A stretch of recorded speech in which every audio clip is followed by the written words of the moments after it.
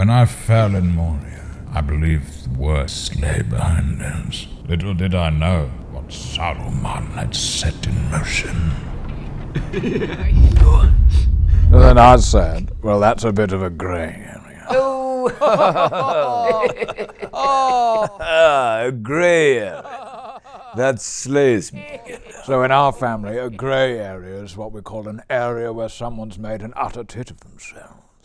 Named in honor of my little brother. You're that, Gandalf. Your brother's really ribbing you today. He's not funny. He's an attention seeker and a narcissist. And if you laugh at a stupid little joke, it just makes him worse. And don't call him Gandalf. That's my name. Oh, lighten up, Grey Lord. There's more than one Gandalf in our family, as you well know. And some of us earn the name better than others. Oh, sick burn, Gandalf. Stop doing that. Right, so we watched The Two Towers then.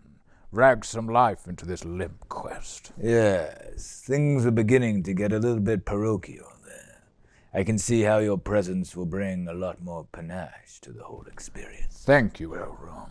The Fellowship is actually my favorite of the trilogy. Said nobody ever. Okay, here we go. This is too perfect. The movie starts with my little brother getting his ass whooped. Whooped and whipped.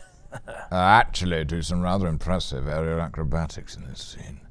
You wait and see. Aerial acrobatics. I remember you in PE. You couldn't even throw a ball. If I remember, you could barely pick up a ball. I was doing trapeze practice, and for good reason. Just to, I don't know, defeat a Balrog of Morgoth. Cool story, bro. Just trying to remember what I was doing while you were doing trapeze practice for months. Oh, that's right. I was going to parties and hanging out with loads of hot chicks. Sucks to be me. Which I'd have thought to do a bunch of trapeze practice. Gandalf, you didn't tell us your brother was so cool. I bet he can do an ollie. Oh, he's just showing off. He doesn't know any hot chicks. None of us do. There's about 3 of them in the entire world. Those were the 3 I was partying with. Wow. Can you introduce them to my little brother? He's not very good with girls. I think he's in a relationship with one of them now, isn't he? Faramir? Well, my brother Faramir? No. Pretty sure. Whoa. My little brother is one of the only 3 people in Middle-earth with a girlfriend. That's weird. It's really not his energy. You didn't tell us your robe was actually one of them Red Bull wingsuits. Oh, I'm full of surprises. No biggie. Just wingsuiting through a gap about this Rip the big. face off a pension fund. Cool 2 million bonus. Yes! How's that? Yeah, you got to admit, that was pretty cool. When he was a little kid, we used to call him Pissrandir because he still wet the bed until he was 102. Oh, that's hilarious. Gandalf, you're disgusting. Guys, this is up there with my most badass scenes in the entire trilogy. You're not even watching. Pissrandir, that's so clever and hilarious. Gandalf, can we call you that? What do you think? Yeah. I think we probably can. Are we going to watch this film or not?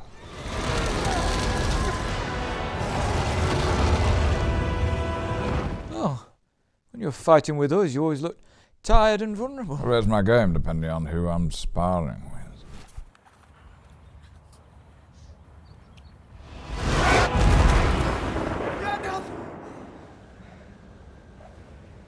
Just a dream. Ah, so you didn't actually catch that sword in midair. It was all a dream. No, I did do it. All a dream. I did think it was weird that you'd done something actually cool, but that explains it. I actually do things that are quite cool all the time. And what's that? What's that supposed to be? I'm holding out my hand. That's quite cool. Nice one, Pissrandir. Is that some nerd in-joke about fellowship? It is, yeah. It's a callback. I don't like fellowship stuff. Bunch of dudes all camping in the wilderness together. It's not funny or cool. Me and babes in Dubai. That's cool. Yeah, sorry, Whitey. Hey, what are you doing? Oh, come on. This is boring. If I was reading these Frodo and Sam bits all in one go for half a book, I'd have put it down by now and never come back. True, but you can't just always eat icing or pudding. You have to eat your horrible bits first. It's a shame, really. Lady Galadriel gave me that. Top acting, Samuel. It wasn't acting. I liked it. Oh, come on, friend. You've been trying to get rid of that rope since you left Lothlorien. I mean, how do you think you'd have got down there if she'd given you one of those nice shiny daggers? Well, with some trouble, I'd imagine. They wouldn't have tried it with the daggers, would they? Quiet about it. I don't think Gandalf meant for us to come this way. He didn't mean for a lot of things to happen, Sam. But they did. Probably didn't mean to piss your bed all those times. Can you not, Elrond? Sorry. It was wide open. I don't usually hold with foreign food, but this selfish stuff, it's not bad. How did you vote in the referendum for the Shire to leave the Middle-earthian Union somewhere? Oh, you mean Shexit? Well, leave, obviously. Oh, what a surprise. Well, you've got to admit it. There's just too much foreign food in the Shire these days. Is it a crime to just want a lovely old-fashioned pie instead of always having to eat a croque manzur or a thin, goopy Rohan stew? It's pronounced monsieur. I can tell you all think I'm being very intolerant, but I knows what I like. I preferred the Green Dragon before it turned into a gastropub and it served chips on plates instead of in a little shopping trolley. You used to eat chips. You, of all people, don't get to throw that back at me. Nothing ever dampens your spirits, does it, Sam? Those rain clouds might. Impressive. What's that, Mr. Elrond, sir? Well, by this point, you'd watched your best friend get stabbed in the chest twice, almost lethally poisoned once, almost drowned yourself, watched at least one, possibly two of your companions die, and come face to face with the reality of physical combat in the most traumatic way possible. But the first thing on this entire quest that runs the risk of dampening your spirits is some rain clouds. I just hate the rain, Mr. Elrond. You know when it seeps into the soles of your shoes and your socks get all wet? Leaves me absolutely fuming. Begging your pardon, sir. But you don't wear shoes. No, but if I did, and it rained, my socks would get wet. And I can't bear the thought of that. Makes me feel right off, it does. Samwise language. I've never seen you so angry. I just hate the rain, all right? It's the only thing that dampens my spirits. Can you all back the off about it? All right. We're going in circles. Hats off, Peter. It was very matter. Because when I read this bit in Tolkien's essays, it was so boring. Each bit I was just like, I swear I've read this before. What's that horrid stink? Or there's a nasty bug nearby. Can you smell it? That's what hobbits say when they fart. Is it? He's serious. I thought it was a reference to Gollum. Nope, Gollum didn't smell. He was very particular about his hygiene, actually. The horrid stink was just Mr. Frodo's nervous tummy getting the better of him, if you know what I mean. And that's what we say when it happens. We're not alone. That 8th cheese pizza hath repeated on me. You can learn everything there is to learn about hobbits in a month.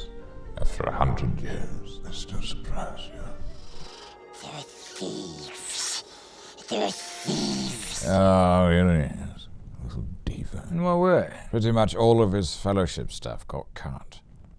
I spent 17 years tracking him and capturing him. None of it made it. That barely seems worth mentioning, to be fair. But if there's one creature that's done really well out of these movies, it's Gollum.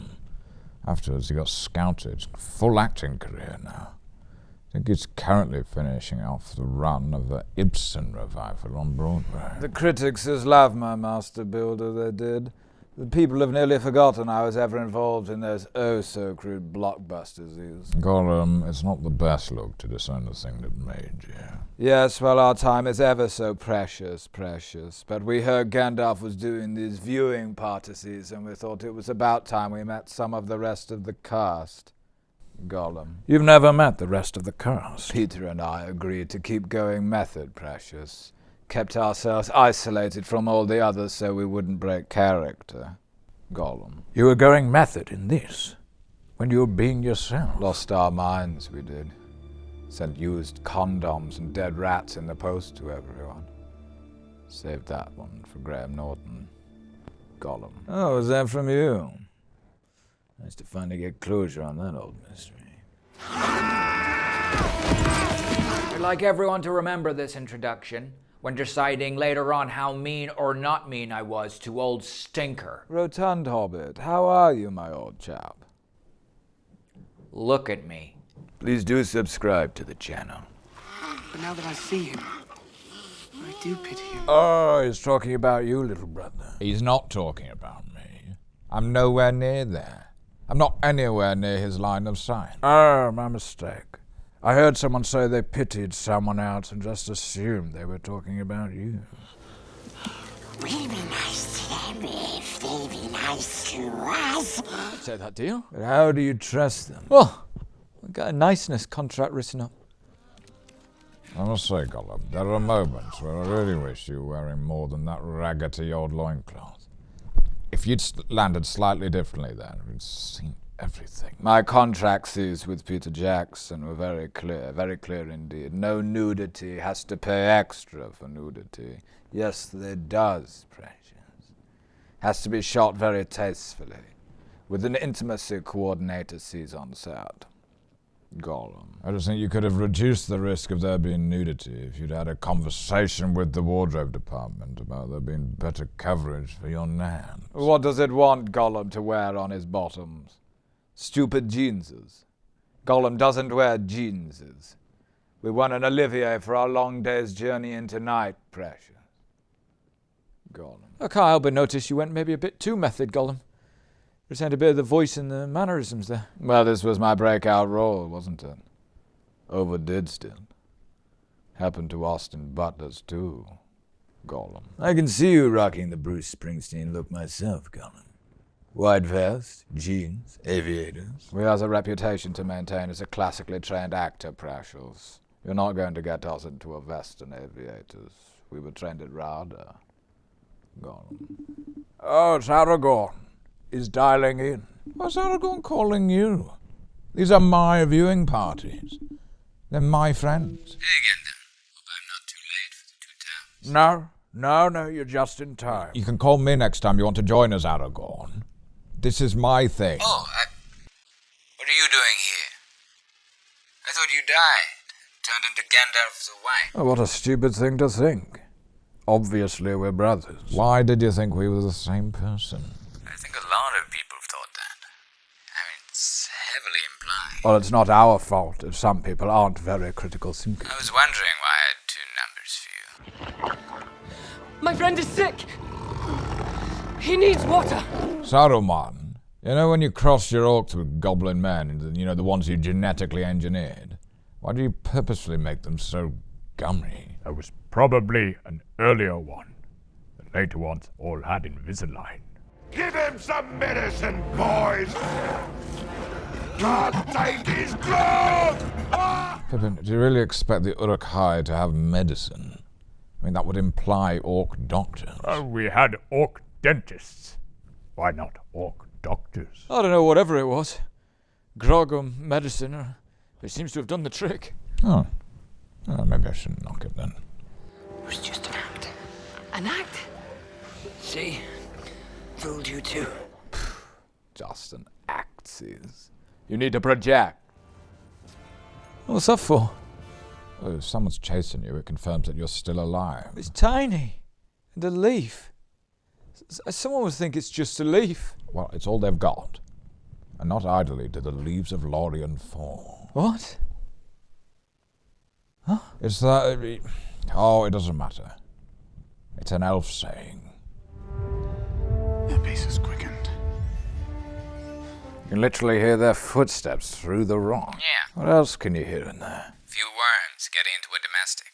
No food, no rest, no sign of our quarry, but what bare rock can... Who are you saying that to, Gimli? All that? Oh, sometimes I just ascribe what I'm doing out loud to myself. And also offer a potted summary of what I've been up to recently, just so that anyone who happens to be watching me doesn't get confused. Oh, no wonder they're trouncing you. You're getting all out of breath talking to yourself. Not idly do the leaves of Lorien fall. They may yet be alive. How does that follow? Those leaves would not just casually fall from an elven cloak. They can only have been removed deliberately by the hobbits and left for us as a marker. It could just be a leaf. The Uruk-hai could have torn them off while removing their clothes to roast and eat them. I'm a glass-half-full kind of guy, Elrond. If you show me a brooch on the ground, I'm going to try and find a way to interpret it that doesn't involve my friends having been eaten. Must be nice to be you. I can think of little else but my friends being eaten. It's a great burden, being trapped within the four walls of my skull. Why don't you just think about something nice? Try saying that to me in 1,000 years. Once you get past 800, you've really thought all the normal thoughts. All you got left is, I wonder if my friends have been eaten right now. I'd love to eat my uncle. Who would I rather eat, my best friend or myself? He's right. It's hard to keep the demons at bay after a while. Wow. I thought I had problems. I'm wasted on cross-country. We dwarves are natural sprinters. What's the average height of an Olympic sprinter? 6 foot plus. Yeah, but we have fast-twitch muscle fibers beyond that of mortal men. I imagine dwarves more as good at the discus or the shot put. Yeah, they'd be shot putters. Absolutely no doubt. Can't help but want to know what path I would have taken if I'd survived. You know, if Amon Hen had played out slightly differently. Oh, of course you do. I assume I probably wouldn't have gone with Frodo and Sam. I wouldn't want a third-wheeled Samwise in the Ring Bearer. Third wheel? Would have been a bit frosty after the mugging and the assault. Mr. Frodo was moaning about that for months. Could have got a little passive-aggressive. Wouldn't fancy that. Not one little bit. Maybe if you'd surrendered like Merry and Pippin, you'd have been carried off by the orcs to Isengard. Oh, yeah, and me and Merry and Pippin would have escaped, and we'd have gone on a grand adventure. Me sort of like a surrogate father, guiding them on their path to manhood. You're only 5 years older than Merry. Oh, like a sound older cousin then. Like a hot older cousin. I did say only capture the hobbits. Kill the rest. I think most likely you'd have joined the Three Riders. It turned it into a foursome. Yeah, no, that would have been cool. Lent my sword to the great deeds that were to come. It would have helped. Trying to book 3 people into a tavern was always a bit of a bore. Some evil gives speed to these creatures. Sets its will against us. Evil's a little harsh. It's only a bit of biohacking. It's not biohacking to allow evil orcs to run in Sandland. Oh, so improving a creature's quality of life is evil, is it?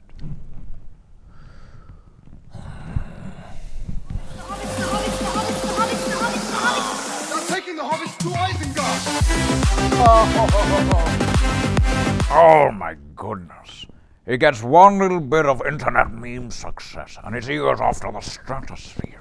Just because none of your lines ever got remixed into a floor-filling kick-ass banger. In fairness, it is difficult when your only famous lines are about someone tossing you off. My line could have been remixed into a club banger.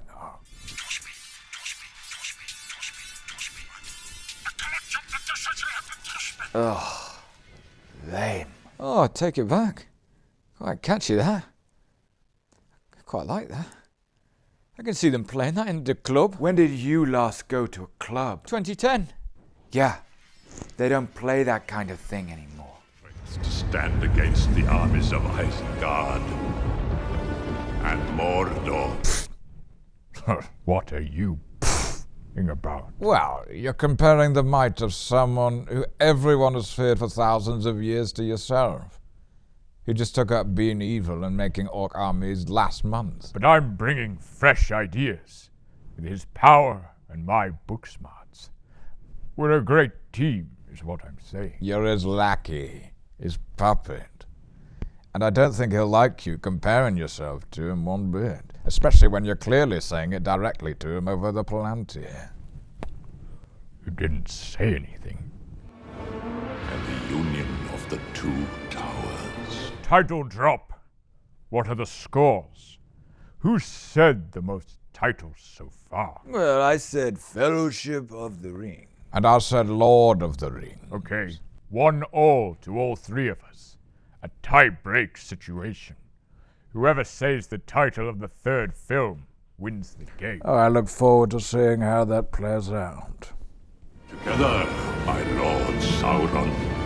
We shall rule this Middle-earth. Oh, yeah. 2 kings. That's got precedent in history, doesn't it? Oh, no problems there for me to foresee. What have you got under there? Is birthing those arrows? It's the mud. They come from the mud. And what's going on in the mud? I'd rather not say. We don't have enough fuel to feed the fires. Samwise, if you were an orc, I reckon you'd look like that. I can't bear the thought of that. Well, don't get any further on my bad side, then. The forest of Fangorn lies on our doorstep. Burn it. Good choice? In hindsight? No, not my finest choice. You did it to arm your army. You could have just trained them in hand-to-hand combat. Or pillaged weapons as you went, and you'd have stolen a 2-week march on Rohan. If I'd known trees were so unforgiving, I'd have made different choices. We will fight for you. Swear it. We will die. I didn't ask you to do that. I would have taken you at your word. Oh, you didn't want Mr. Filth bleeding all over your floor. If I'd known he was going to do that, I'd have held the meeting outside.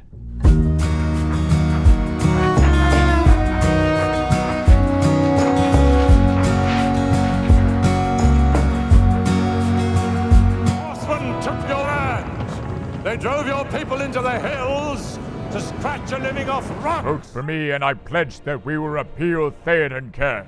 We will build a wall across the border and make Rohan pay for it. Take back the land they stole from you. Burn every village. Drain the swamp. Stop the boats. Ruddy populists. You take your sister. You'll go foster with just 2. A woman? She says sister. This village is practically overflowing with women. See, this film already has as many women in it as the Fellowship does in 3 hours. Just one reason why it's a better film. Passes the Bechdel test. It does not pass the Bechdel test. To pass the Bechdel test, there has to be a scene where 2 female characters talk to one another about something other than a man. Freda, I will find you there. There you are. That wasn't a scene, brother. That was a line. It's a grey area.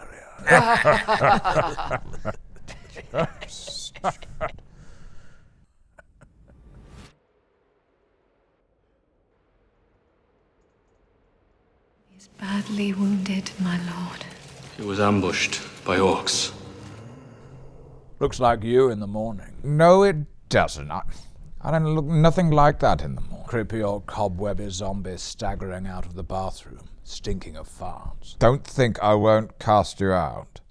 Another one of those, and I will cast you out. Saruman will take it by force. That is a lie. You sent Wormtongue to infiltrate Theoden's court and corrupt him, right, Saruman? That's correct. A worm in the core of the apple. You didn't think to clean him up a bit before he went? Give him a haircut and a wash. Put some foundation on maybe so he looks less like a corpse. Make him dress less like a horrible cream. Just to think what they must have made of him when he first showed up. How did he get the job of advisor? Now, I've noticed that you look quite disgusting.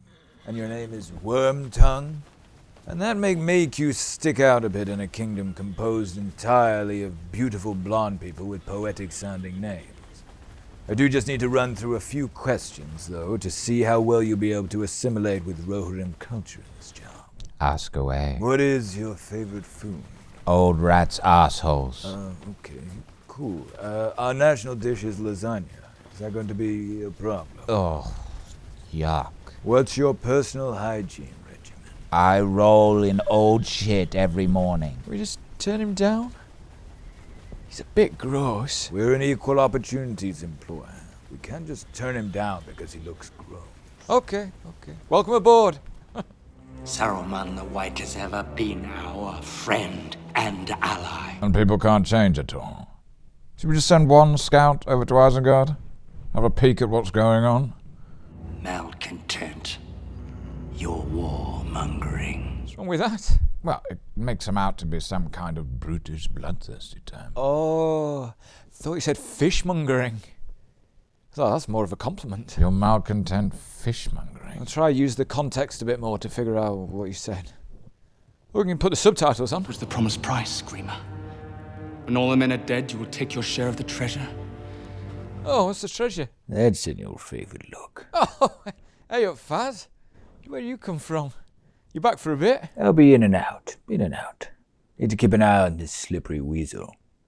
Who is that? Oh, that's Grima Wormtongue, I think. Owen's ex-boyfriend. Real greasy turd.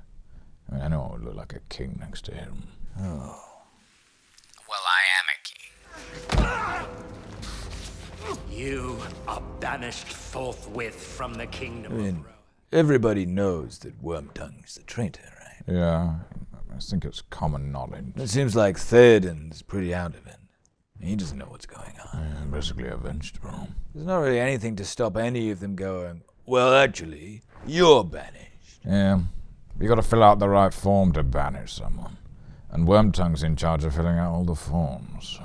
So it's kind of a catch-22. A bureaucratic loop. Lot of red tape. Sounds like the only solution to the problem was for an all-powerful wizard to come and drain out the mind poison. I could have done it myself. Well, I guess it's a shame Peter Jackson felt you dropped the ball so badly in the first movie that he had to go over your head and hire the superior brother. Oh, that's not what happened at all. I banged my shin very badly falling through the abyss of Khazad-dûm, and the doctor told me no strenuous activities while it was healing. That's the only reason you got the call. Not what PJ told me. He told me he hired you because he was expecting incredible feats of magical prowess in every scene, and all you ever did was turn the lights on and off. Oh, for heaven's sake, not this again. It comes from the king. He signed it this morning. He signed it for felt tip or something. They run as if the very whips of their masters were behind them. I gotta say, it's really nice of you to put so much effort into avenge my death. Yeah. Right. Avenge your death. We were trying to save Merry and Pippin. Clean up after your sloppy work. Oh. Okay. Well, it's nice too, I suppose. It was both. It was both. Well, hurry up either way. I think we might have made a mistake leaving the Shire, Pippin. A mistake not just for yourselves, but for everyone involved. More so Pippin. Well, maybe you should have been a bit clearer about the risks involved. You let them in. You know how long that council had been going on for. Just want to be done with it. You remember the old forest on the borders of Buckland? Trees that could whisper. What's he talking about? What's old forest?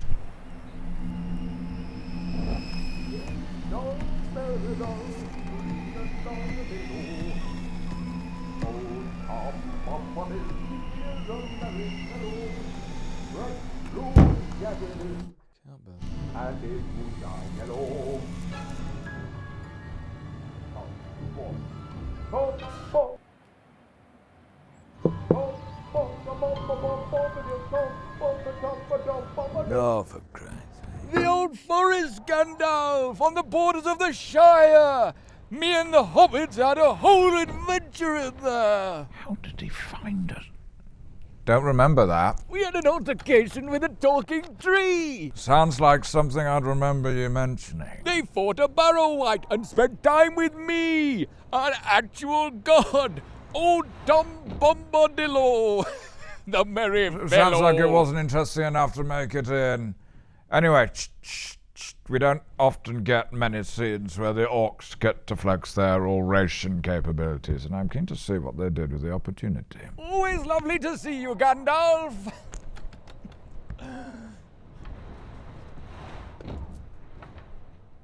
We ain't had nothing but maggoty bread for 3 stinking days. Why can't we have some meat? What about their legs? They don't need those. Ooh, they look... Well, I guess it was silly to go in expecting Daniel Day-Lewis. They are not for eating. What about their legs? They don't need those. They're right, though. They don't need those. Yeah, if they'd arrived and their legs had been eaten, I would have very much not have considered that unspoiled. I don't see how eating their legs does anything to the ring they supposedly have, or their ability to give you information. Hey, Gandalf. What? Just trying to empathize. The prisoners go to Saruman, alive and unspoiled. Good. At least someone listens. Just a mouthful. A bit off the flank. Well, no, because if you have a mouthful, everyone's going to want one. And the flank as well. I mean, imagine that's the best bit of The Hobbit.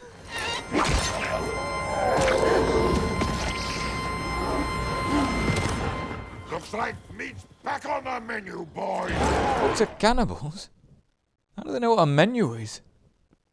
Serving up orc meat.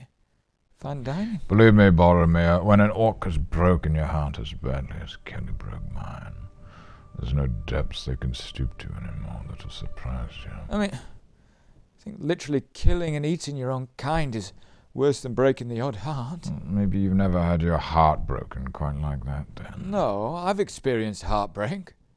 But I think if the person who broke my heart then killed and ate another person, I find it hard to just shrug it off and go, women. I've said it already, Boromir. Try living another 100 years and cannibalism starts to feel way more normal after a while. Just sort of an intellectual exercise, really. Orcs are scum. Let's leave it at that. I'm just trying to get my head around orcs knowing what a menu is. It means they must have restaurants.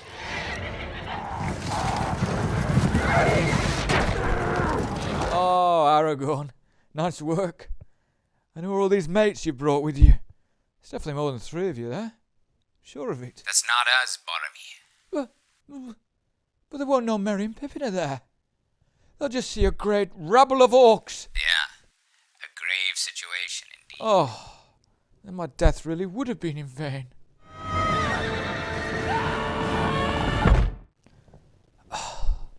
All that saving. Stumped to death by a horse. Are you gonna say something, Gandalf?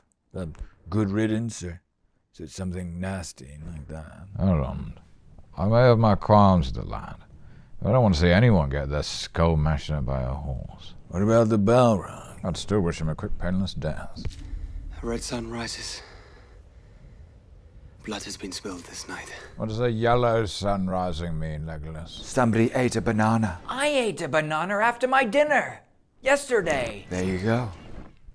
So, not yellow sky means absolutely no one in the world ate a banana yesterday. What about the red setters? That means dust and small particles are trapped in the atmosphere by high pressure. And what's the threshold for blood having been spilled? Would a nosebleed count? Because that would be silly. Rohan! What news from the Mark? Mark who? Is he the Rohirrim messenger? The Mark, Boromir. As in the Ridder Mark. Jeez. Talk about out of the frying pan and into the fire. Oh, I was going to say. You guys can't catch a break. Even well-known allies are trying to kill you. God, I forgot there's so much of this film before I even show up. Can we not fast-forward it? We watched all the Fellowship without fast-forwarding, Runner. I think it's not asking too much for you to show some support for your friends and watch their bits too. Friends. More like fans. Let me know when I turn up. We're going to do something more interesting. See you, Whitey. God, he's so cool. Goes where he pleases. Does his own thing. I bet he's been behind an altar. I've been behind an altar. You're not supposed to do that. That's for priests. Boromir, he just said that you weren't his friend and that he couldn't be bothered to watch any scenes he wasn't in. The man's clearly an arse. He doesn't need us, Gandalf.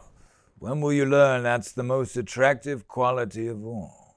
He's unavailable. That's why we love him. Everyone's favourite Gandalf bits are from Fellowship. You're just too needy. You've got to accept it about yourself. You want it all too much. What business does an elf, a man, and a dwarf have in the Riddermark? Sounds like the beginning of a joke. I don't get it. Well, no, because you have to have a punchline. That's the funny bit. To see the king? That's your punchline. Oh, you got anything better? Horsing around? Yeah, not bad. Give me your name, Horsemaster, and I shall give you mine. Now, I know you guys haven't seen it, but he's been having a really bad day. What with the banishing and all. Emotional reserves probably at an all-time low. What are you getting at? I'm just saying you're in a dangerous position. Antagonizing someone in that situation ain't all that smart. We had low reserves as well. Well, I'm just saying. Might be useful to try and imagine that someone is having a bad day.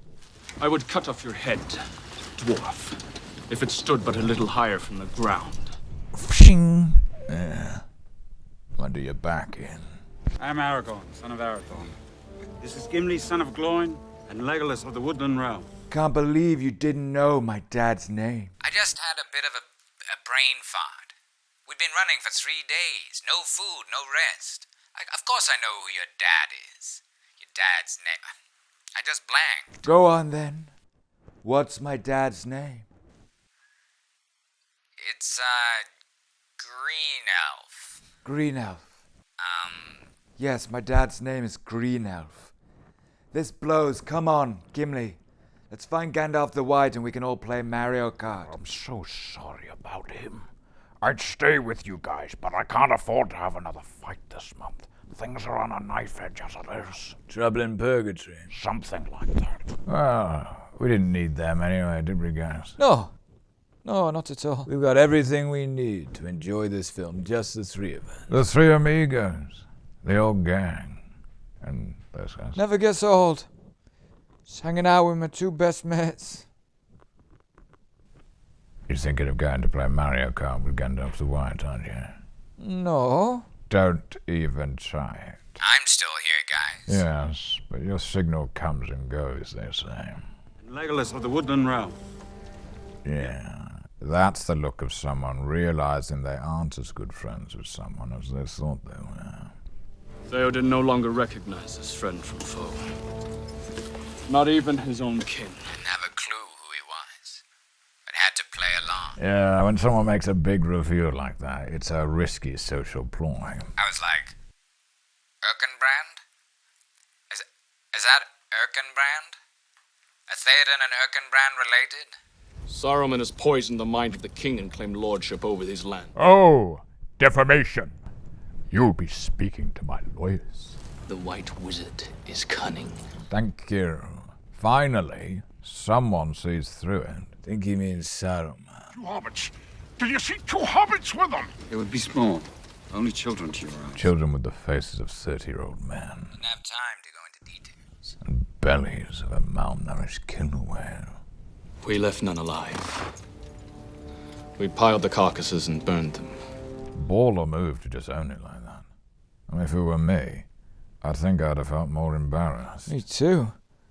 I've had an absolute meltdown. Shit, did we kill your mates? Fuck, I'm absolutely gutted. Good riddance to bad filth. Faramir, Mary's in there. Well, I just meant the Uruks. The cowardly Uruks. What about Pippin? Yeah, Merry and Pippin. They're both in there. It's one of them wee belts. Do you remember your wee belt, little brother? I don't know what you're talking about. You remember? That little belt that came with the catheter and the pouch so you'd stop wetting the bed. Most people wet the bed until 102. I thought you were playing Mario Kart with the cool guys. They're arguing about who gets to be Yoshi. Fun bit of trivia, Beans. Did you know that when I kicked the helmet, I broke my toe? Oh. We know. I broke a rib. Peter Jackson said I had to keep kicking it until I broke something. For the performance. Their hands were bound. They ran over here. They were followed. Oh, this is ridiculous. You can tell not only exactly where people lay, but also everything they did. I lived in the wild for many years. You this stuff up. How far do these powers of perception reach? Oh, they're very extensive. I can take one look at a surface and tell you exactly who sat on it in the last week and exactly what they were doing. That's all we need to hear about that, Aragorn. For instance, Faramir, that spot on the sofa where you're sat right now was occupied only this morning by Gandalf. His hands were bound and he... Oh, my frick... Gandalf. That's disgusting. That's what I think All right. We're missing the film. The belt! Oh, well, that explains the belt. That's why the belt was there. Boromir's influence lives on. He's gone. Personally, I'd have kept quiet for longer than 3 seconds. And maybe I've remembered to look down at the bottom of the tree I just climbed before arbitrarily deciding that everything was fine. But maybe that's just me. I don't want to get on the Pippin bashing bandwagon, but he does seem to have left Merry to die. Let's put a maggot hole in your belly.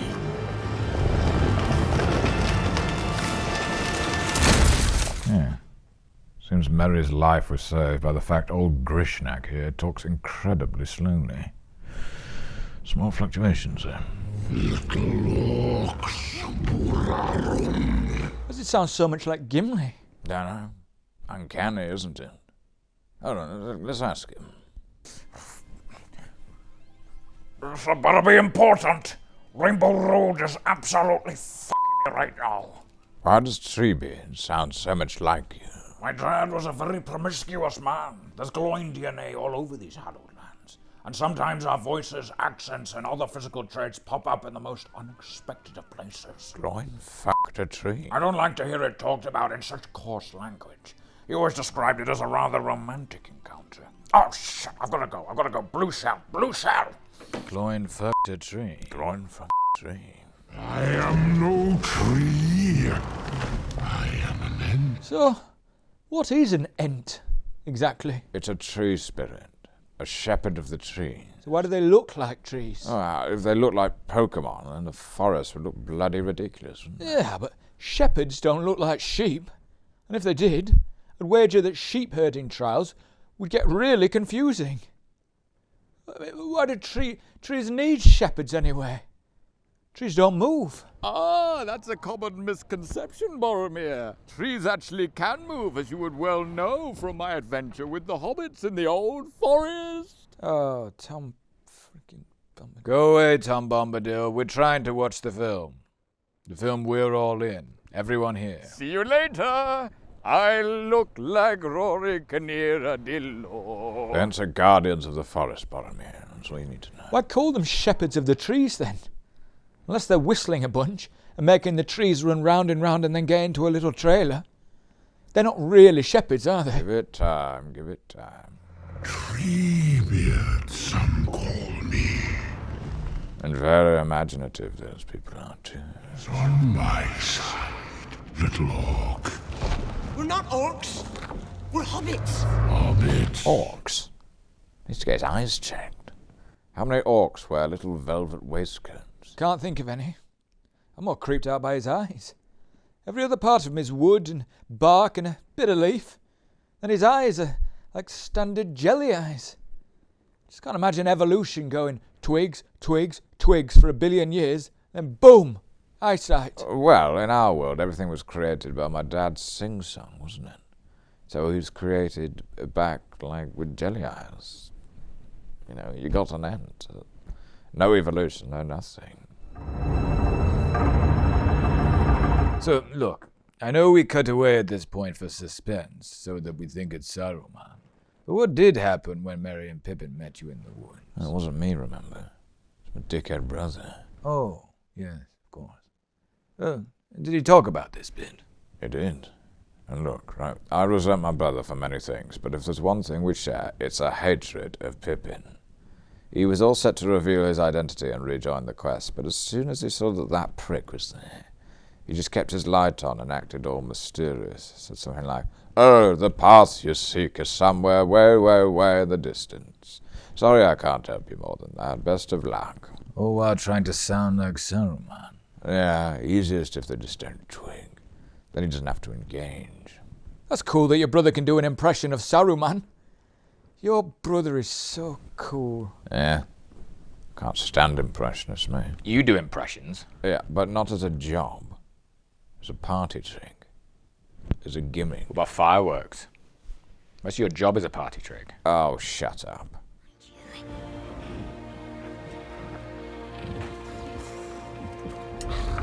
Oh, you're kidding. Frodo and Sam. Just getting into it. Let me guess. We have to watch them plodding around a bog for a bit. As it worked for Deathly Hallows Part 1. No, it didn't. Right, you got to admit, it's better structure than Tolkien's essays. Momentum plod, momentum plod, momentum plod is a much more satisfying structure than momentum, momentum, momentum, plod, plod, plod. Right on time. Who's that? Well, as you both pointed out, Frodo and Sam's bits in this film can feel a bit of a slog. So I thought I'd invite someone else to offer a bit of fresh perspective on their bits. Boss? Is this a relevant time enough to enter, Miss Randy? Oh, Faz. How are all those projects coming along? Oh, good, thanks. Got an email from a producer this week telling me thanks for sending my ideas, and that he'd keep in touch.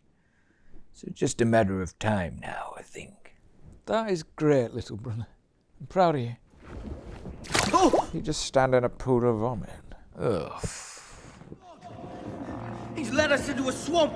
So, Faramir, it's all too easy to watch these bits and think they're just boring scenes of three characters trudging through a swamp, and it's just filling time in between the good bits. But we figured you're involved in this plotline, so maybe you could give us some more insight into these bits. Oh, well, on first glance, I'd say this bit is like three characters trudging through a swamp. Oh. You too? Yeah. It's hard to get excited about these bits. Quiet. Hasn't been sight nor sound of a bird for 2 days. No birds is to eat. Crunchable birds is. Is that what you meant, Sam? No crunchable birds to eat? Well, with a few good taters, maybe we'll be able to... taters. Oh, I forget myself. Hobbits go down to join the dead ones and light little candles of their own. Rather a lovely line, that. Poetic. Oh, don't you start. Is that Samwise? Gollum thought that was a poetic line as well. Took us about 3 hours to get a usable take out of him. Oh. Careful now. Forsooth, all hobbits go down to join the dead ones. Oh. And light little candles of their own.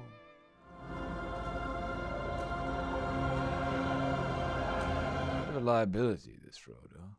Don't follow the lights or you'll die. Okay, cool. Got it.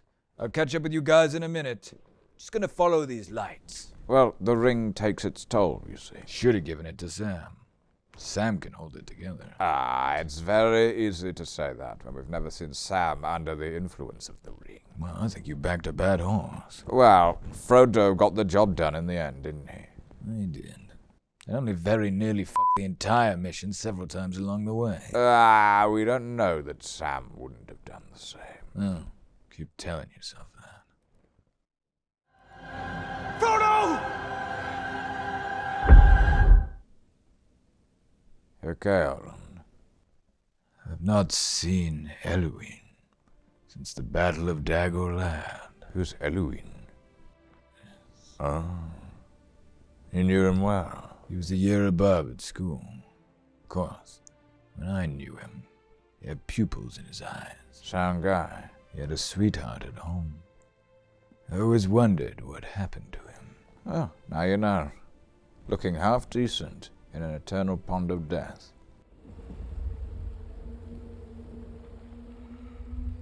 Bloody weirdo. Oh, Frodo. Well, stroking the ring is a steps too far. It's just a bit creepy. We'd say he's dangerously obsessed with it. You think Frodo is too obsessed with the ring? It's a bit pot calling the kettle black, isn't it? We never started treating it like it was a tiny little mouses or something. No, but you became so fixated on it that all your hair fell out.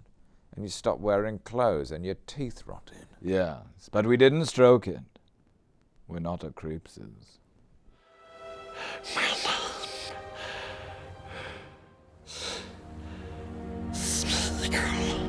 You see that wistful look we gives there? An ocean of pain. The depth of forgotten memories is resurfacing. Precious. Oh, give it a rest, Gollum. We're just doing a watch party. This isn't a director's commentary. We just think the viewers would be interested to hear about the ways we use the Meisner technique to imbue our performance with a depth of truth that really shows Smeagol's journeys is from... Shut up in your face! Fuck me. The Wraiths have dragons. It's a bit of a game changer. You'd think it might have made sense for Sauron to dispatch the Nazgul on their fell beasts first, rather than letting them have a go on just horseback. The success rate would probably have been much higher. Can't imagine the hobbits being able to outrun them. Or my daughter, for that matter. Probably wouldn't have been outwitted by a river, either. Far to the nearest missile defense system. Brandywine Air Base, 20 miles. Swoop right over it. Just trying to imagine fighting off an air raid from the vantage point of Buckleberry Ferry. Nigh on impossible. Maybe the fell beasts weren't old enough yet. They were old enough. Just needed to retain some level of secrecy. Oh, hey, Camille, do you want to listen in on this bit? Should I set you up to see the TV? Or you can just sense what's going on through your ethereal form? Shirehead space was heavily guarded. Do right it was. Orc blood. Gimli, when you find a strange substance, where's your first port of call to put it in your mouth? Not every strange substance. Just goo. You have the tracking skills of a toddler. Full of memory. And anger. That is a dangerous mix. I know, this forest is very good at holding her ground. That forest should practice forgiveness. It would be happier for it. The elves began it. Waking up the trees.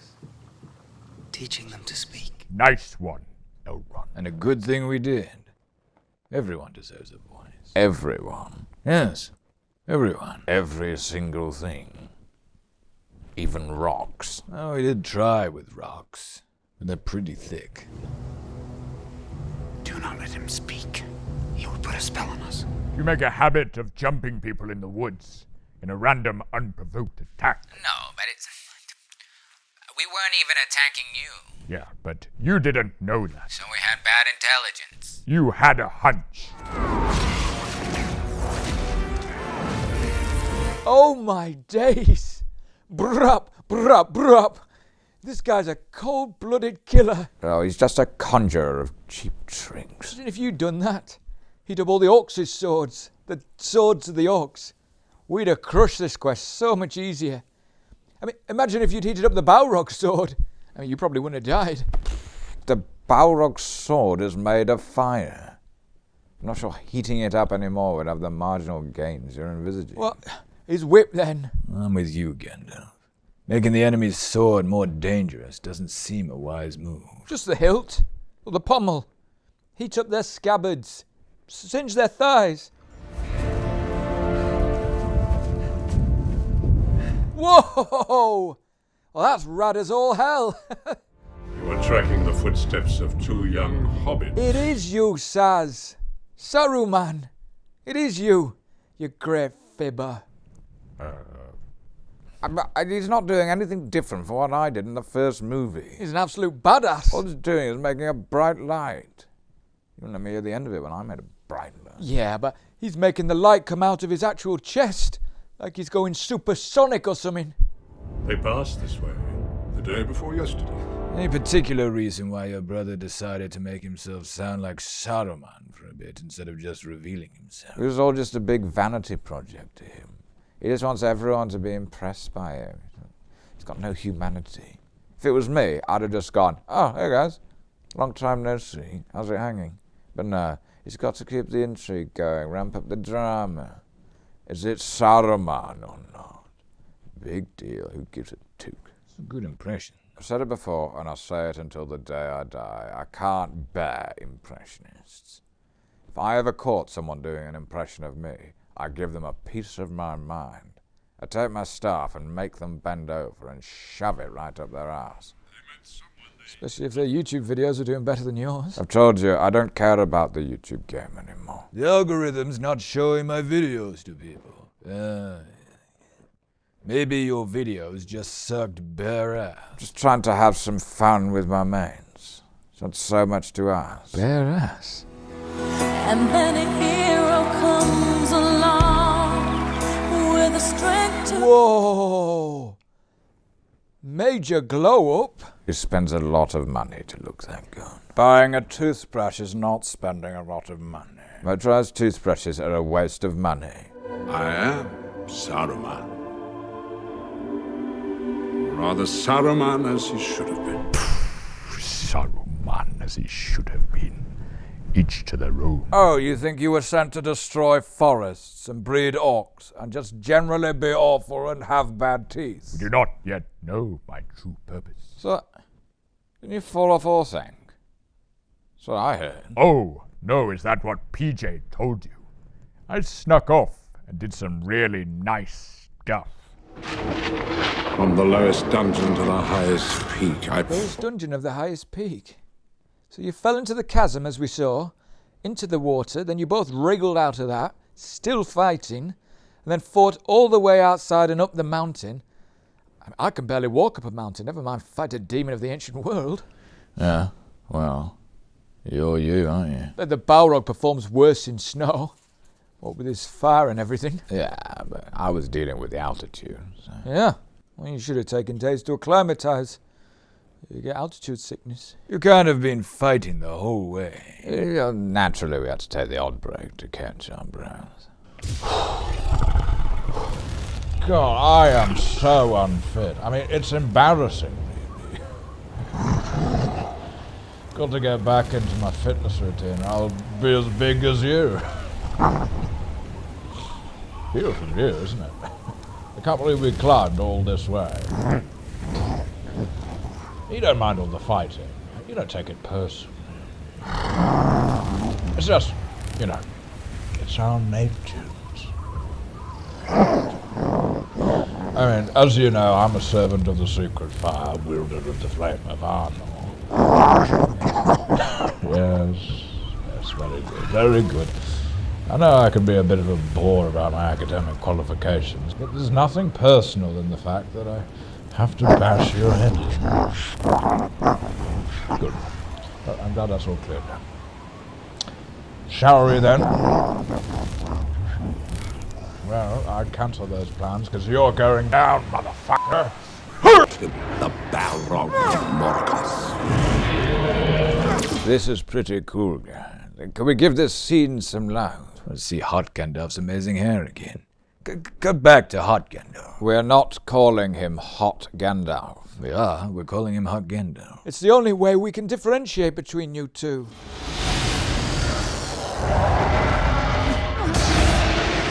Good of the Balrog to come out your soft underbelly first. Well, when a boxer is on the ropes, it leaves itself open. Oh, really saving that electricity spell for when your own neck is on the line. You never taught me that spell. We could have done with a bit of that lecky to fuel the wheels of industry. I'm not showing you a spell that helps you make more bloodthirsty orcs. If you had, I wouldn't have had to start chopping down Fangorn. So really, that's your fault. Yes, you there, ugly Gandalf. Gandalf? Stars wheeled overhead, and every day was as long as a life age. So what happens when you die? Well, for Myers, yes. What happens to us mortals? The grey rain curtain of this world draws back and all turns to silver glass. Oh, well, that doesn't sound so bad. I'm kidding. You're worm fruit. Oh. But it was not the end. I felt life in me again. Oh, go on. Keep zooming out so we can see his abs. You lot have to stop fawning over my brother. It's getting creepy. Oh, you're just saying that because he has a six-pack and you don't. You don't even know that. I do. I can tell. He's ripped. right? You can see from his face, low body fat percentage. Well, as it happens, he is. But only because he's obsessed with this new protein shake he orders in bulk from a dodgy industrial estate in Osgiliath. Oh, I just think he's a total dreamboat. I've been sent back. Some goblins come and steal your clothes. As we said, brother came over on the ferry and then swapped bodies out. He just insists on being nude as much as he can get away with to show off his arms. We're all here for it. I am Gandalf the White. Ah, fuck that. What now, little brother? That little twinkle, everyone saw it. Oh, Pisrandia, I do apologize if I can't keep my embarrassment twinkle out of my eye from being associated with you. Do you think it's a bit dark in here? Maybe the lights need adjusting a tad or something. There's a task for you. I will do it, but not because you said to do it. I can't. It's really difficult to do this with one hand. There we go. And I come back to you now. At the turn of the tide. You know, this explains a lot. Oh, yeah. I was wondering, how on earth did the Fellowship continue with the mission after losing Gandalf, and then, as if it weren't enough, losing me, their bravest and finest warrior, and kindest and most sweetest and most loving member? You might be crediting yourself with a bit much there, Faramir. But now I see, Gandalf the White led them on without us. I mean, like him or not, Gandalf, we better get used to seeing him as the leader, because we're going to have to get pretty familiar with him from now on. Ah, you think so? Yeah. Of course. Now he's back, and back in such spectacular fashion, he's going to step up and take the lead, isn't he? I mean, what else would he do? Mooch around for about 20 minutes, contribute to one of the subplots for a bit, and then disappear for most of the rest of the movie? Oh, absolutely not. Yeah, you're right, Boromir. Those events really do sound pretty disappointing, don't they? It'd be hard to have much respect for someone who did that. Yeah, but he won't, is what I'm saying. Gandalf, I can see what you're doing. Come on, someone's got to be on my side. Hey, Gandalf, there's nothing wrong with not being the favorite. Oh, God. What? What? It would be nice to have a bit more support from one of the popular ones. It's Randy. Oh, Faramir, don't be like that. Come on. Are we to leave those poor hobbits here in this horrid, dark, dank, tree-infested... That, Gimli, is why we don't go round to anyone's for dinner anymore. The coffee table did look tacky. The coming of Merry and Pippin will be like the falling of small stones that starts an avalanche. Do I smell another application for the Anti-Pippin Club? Changed, dear friend. You still speak in riddles. Come on, Aragorn. That's such a surface-level riddle. It's obvious what the translation is. I'd prefer it if you just spoke clearly. I don't want to spend half my day working out what you mean. Where's the fun in that? The Ents are going to wake up and find that they are strong. Which is unusual, to wake from a coma ripped and in rude health.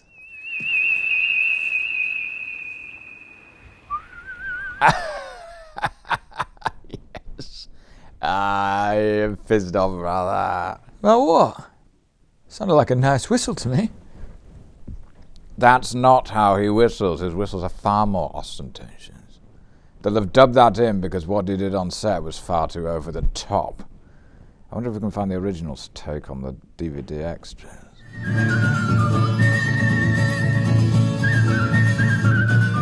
Whoa! I mean, is there nothing this guy can't do? I showed you that to make him look silly. Silly and self-indulgent. Whistling isn't cool. Somehow, when your brother does it, it's cool.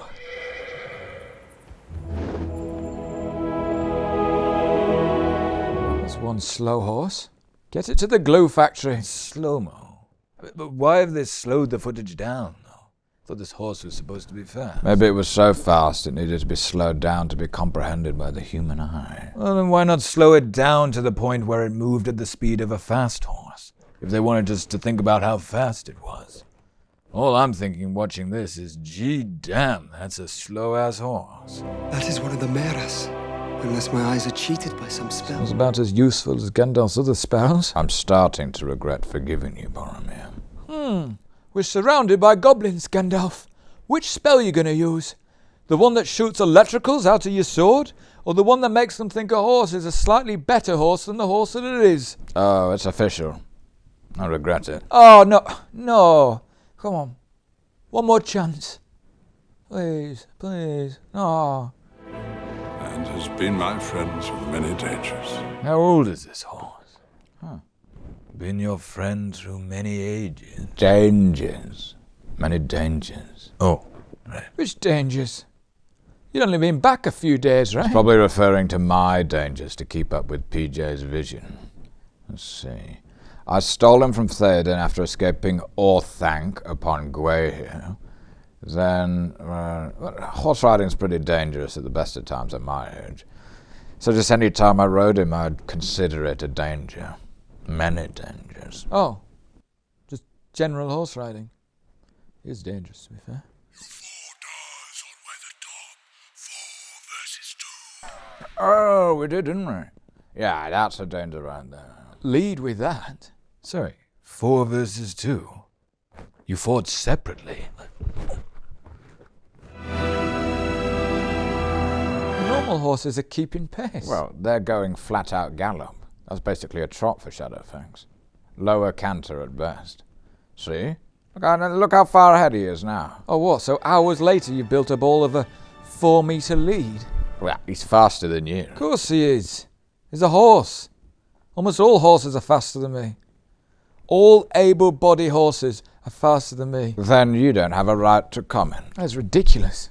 That's a ridiculous statement. Oh, Rohan, I saw you shine. A long, random poem, just as it's getting good.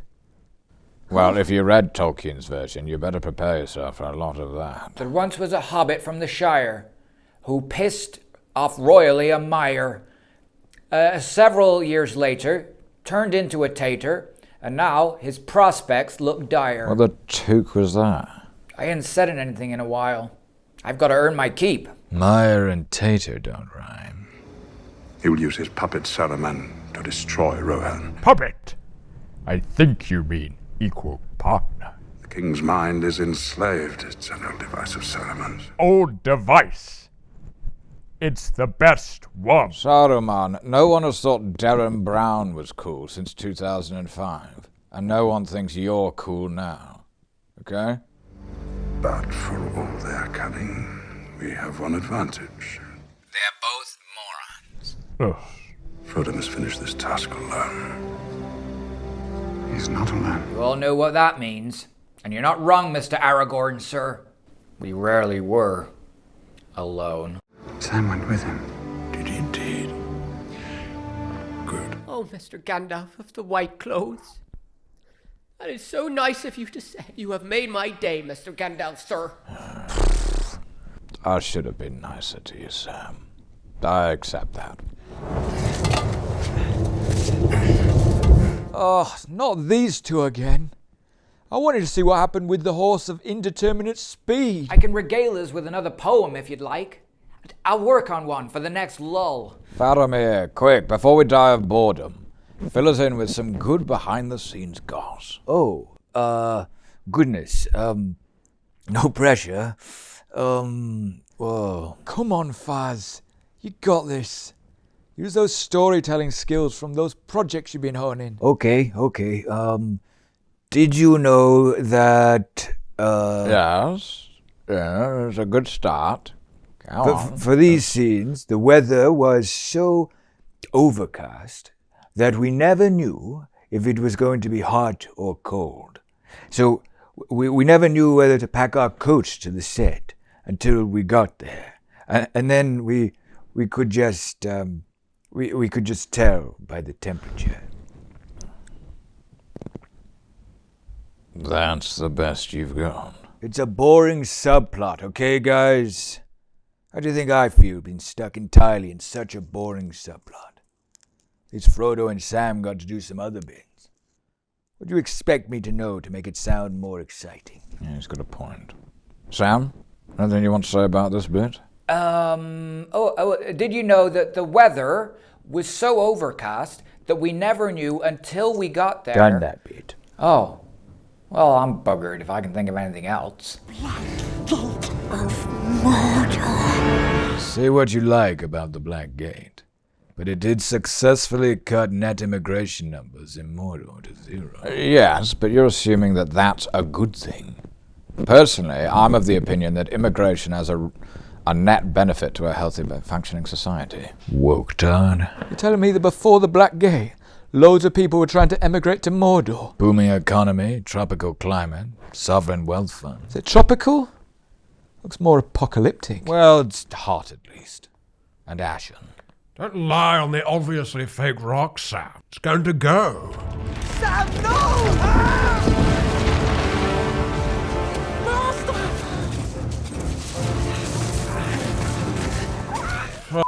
Fuck me, Sam. How heavy are you? Begging your pardon, Mr. Gandalf, sir. You fall into dense gravel and you're up to your armpits.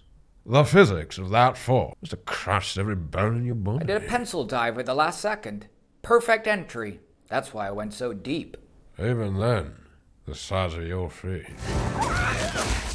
Either there's been some editing trickery here to make those Easterlings look like they're closer than they are, or they're the dumbest characters in the entire trilogy. It really does seem like we've been asked to believe it's shot from Frodo and Sam's point of view, doesn't it?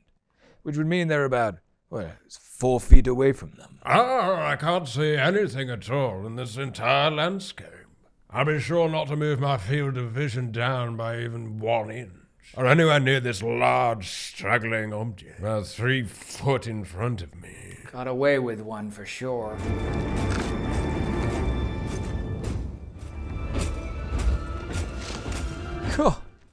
Bit of luck that those cloaks were the exact same colour as a rock. They're magic cloaks, Faramir. They blend into their surroundings. Oh, that makes loads more sense. Well, I had no idea they were so effective. But I wish Galadriel had given us a bit more of a tutorial. What help would that have been? Well, we could have all used them at Amon End, just for starters. Pretty much disengaged from the whole thing at this point. I mean, I'm not even in it anymore. And I have to watch either people drooling all over my brother, or I have to watch 3 characters walking around a quarry, pretending to be rocks. Boring. You had ADHD, Gandalf. You know, when I got my diagnosis, it really explained a lot to me. Oh, everybody's got a bloody diagnosis now, don't they? At this point, it'd be more interesting to not get a diagnosis. Where's Boromir gone? I don't know. Oh, there was a giant rock where he was. Oh. Thought I'd have noticed him dragging a giant boulder through the living room. Are you definitely looking down? Not just up or to the side? Yeah, I think so. That appears to be roughly 10,000 men just walking into Mordor. Well, yeah, if you swear fealty. So, if we'd sworn fake fealty, disguised as men of the East... We'd have walked right on in, I reckon. Tens of thousands of innocent people needn't have died. Are you saying there's another way into Mordor? Elrond? Yes, Faramir. Did you know there was another way into Mordor? Nobody did. Only Gollum knew, from his years of scavenging in those arid lands. So as far as anyone in Middle-earth knew, the only way into Mordor was through the Black Gate. That information we were working with, yes. But you dispatched a company of 9 because... Because a small force may have been able to sneak into Mordor without raising the suspicion that a large army would have caused. So you expected those 9 to just sort of knock on the door? I'll be honest, I'd not seen the Black Gate in ages. It was smaller in my memory. I thought they could sort of go round it with something.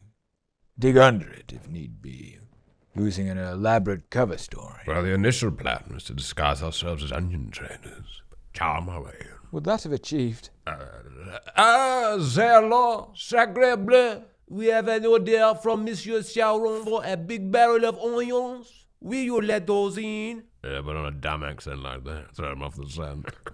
Hide the hobbits in the onion barrel. Then, rendezvous at the mouth of our ruin. Cast the ring. Job done. Why would Sauron have ordered a barrel of onions? It's got no mouth. It's just an eye. He'd just be crying all over Mordor. That's your problem with that. And what was the return plan? Elrond. What was the initial return plan? Oh, there definitely was one. Definitely was. Yeah, return plan. Oh, well, just as well they ran into Gollum then. So they could find another way in, I guess. Yeah, it all worked out pretty well. Everyone knows. I'm the tall one. You're the short one. Drinking some magic elixir that instantly makes you a little bit taller. Ah, that's so Pippin. Would not be messing around with that. No, sirree.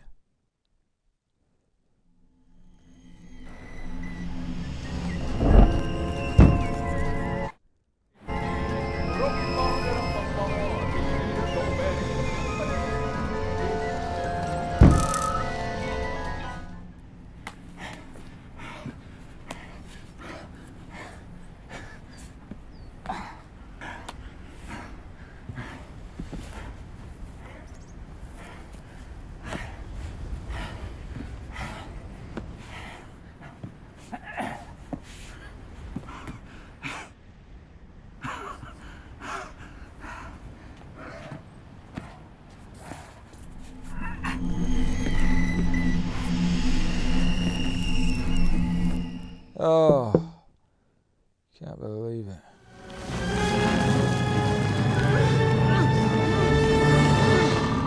I knew he wouldn't let me down, old Peter Jackson-adillo. It might not make any sense chronologically, but I'm just happy to be included. Well, good, Tom. I'm glad that you could be in it. And now you can be content. Never fear, Gandalf. I can see you getting all frightened for your old friend Pippin there. Jams all round. Any second now, I'm going to appear in the clearing. Eat earth, drink water. I'll tell him, old man Willow-a-dillo. Away with you. You should not be weak. Willow. What? Is that me? Is that what I look like from behind? He's CGI'd an Ent in place of me. Oh, look, you can see my yellow boots where they haven't done it right. Oh, I would be so damn mad if I was capable of anger-a-dillo-a-willow. That is a tough break, Tom. Yeah, Tom, that's harsh luck. Are people buying this? Look, that's an old forest lily. Oh, this is so sloppy. This is wrong. This is wrong, Gandalf. You know it. You'd have to be so unobservant to buy this. Close the curtains. Well then, I guess this merry fellow better just crawl into a hole. No, it's fine, lads. It's fine. Just better crawl into a hole and die then. No, Tom, don't do that, Tom. Hey do, never fear, merry do. Peter Jackson, better watch out. I know people. This is safe. We're counting now. Pippin's old count, what was it? 17-3 or something? 18-3 now. Trying to hog growth serum. Nearly getting eaten by a tree. Fine. I mean, I'd say it's shared responsibility, but it counts. Treebeard okay with them having ingested a large amount of that tree water. No checkup. Wolf growing taller is just the first symptom. Within a month, you're just a tree. Sometimes people need to learn harsh life lessons. No, Mr. Gandalf, sir.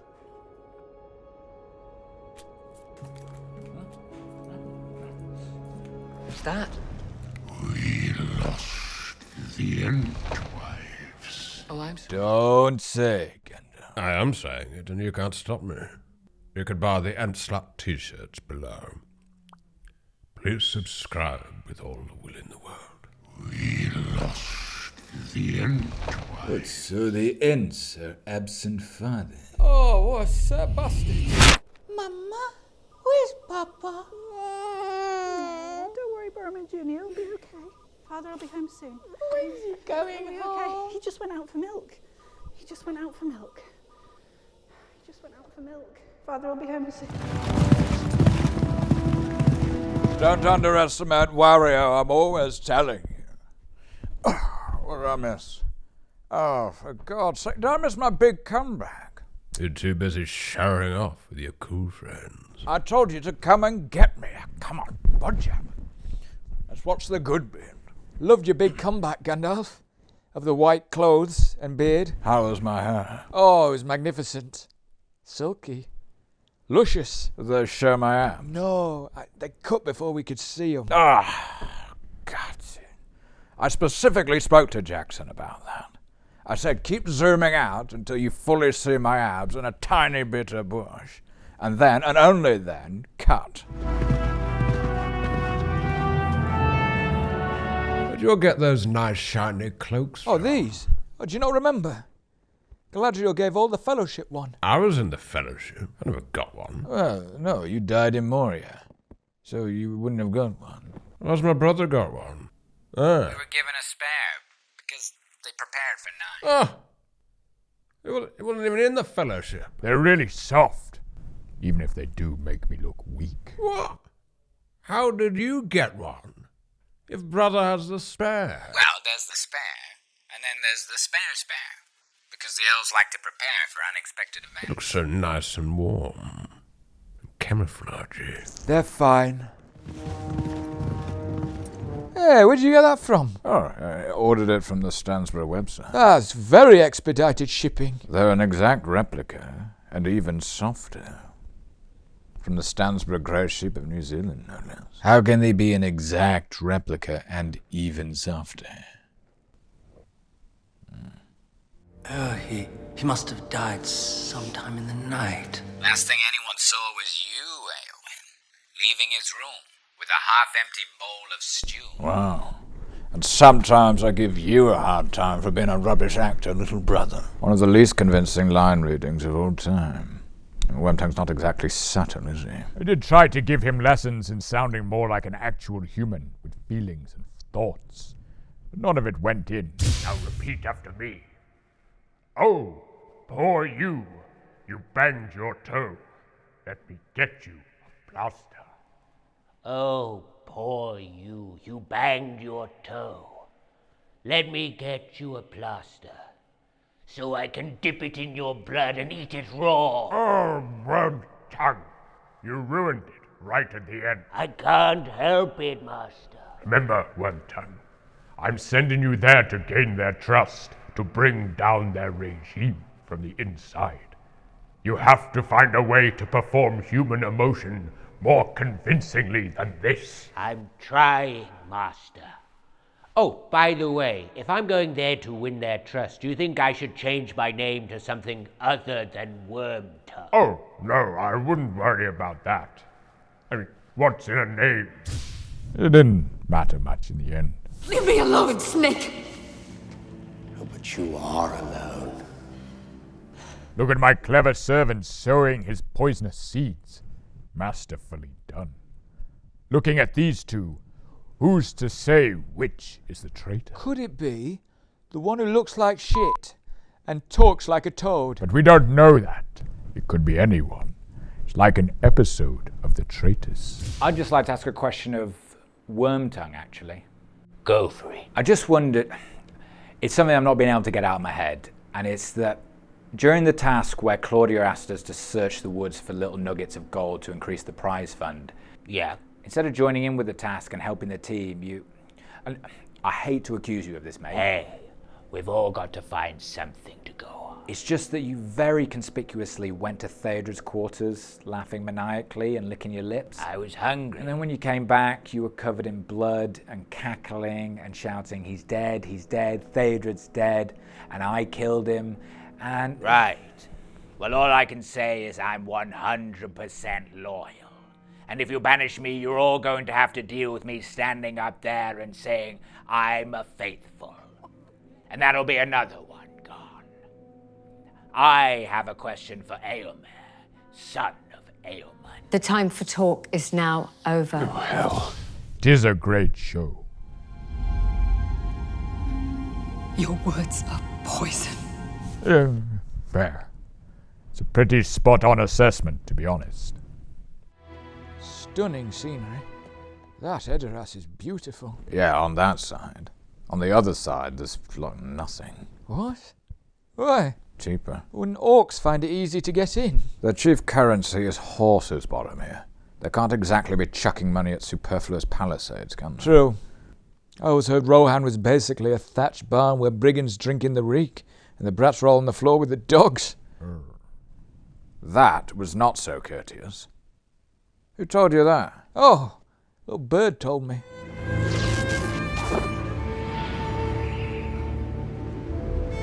Can't even attach their flags properly. I've always found that when a kingdom starts to descend into ruin, the first thing to go, it's always the quality of the knots. They rush them. After the coronation, I noticed how shoddy the Gondor knots were. Oh. Prepare yourself, Piss Randy. Can't be bothered with this. Anyone want a cup of tea? Making a brew. I cannot allow you before Theoden King so armed, Gandalf Graham. So you'd sort everything out so easy, did you, big brother? Good luck without any weapons. The skilled don't require weapons, they use reason. And besides, I do competitive Muay Thai. Your staff. You would not part an old man from his walking stick. What? His staff. Take the wizard's staff. That's the most potent weapon of them all. All you need is a bit of charm, little brother. What kind of security check is that? Especially like saying, you wouldn't part a chilly man from his suicide vest. What? Mr. White, we think you're really cool and everything, and good at stuff, but was that wink not a bit risky? It was never in doubt. If any one of those guards had gone, Hammer, he winked at you after you just turned around. Do you think we should run that walking stick through the dangerous weapons checker? Yeah, well, they didn't, did they? A bit of a chance there. Have you seen the Royal Rohan armor? It's for show. The visibility in those things is non-existent. But why risk it? There wasn't any danger. We could have taken all of them. The only risk was, are we doing it the easy way or the hard way? The courtesy of your hall is somewhat lessened of late. Hurry up with it, will you? You're missing my best bit. Oh, don't you dare blooper me. Bugger off. Did you not want to watch your brother drain Saruman out of Theoden's mind, Gandalf? I'd rather sit on Glamdring, to be honest with you, Gimli. Gandalf, if you want him to be better, you need to show him the way. Gimli. It was really annoying that you know that. Where's the tea? I dropped it. Of course. My lord, Gandalf the Grey is coming. You're cosplaying as me. It's called hustling. Pretend to be all weak and pathetic and then BAM! Now you see. If you're gonna hustle, why not hustle as something properly pathetic? Not a demigod. Someone who can defeat a Balrog single-handedly. Just appear as something proper, a proper pathetic peasant or a gardener or something. I fail to see the difference. Everyone below me, unless I really need them, is worthless. Should I welcome you, Gandalf Stormcrow? Yeah, this is exactly the kind of hospitality I've come to expect from Theoden.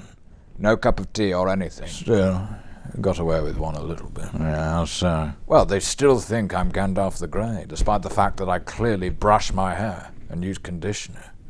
Just generally don't look like someone's dragged me by my ankles out of the bottom of a hedge. Yeah, I can't deny that one. I should take care of myself more. Stormcrow, though. That actually suits you. Sounds like a Saturday morning kids cartoon to me. The Adventures of Gandalf Stormcrow. Yeah, you could have a whole bunch of them. Like some sort of biker gang. Gandalf Stormcrow, Gandalf Razorjaw, Gandalf Thunderpunch. Gandalf Magma Bomb. Gandalf Turbo Shot. Stop this. Sounds awful. I don't want my awesome God-given power to be reduced to a range of tacky customizable action figures. Too late. Yeah. You've never been to Forbidden Planet. A just question, my liege. Theoden always was a prime candidate to be radicalized. Sticky wet lips in your ear. That's classic radicalization. The ring radicalized me.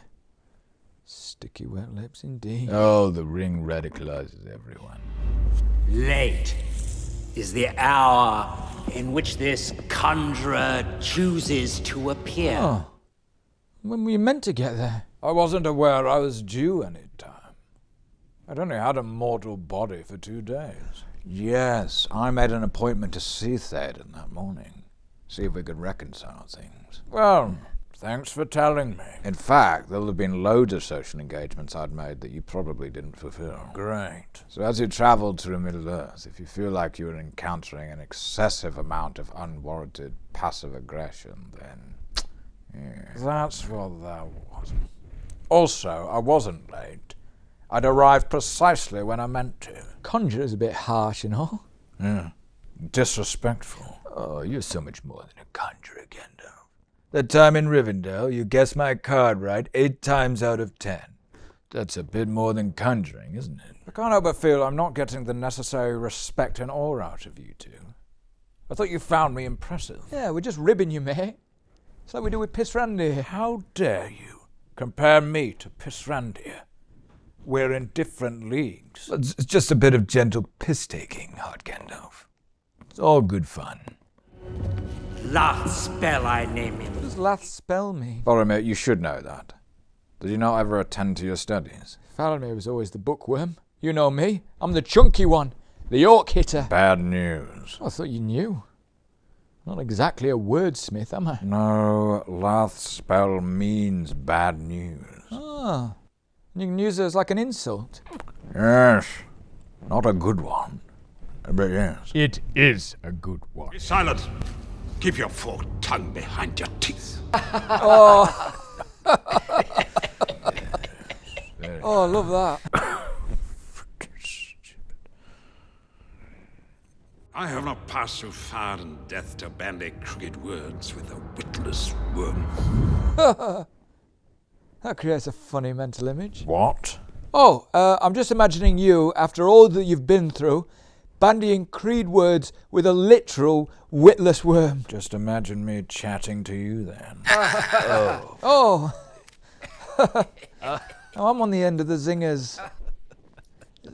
That means you accept me. Eh? It doesn't mean that. What are you doing with that? I can't walk without a stick. It throws my gait off. How did your brother end up being so cool and you so, you know? Boromir, you might think that he's cool. He's all charming now, but mark my words, he will turn on you. Now, you say that. Yeah, I Just started one. to notice You like, little just things. one. Yeah, it's little things, isn't it? Yeah, smells less foul. Run! And Run! A scout! 100 scouts!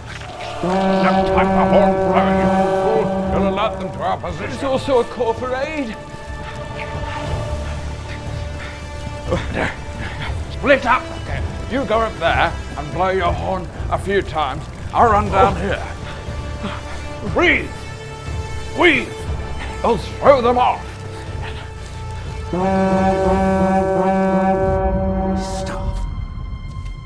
I told you to take the wizard's staff. Boromir, you mentioned my brother's magic wasn't very impressive, didn't you? Oh, I did, yes. It's my main bugbear, really. Well, just focus for the next bit.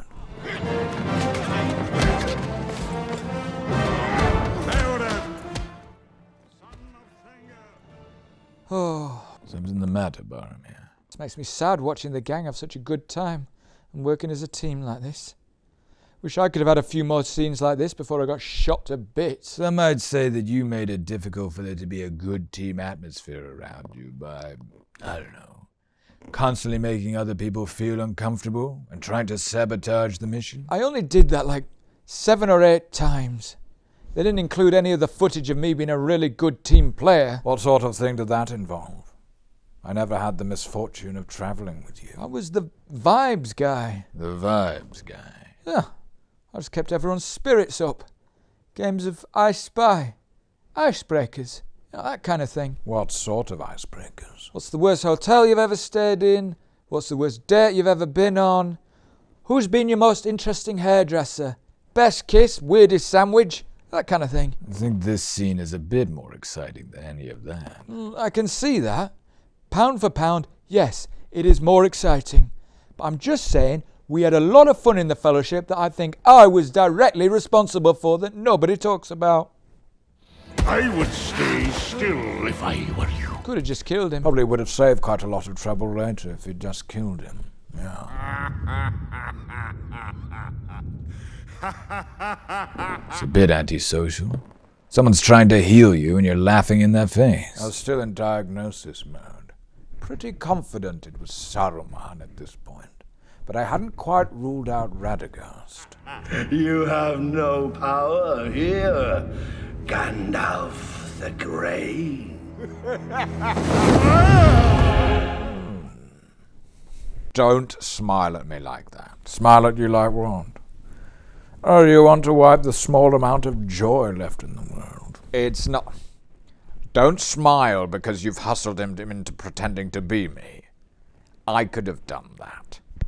Either way. See, it's funny. I don't see anyone getting spun around and around and around. It's a lot harder to do that while concentrating on possessing someone. So does this bit mean that your true power is contained in how people perceive you? And that only when you reveal that power to them do you even have that power? Or is it just that your power is contained in whatever top layer you're wearing? Top layer? Right. So, I thought I might have been overthinking it. Yeah, the rules of the Astari are pretty simple, really. Whatever you put as a top layer, that's the essence of your power. So, couldn't your brother have just worn something white at any point in the Fellowship and that would have done basically the same thing? He could have, but it would have violated the rules of our order and upset the natural way of things. Plus, he's too thick to have even considered it. And what if you put on, I don't know, an orange jumper? Oh, no. Absolutely not. Boromir, how could you suggest such a thing? Oh, is that bad? Orange is utterly forbidden in the Order of the Astari. It contains power that would put us on a level with the gods. If I or Gandalf were to wear an orange jumper, nations would fall at our feet, the oceans would boil, and the skies would fall. Plus, it's really not my color. No, nor mine. That's how you heal him. Ragging him about in his chair. How many kings have you healed? Remind me, who got the ring bearer Morgul stabbed? And then Elrond had to step in to heal him. That was Aragorn's fault. Oh, you go for one moonlit stroll in the woods, and of course that's when 5 ringwraiths show up to poison stab your ring bearer. Away with you, Wormtongue. Oh, Boromir, unclap those hands. And that is called taking out the trash. Oh, nice. Is this like a metaphor for, like you're the antibodies fighting the virus while the body suffers? Exactly. White blood cell. Never heard of no grey blood cell. I was off balance. Oh, don't be so sour grapes, man. Oh, is that how he got his name? Sour Man. The only wizard that looked like he was constantly sucking on a lemon. Talk about an absolute twat. I always preferred your brother. Thank you very much. Oh, maybe I misjudged you, Saruman. Maybe we shall have peace. Oh, he only likes you because he can push you around. As soon as someone his own size comes in, he can't hack it. He's more fun, and he provides me with the halfling leaf. I do that. Can I maybe sit in the main room? Not until you've grown at least 40 avocado plants. Final humiliation. I, who once took such glee in making you spin around and around and around and around, have been embarrassingly cast aside like a little dolly. And that's what you get when you tussle with the best, Gandalf. Believe they call that an interdimensional knockout. You're crying blood, Saruman. No, it's just bad hay fever. Oh, this isn't just turning lights on and off anymore. Bringing a man back from death's door and an entire makeover. That's the power of magic. Oh, do me. Do me. Oof. How do I look, guys? You botched it. He looks better. More distinguished. I could do you if you like, little brother. Bit of Invisalign. I can do myself if I wanted.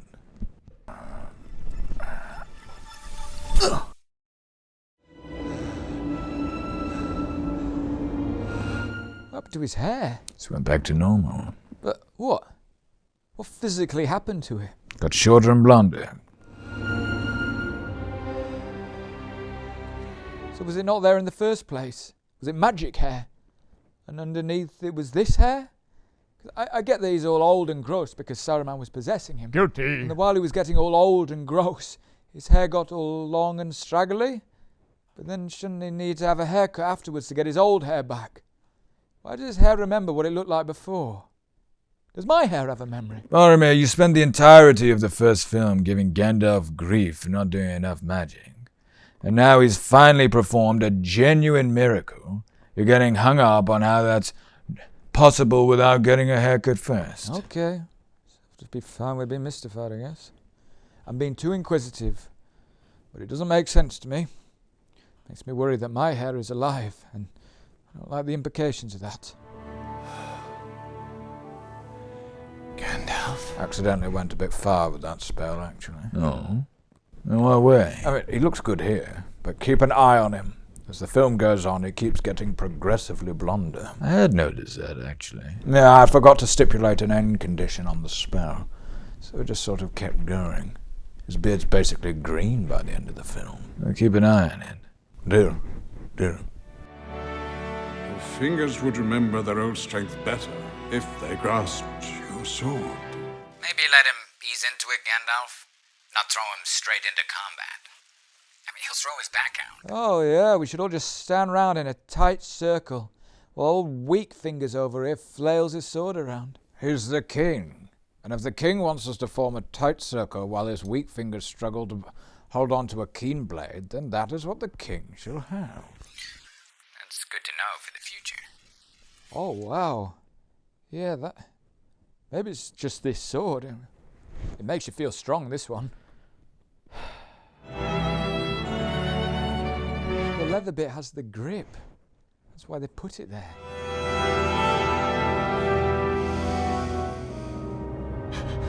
Oh, I know what we should do. You see, the game's not over yet. You have won this round, Gandalf, but you have not won the war.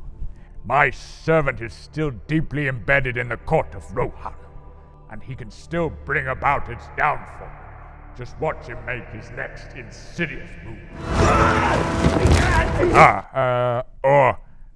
Maybe this was pretty much game over for the plan. You think it's possible you place a little too much faith in Wormtongue, Saruman? I really thought one sniveling loser was enough to bring down an entire kingdom, yes. But I can now see that there were flaws in my strategy. Kill him. Send me not from your Kill him. Kill him. Kill him. Kill him. Chop him up into little bits. Grima sashimi. Sir Grima. Kill him. Kill him. Kill him. No, my lord. Enough blood has been spilled on his account. Oh, that always goes well.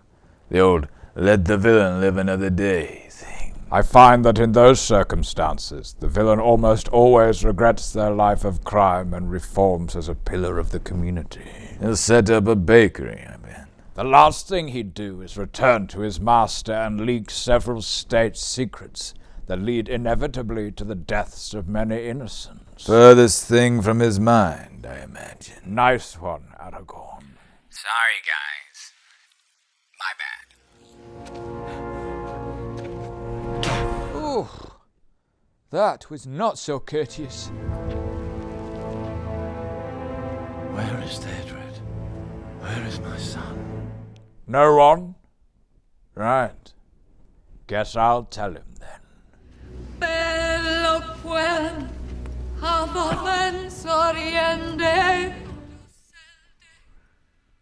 Did anyone ask her to do that? Grief does funny things to a person, including belting out coarse a cappella, whether it's called for or not. I'd have killed for some throaty a cappella at my funeral. Better than just flipping someone down a waterfall. We were short on time, and we're not experienced undertakers. Well, you are crying at least. At least you got a funeral. The young perish and the old linger. Well, nothing wrong with that. Yup. Survival of the fittest. Or at least the wiliest.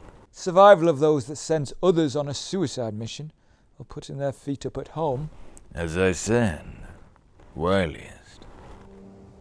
Cedric's death was not of your making. Wasn't really of anyone's making. That's not what I was saying. Seeing this, I can see why Theoden was so reluctant to sue for peace after, the settling of the dust. Eaten by a heron. Happens more often than you'd think in elfdom. Eaten by a great heron. Isn't that ducklings? There's more crossover than you'd think.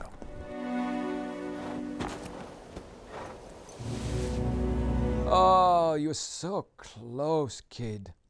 Now that's a collarbone breaker if I ever saw one. Now the wild men are moving through the Westfold, burning as they go.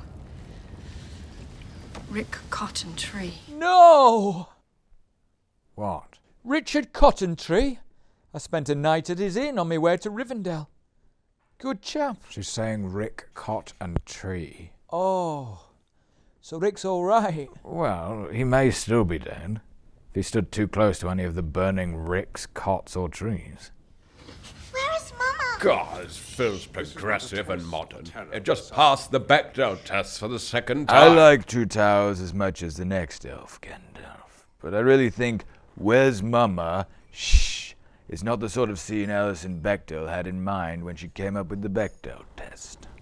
This is but a taste of the terror that Saruman will unleash. Just a little sample to whet your appetites. Oh, like a slaughter starter.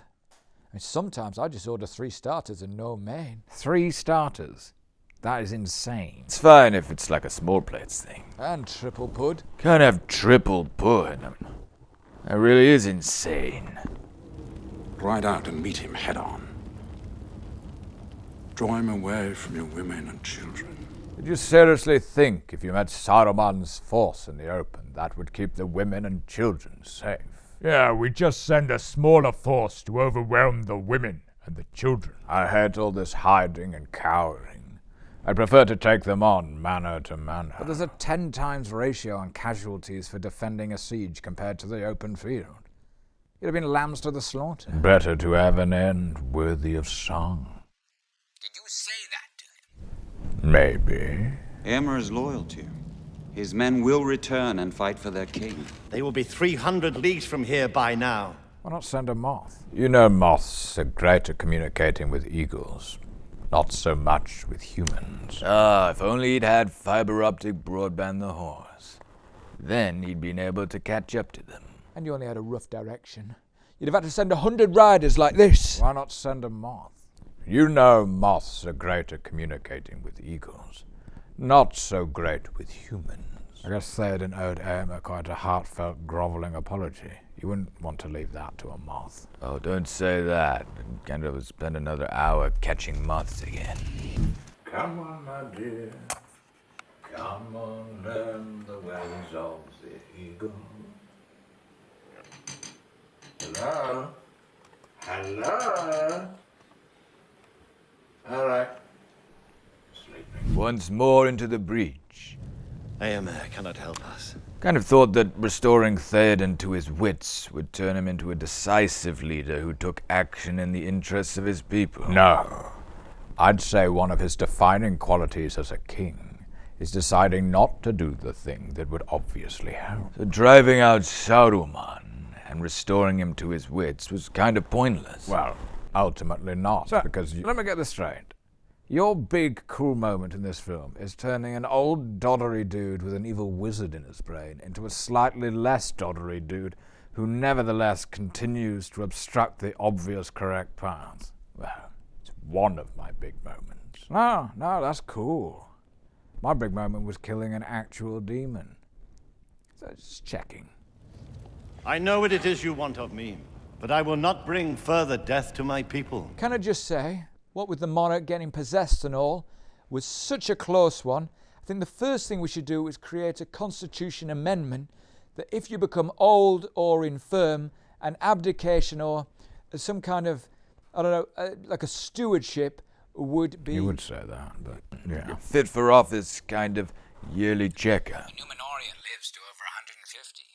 That would not do to have a one-size-fits-all abdication rule for all kingdoms of men. As a man of office, I think we should try Samwise.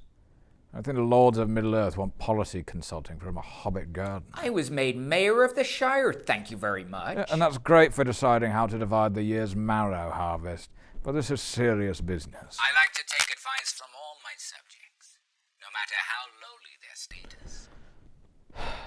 Fine. What were you going to say? As I was saying, have you thought of a pumpkin tax? Oh, yeah, Aragorn. A levy on the pumpkins. Had you thought of that, Aragorn? Okay, I think I'm going to rethink my open office hours policy. Stick to trimming the verge. What it is you want of me, but I will not bring further death to my people. Oh, right. Yeah, I can't wait to see what magic solution he's got up his sleeve for this. He could have sued for peace. You said the world of men would fall. Yeah, he doesn't know that, though. Worth a shot. Open war is upon you. Whether you would risk it or not. Oh, Aragorn. He is not going to like that. I was riding to war for Rohan when he was still in his nappy. If there's one person who does not like being told what to do, it is Theoden, son of Thingol. What about father? Okay, second least person. When last I looked, Theoden, not Aragorn, was king of Rohan. How often is he checking? Constantly had to be reminded by his advisors. Bit of a Joe Biden situation. Doing a fine job of it, too. Slowly turning into a big cobweb while everyone gets massacred. Oh, we're not alone. I thought that was for farts. Works for burps, too. We make for the refuge of Helms Deep. Do not burn Helms Deep? I mean, I can see the merit, but you're horse lords. You're negating your greatest asset by laying up a siege. Oh, you could have the horses defend as well. Side by side. Whenever the Uruks climb up, they could have a horse at the top standing backwards, and then a well-timed slap on the butt, and then they'd kick them down. Yeah, they don't really have time to train that, but keep it in your back pocket. It's best for his people. Helm's Deep has saved them in the past. There is no way. Well done, Hera. Hera? You know, Helm's daughter. Oh, read a book. Never heard of her. Oh, she's not in any of the stories, but I met her. She was real. Please subscribe to our channel. You will be the subscriber of the ring. Yeah? Theoden is walking into a trap. He thinks he's leading them to safety. What they will get is a massacre. They have 300 men, right? Round that. Yes. So clearly they'd be massacred if they stayed there as well. Conveniently left that bit out. Well, it's less poignant if I just say they're getting massacred either way. Lath spell. Either way, Lath spell. Survival of Rohan. He will need you before the end, Aragorn. I was like, oh, I'm going to the thing you just said was going to be a guaranteed massacre. With you, they might last a little longer. To save the guy who just ignored my advice and embarrassed me in front of the whole war council. And what are you doing, big brother? Raising some troops. Oh, raise some troops. You're the only one who doesn't have to be part of the massacre. I'm the swiftest rider, and I'm coordinating the whole thing. The Grey Pilgrim. That's what they used to call me. Literally nobody called me that in the entire first movie. I don't pay attention to what people call you. I call you Bean Breath, so I'm not a good authority on the subject. Where did you pilgrimage to? Nowhere in particular. Just about. Can't pilgrimage just about. It has to be to somewhere. The Mecca of potheads. Call me. 300 lives of men. I walk this earth, and now I have... Gandalf? Great pissy, Gandalf. You've lived 300 lives of men. Yes, Faramir. Well, I heard that your nose and ears are the only things that keep growing as you get older. So? So, just 300 lives of men? I mean, at this point, shouldn't you be mostly nose? Predominantly hunker? You're imagining me, but instead of me, it's just a giant nose where my torso should be, aren't you? Well, I wasn't, but yeah, I am now. Well, I am glad that you can have a nice little moment to yourself, but can we retain our focus, please? Look to my coming. At first light on the 5th day. So just to be clear, you just said your search hopefully won't be in vain. So you might not find anyone. Yes. And yet, you've given an exact time when you're going to show up. Instead of just being like, as soon as I get people, I'm coming. What is your issue, Lord Elrond? Bless you. Is that Gimli's son of Gloin? What is your issue, Lord Elrond? Well, just you could either be showing up on your lonesome, fat lot of help to anyone, or hundreds may die just while you wait to keep your promise. It's a cool line, though. It is, Elrond. Let him off. We can be a lot more forgiving of someone if they say something dumb, but in a cool way. Turns up, makes a big song and dance, restores one stubborn and ineffectual monarch to the throne, and enables him to enact a plan he openly thinks is bad. F*** off. I was busy. I'd been booked in to give an award out at a fancy gala, and they couldn't make the second half of the movie line up with my schedule. Or quite a bit of the first half. Don't be jealous of my busy schedule, bean breath. Green is an ugly colour on you. At first light on the 5th day. At dawn, look to the east. Sorry, I'm not sure I'm fully satisfied by this. How did you know you'd be there at exactly dawn? Okay, it's a wizard power. Seeing the future. Knowing how things would pan out. That sort of thing. You can see the future. Well, how else would I know that I'd get there at exactly dawn on the 5th day? You didn't think that could be a useful power for anything other than making a dramatic entrance? I'd like to make it clear that this isn't a power that I have. Good. Because if you had, it would have been nice if you'd helped me to not die. What else could I possibly have done with that power?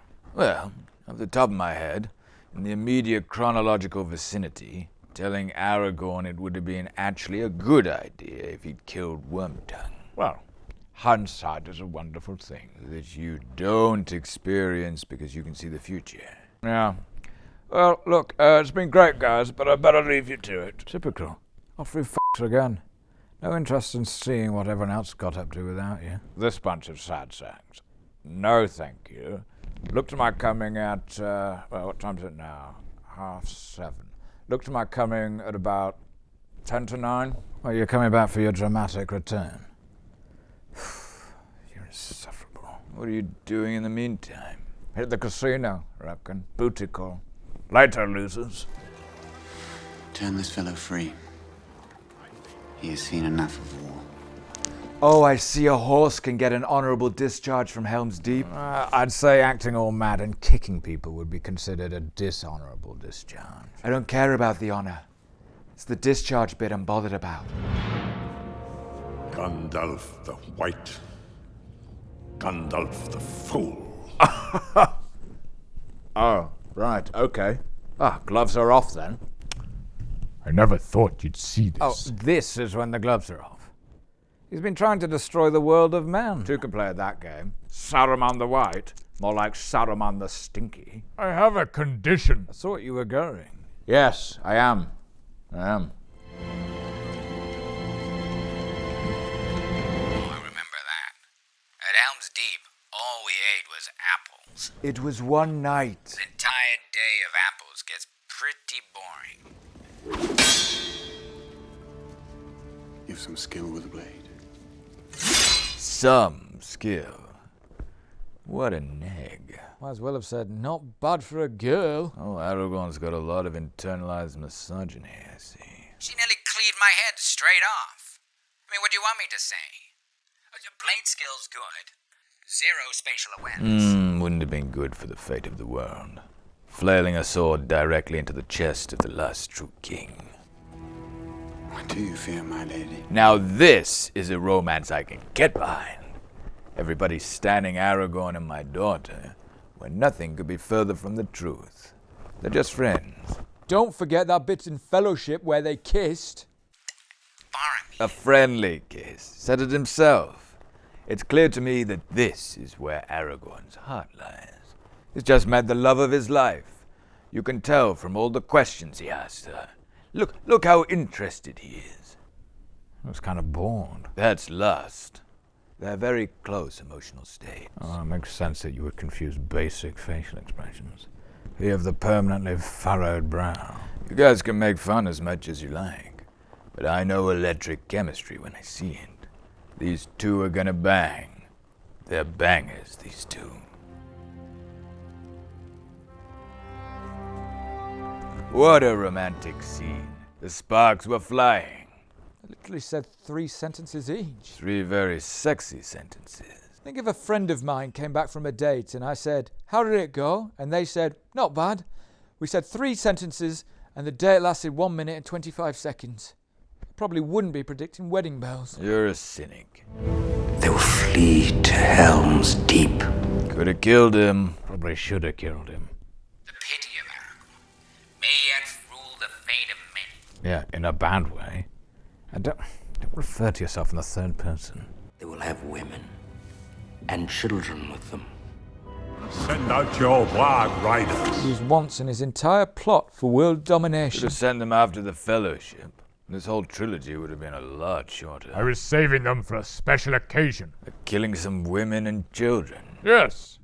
You don't just send out your warg riders to kill a team of elite warriors actively undertaking a mission to defeat you and in possession of the most powerful weapon in the world. You save them when you can rack up some easy kills against some women and children. Can't help but notice that you really perked up and made your decision based on children being present. Did you think your warg riders would struggle to outpace women, but not children? That's what Shaku said there. We'd struggle to catch them unless there's children. But they cut that line. I'll tell you what, though. We can mock Saruman for his strategy all we like, but things sure are ramping up in this movie. Wargs? Warfare?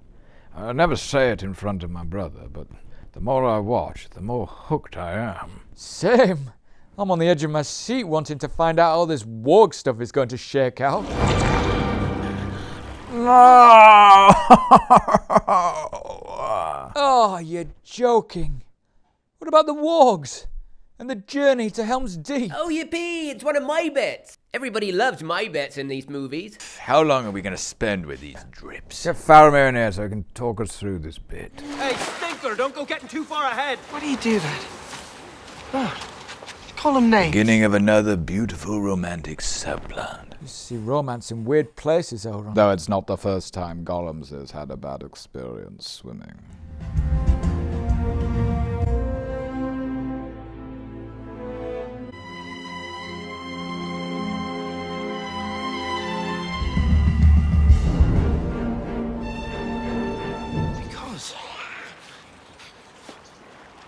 Because that's what he is, Mr. Frodo. I realise you were an absolute prick, Samwise. How's it being a prick to decide that if I don't like someone, I'm allowed to bully them and call them names as much as I like? It seems quite out of character, with the fountain of kindness and strength that you managed to serve as for the rest of the trilogy. Well, how do you think I managed to be so strong and empathetic, Mr. Gandalf? If I don't have somewhere to put all my rage...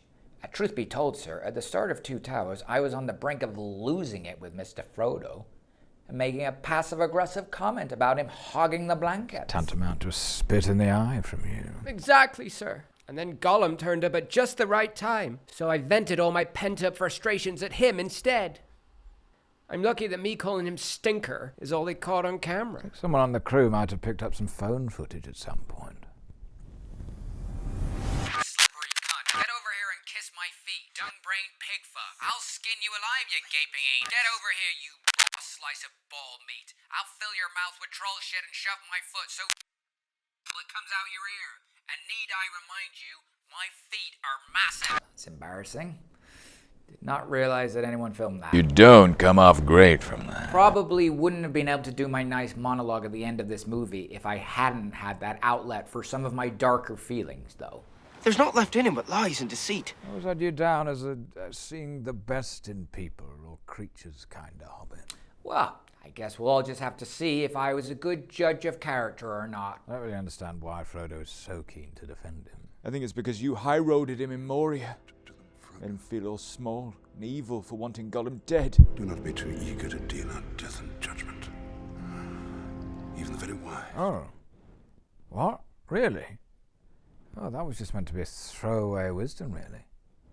Not even top shelf for me. I want to help him, Sam. Why? You see no areas where his life could be improved. Seems pretty content to me. Save him, Mr. Frodo. What do you know about it? Nothing! Oh, Sam, wow. You put up with a lot. It's not like I didn't offer to carry it. You never think of, like, some kind of lending of the ring? A sharing of the burden? No, Boromir. Different. Well, either way, Sam, I'm impressed with your emotional regulation. It's the ring. You can't take your eyes off it. I've seen you. You're not eating. Sounds like you're playing Marvel Snap, Gandalf. Huh? What?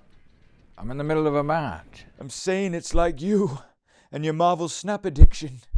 Frodo's obsession with the ring. I can't talk. I'm trying to rank up my discard deck. Oh, this is what I'm talking about. I'm 2 ranks off Infinity for this season. It's taken a hold of you, Gandalf.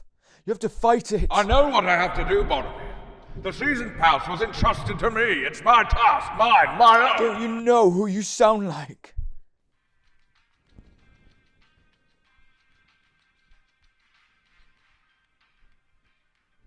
The ring was entrusted to me.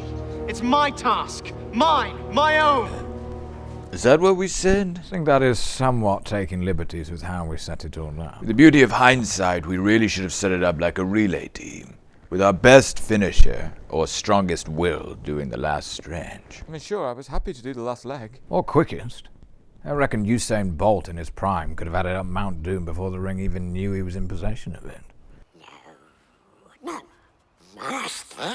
Yes, precious. False. So your 2 personalities, do they have, like, separate memories and everything? I prefer to think of myself as the prime example of the duality of the riverfolk condition. What does that even mean? Oh, Boromir, that's as simple as onesies can make it. Tell he's a bloody actor. Master's my friend. You don't have any friends. Nobody likes you. Is this a metaphor for anxiety? Because I get a lot of these thoughts. I just don't say them out loud. Kindred spirits, you and I see, Gandalf. Gandalf, you have friends.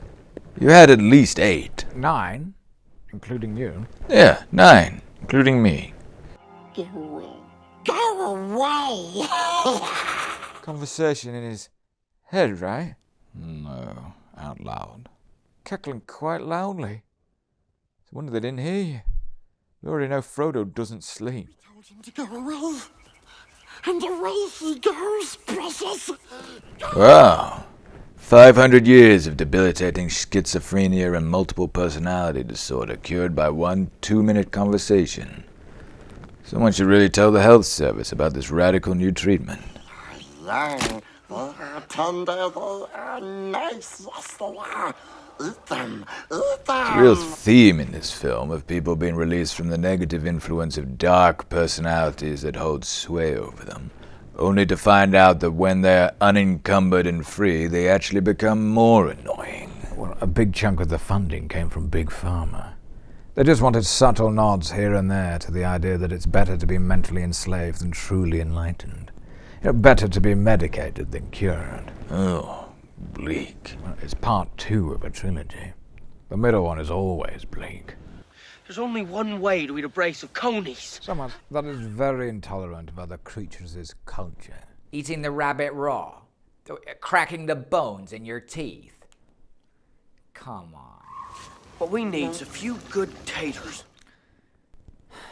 Something wrong somewhere. I just can't believe I acted my heart out across all 3 movies and gave a number of very stirring monologues about the fundamental themes of the entire trilogy, but the bit people most associate with me is the bit where I talk about potatoes. Shouldn't have been so impassioned about the taters then. I can't help it. Especially now. Potatoes. There it is. Yes. Boil them, mash them, stick them in a stew. Get over it, guys. There's better lines in the film. Not many of them, though. Can any of us say that our physical physiognomy is indebted to one specific line of the film other than you, Sam? Well, no, but that's because you chose to only transmogrify me. You could have turned Gollum into a fish. He talks about them plenty. Didn't feel like it. What would you have turned me into if I hadn't talked about potatoes? Probably a tapeworm or something. Oh. Well, I guess I'd better count my blessings then. Even you couldn't say no to that. Oh, yes, we could. Oh, no, you couldn't. Shut up. Give it to us raw and wriggling. But enough about my sex life. Who are they? Wicked men. Neatly sidestepping the issue of moral complexity there. Yeah. For a minute, I thought we were going to get some exploration of the idea that it's not always a case of good versus evil, orcs versus elves, and that people can occupy a range of ideological positions while still fundamentally believing in shared values like community, love, and family. Nah, these are just wicked men. Thank goodness, though. Much easier to wrap your head around and root against. If Gollum's telling you they're wicked, you know they must be real pieces of work. No, this is good Gollum. Or as he is known, Goodum. You wanted to see me? All right, Fuzz. How's our old nanny, Mrs. Dol Amroth? Yeah, she's good. Sends her love. She finished a jigsaw puzzle? Oh, let's not rush her. Do you need me to tell you things about the Frodo and Sam scenes to make them seem less boring again? If you wouldn't mind. Some people actually like mine and Frodo's scenes. And who's that, Saruman? The same people that like the Big Bang Theory. Hey, it's Faramir indeed. Good on you. Hey, I can relax now. I made the film. There was a bit of me that was worried you'd go the same way as Glorfindel. Or some frickin' Bombadil. No, it's nice to know I'm in it. Of course, I don't have the foggiest of an idea about what happens. But very excited to find out now.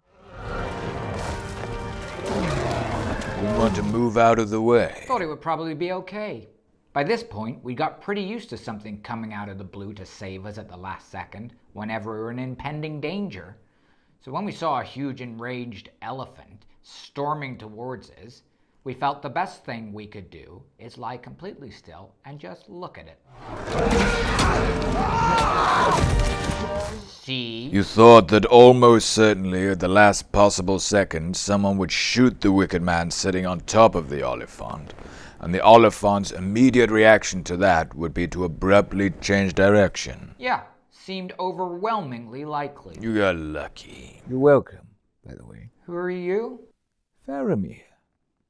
We traveled together for a couple of weeks. Oh. I don't remember you. You must have been quite a forgettable character. Oh, not you as well. Sam. Been thinking here too long. That's putting it mildly. Orc spies! Kill them! What? Bit overly rough there, Faramir. Thought they were orcs. How many orcs wear little quaint velvet waistcoats? Loads of them. More than you'd think.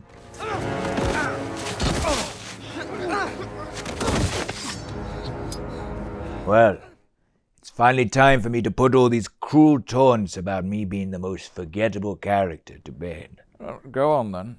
Tell us about this scene. Well, as you're about to see, my top priority when finding the hobbits was to What his name is. Where he came from. If he was really evil at heart. Whoa! Nice speech, Faz. What would you call that feeling that you've just conjured? Empathy. Oh, yes. Empathy. For your enemy. And I've always found that to be more of a hindrance on the battlefield. Father never had any time for it. So I had to only show it when he was not around. Of course, if it was evil at heart, you'd probably feel quite stupid. Yeah. I'd like to think he wasn't. Wait, what? I'd literally only just shown up.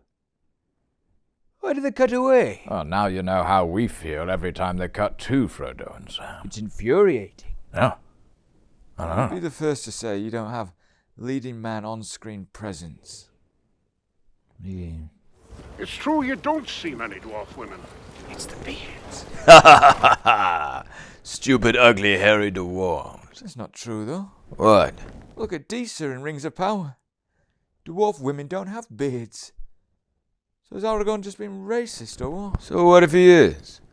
Racism's fine if it's dwarves. Your track record on this isn't great, Elrond. I admit I messed up on dwarf women having beards, but in my defense, I'd not seen Rings of Power, because I heard it was rubbish. It might pick up for season 3. I'm the king of Gondor, Gandalf. I don't have time to be giving endless chances to rubbish TV shows on the vague promise they might get good at some point. There's enough other TV to be getting on with. I mean, I've still not watched Breaking Bad. Whoa. Retro reference. People were complaining about how they still hadn't watched Breaking Bad a decade ago. All right, nobody panic.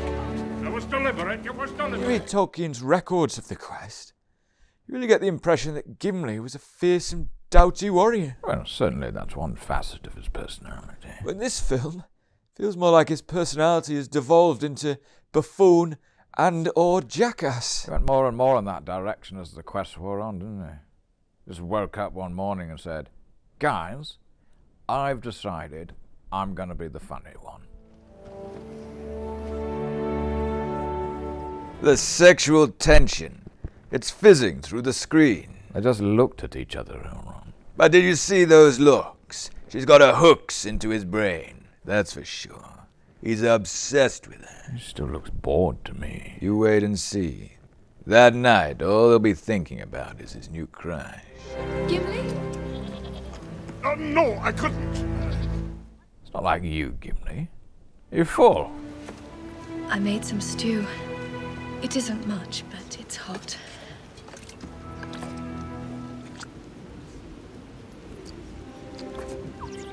Not even really in your mouth before you decided you didn't like it, you giant toddler. What was in the stew? It was cloves, swede, chalky broad beans, fat, like a fatty blob. What was the main bit? Star anise. It's a seasoning, Aragorn. A bit of star anise can't be the main bit of the dish. I'm just telling you what happened. Can you imagine? Aragorn, you've made it that far through being hunted, persecuted, all your hardships. Can you imagine if Eowyn's rancid soup is finally what got you? I mean, I could have sworn she's been trying to poison me. It would have been the worst way to go. You know, I hate to say it, but maybe war was the right place for her. Yeah. My uncle told me a strange thing. You are a toddler. That's what a toddler would do. But he must be mistaken. King Theoden has a good memory. He was only a small child at the time. Small child? So you must have been a baby. They let a baby ride a war horse? I'm 87. Right. So you keep forgetting. Actually, now I think on it, around the time that they're talking about, a guy that looked like you, Aragorn, showed up in Gondor called Thorongil. He won some valiant victories. Dad always brought him up at the dinner table. Oh, what did he say about this Thorongil? Whoever that is. Just how he was a show-off dickhead. I think Grandad Icthelion thought he was like the son he never had, which Pops did not like one bit. Oh, well, it's good that Dad didn't let that affect him going forward. Yeah. You cannot be 80. 87. I'm sorry. Please eat. Don't kill the man before we've even got to Helms Deep, Eowyn. All her food is so star anise-y, in fairness. What's her speciality? Star anise toasty. Well, at least it has cheese in it. Anything tastes good if it has cheese in it. Oh, she doesn't use cheese. What? Just star anise? And bread? Yeah. That's the look of a man at the Somme that's just learned that tomorrow morning they're going over the top.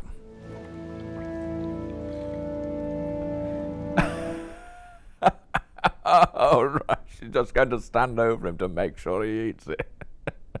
She must know. She must know. I really don't think she does. The light of the even star does not wax and wane. It is mine to give to whom I will. What? Why is he thinking of Arwen, his platonic friend? I think about all my friends before I go to bed, Elrond. It's like a gratitude list. I go through everyone I'm grateful to know. Well, in a lacy, slightly transparent nightie. It varies. Sometimes. Do you think about me? Of course. You're one of the first people I think of. I'd better be. I'm so nice to you. I don't know if nice would be the first thing I'd think of for you. When you stayed in Rivendell for the council, were there or were there not fresh towels and complimentary biscuits in your room? I think there were towels and biscuits in every room. You see, I'm a nice guy. What else is on your gratitude list besides Arwen? Pens. Pens. You put me on the spot. Chips? Pens, chips, and Arwen. And me. It's a wonderful life. Then it is a good dream. Sure is weird how often you kiss your platonic friends, Aragorn. It's a ranger thing. That's how we all greet each other. But, well, we've not seen you greet anyone else that way. No, I'm pretty sure I kissed Pippin in Fellowship. I don't remember that. It was in the extended edition. Oh, I don't watch those. You really ought to... Frodo. Hunbadlin. That's my girl. No point hanging around Rivendell kissing my daughter in a weird platonic way when there's a mission to be undertaking. Stop being weird and get on with it, Aragorn.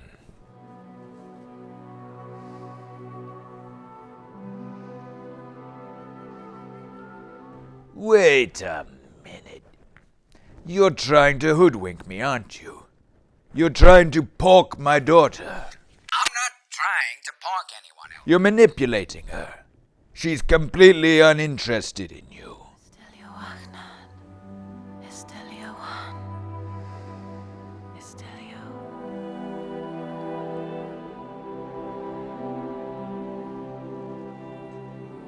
I think my feelings might have been just a little bit reciprocated. Bullshit. You initiated that kiss. It was pretty mutual. She told me to trust in us right before we kissed. That's just what the subtitle said. She could have been saying anything. Elrond, you and I both speak Elvish. We know those subtitles were accurate.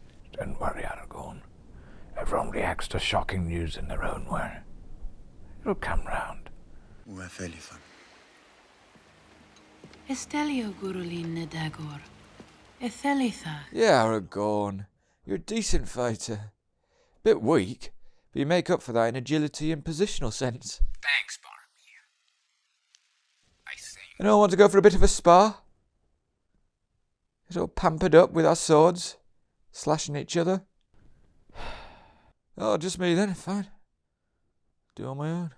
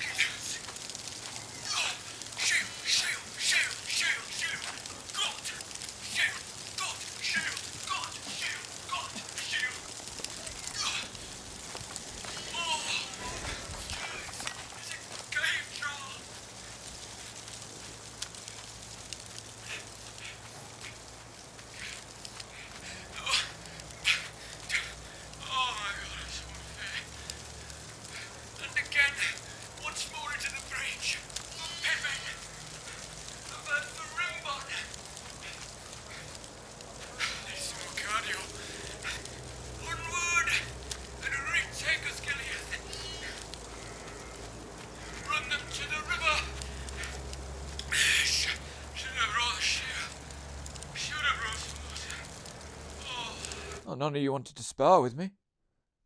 Now I'm all out of breath. To be fair, I always sound like I'm out of breath.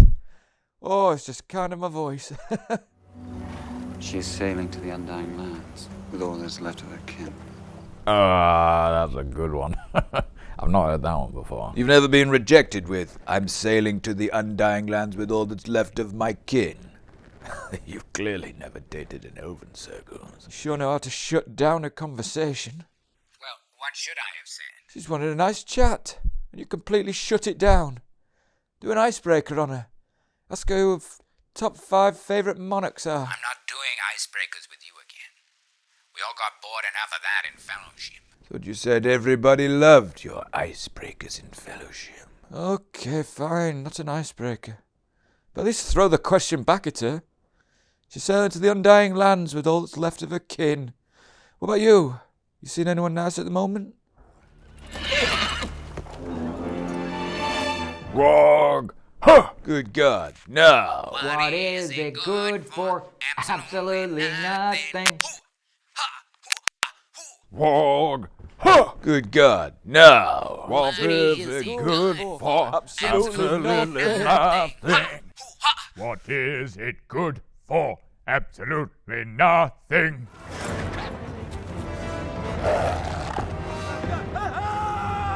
Oh no, not, Hammer. Hammer. Yes, that's it. Hammer. Can't believe they're killing off beloved characters like, Hammer. Yeah. High stakes, this movie. Well, it's not just a few individuals on a quest anymore. It's all-out war in this movie. So things are more precious than ever. We're going to see some beloved characters bite the dust. Beloved characters died in the first movie. Let's not forget. But not on this scale. First, Hammer. Hammer, yes, and nobody is safe.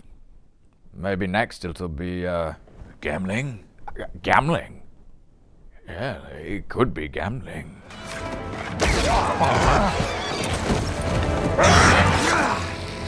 A scout! He got his scream away, did he? Ah. And what type of attack is Legolas famed for again? What are you getting at? Are you, or are you not, the guy that is famous for ranged attacks?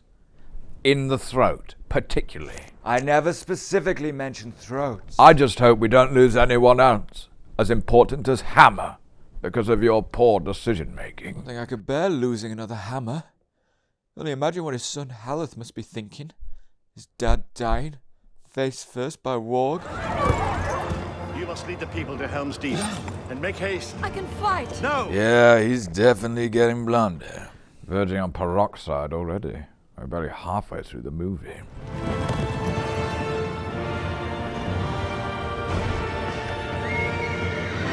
I cannot believe you're not doing anything to act on this electric chemistry the two of you have. You'd rather laze around kissing my daughter than recognize the sparks flying between you and Eowyn. She's looking at me from a distance. Elrond, 90% of our interactions in this movie are just the two of us nodding at each other. It was a very long stare. A stare that said, I'll maybe never see you again. And it was like our chicken gets down. It's like... To me, it seems obvious that you're interested in her. I literally just turned 180 and rode off, in the exact opposite direction. Yes, because if you'd lingered any longer, you'd have gotten an erection. And that would have made it hard to fight the wargs. That really wasn't what I was thinking about at the time. Oh, so you say. I know better. Can't fight a warg rider with a big old boner flopping around. He's got a point, Aragorn. It would have made things difficult if you'd gotten a boner. I didn't have a boner, okay? The only boner I had was for your daughter. And that was involuntary while I was sleeping. Okay. Now you've made it weird. You forced it out of me. Not that I'd ever argue that these films are too long, because I think we're all agreed that they are masterpieces. Oh, absolutely. But you think that when you're editing a film that you know is going to be 3 hours long, you might go easy on the slow-mo. Unless you absolutely needed it. It's important in moments of high drama like this to really slow things to a crawl. Oh, they're cute, these two. Don't call us cute. That's a badass moment. How do you know which moment we're watching? My body clock is faultless. That was... I mean, I don't really want to massage your ego, Legolas. That was very impressive. Where'd you learn to do that? In youth gymnastics, we do that all the time on a pommel horse. That was the first time on a real horse. A galloping stallion. Yeah. Does that translate? Seems mighty risky. Guess I'm just really good at everything. He's become kind of a liability, hasn't he? Really causing more problems than he's solving, this guy.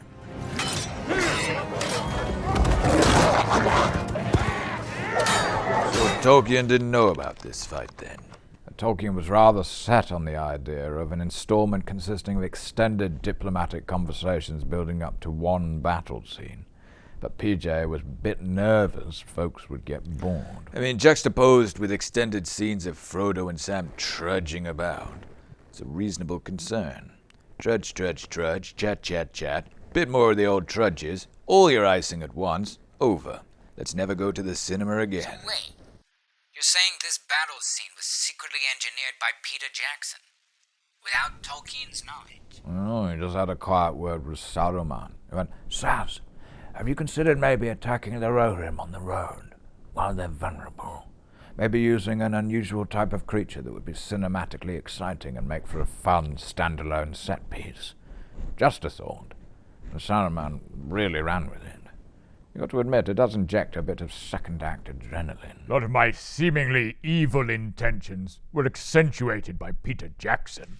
People died. Well, I think it's exciting. Oh. No. Oh, my. What?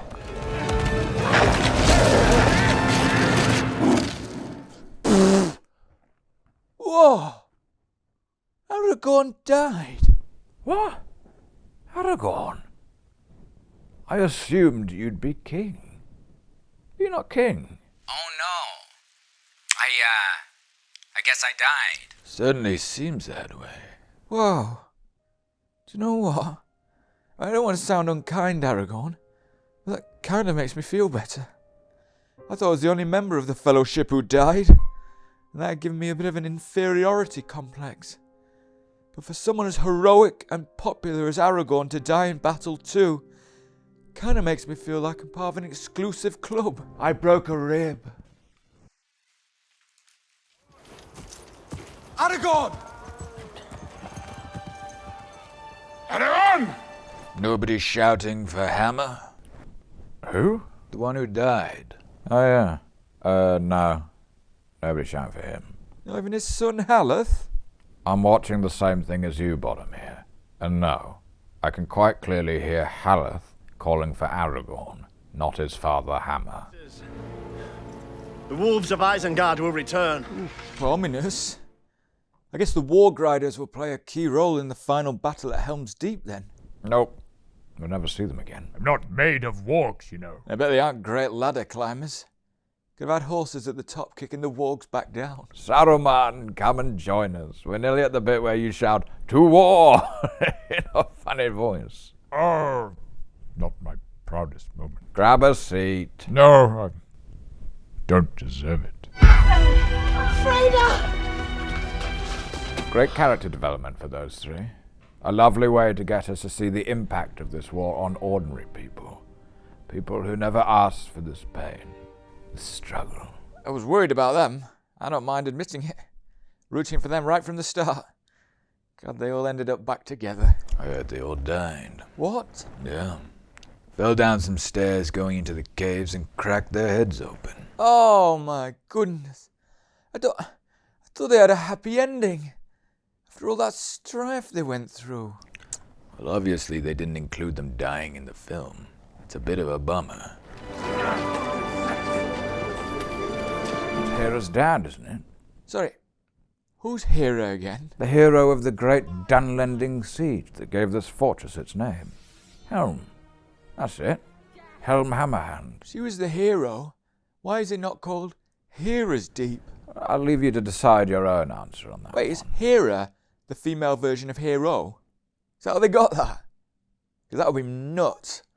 That would be nuts. You've got to admit that would be nuts. Where is the rest? This is all we could save, my lady. Oh, they've run through all the apples. It's all potatoes and bread. Chip butties for every meal. It's not very nutritious. Delicious, though. Just thinking about it gets my mouth all ready. All ready for a chip butty. I guess their life expectancy is roughly nightfall. Nutrition isn't the first priority. Yeah, and a lot of carbs as well. We'll have to manage that. Well, don't make them sluggish in battle. We have paid for it with many lives. What a Russian accent. Sounded a bit Russian, didn't it? I guess you woke him up from a sort of coma. You hear about people's accents changing after that kind of thing. Oh, so it's my fault. I never said anything about it being anyone's fault. Not everyone with a Russian accent is a bad guy, you know. Yeah, good point. It's nice to see you showing some personal growth on the whole xenophobia front as well. I had to do some real soul-searching since some of those unseen bits of the Fellowship came out. The HR team at Rivendell put me on a diversity training scheme. Oh, what have you learned? When you're accustomed to privilege, equality can feel like oppression. Oh. I'm proud of you. Still don't like the French. Nobody does. Oh dear. What of those who cannot fight, my lord? The women and children? Get them into the caves. What about those who cannot fight and are claustrophobic? Use them as cannon fodder. Saruman's arm will have grown long indeed if he thinks he can reach us here. Helms Deep has one weakness. These people don't deserve it. What? Someone take their kingdom off them till they learn. That is a slippery slope, Boromir. For a small culvert at its base, which is little more than a drain. Remind me, this is the guy Aragorn could have killed. Yes, I really appreciated Aragorn believing in his inner goodness. He really did me a solid there. Not even kill him, but he actually went out of his way to save him. He didn't just let him die when he had the chance. Pity. The pity of Aragorn may yet rule the fate of many. Don't be so eager to deal out death and judgment, Boromir. Yeah. Thousands of innocents are going to die now. Sorry, was that not clear? That's what I meant. Awful decision. Kind of regret giving him my blessing as the rightful king of Gondor now. Not sure I trust the guy with national security. I didn't know that Theoden had granted him constructional access to Helms Deep. Well, Aragorn, when you're deciding on a whim to let a high-level governmental traitor go, just assume that they've seen the critical constructional plans. Right? What's that? It's coffee. Saruman, I didn't know you roasted your own beans. Looks like a bomb. Yes, the first Middle-earth bomb. Espresso bomb. Seems pretty stupid that a wizard has to invent a bomb. Can't you just magic up an explosion? Assume to blow up the wall. Why not do what I did with the trolls and the rock and split it asunder? I'd have had to get within touching distance, and I don't fancy becoming a pincushion. Or the Balrog with the bridge. Barely seems worth having a wizard on the team at the moment. Literally the most impactful thing you've done so far is make a bomb. And my mate Gary learned how to do that from a YouTube video. What kind of device could bring down the wall? Gee darn it. That would have shut you all up. Yeah, but it didn't, did it? We're all very much still talking. Oh, that would have been so lucky. You release a guy that reveals all the state's secrets, then he unintentionally blows up the lead enemy. A new power is rising! How can they all hear you? There's no sound system or nothing. Magic voice. Oh, magic voice. Of course. Have to invent a bomb if you want to blow anything up. But if you need to make sure your voice carries across a crowd without needing to invent a microphone, you can rely on your trusty magic voice. March to Helm's Deep! Leave none alive! Not a bad war speech, but probably best to do it just before the battle. I feel the energy would dissipate over the 14-hour hike. Leave none alive! You know that Peter Jackson had a backup army, in case the Uruks never showed up. or took a wrong turn. Who? Orcs? Of what? No, a cricket crowd. Taught them black speech and everything. It was riling them up.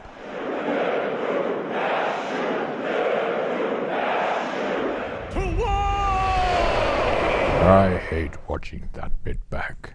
It sounds so silly. And not let you have a few goes at it. But that's a lovely moment. Despite his cruelty and his wretchedness, he can't help but weep for the impact of his actions, the blood spilt on his account. That's how we read in those tears? Definitely sad. Not happy. Smoke rising from Isengard. Good Lord, I'd forgotten about these two. Not seen them in about an hour. Oh, I really thought when I gave my life to protect them, I might go on to have a more important subplot. Feels a bit like a futile gesture now they've spent most of the film sitting in a tree. Let's not forget that you failed to protect them anyway. They're only safe now thanks to Éomer. All right, stop going on about it. There was a time when Saruman would walk in my woods. No way. Look how far away Isengard is. That's miles. It's like an 8-hour walk. Wizards are fitter than we look, Boromir. An 8-hour jaunt through the woods is very pleasant. Don't you have a job, though? Running Isengard or whatever. Not really. Isengard isn't a settlement, remember. It's just my house. And I kind of just took up residence there. Claimed it. I can spend my time doing whatever I like. If I want to enjoy an 8-hour stroll round Thangorn, that's my prerogative. Should sublet some of the rooms. That place is way too big for just you. Airbnb it. Give you a bit of purpose in retirement. Well, that was one option on the table. The other was to dig a huge breeding pit in my garden, chop down an entire forest, and grow an army of monsters. People approach their retirements in different ways. Yeah. And then you could have sublet some of the bedrooms to the Uruk-hai, instead of making them live in a muddy pit. Have you ever tried flat sharing with an Uruk-hai? They do not pay attention to cleaning rotas, and they play their music very loud.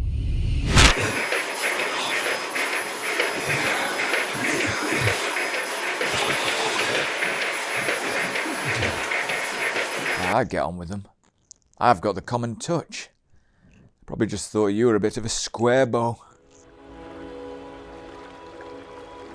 No, I didn't die. Oh, really? No, it's fine. Oh, so it was just me.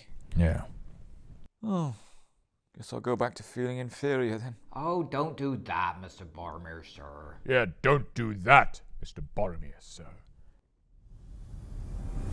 Hey, don't feel too bad. Lots of people die. You watched that whole funeral for that guy. It just makes me feel really inferior. Oh, come. What about a game of shield frisbee? That always used to cheer you up.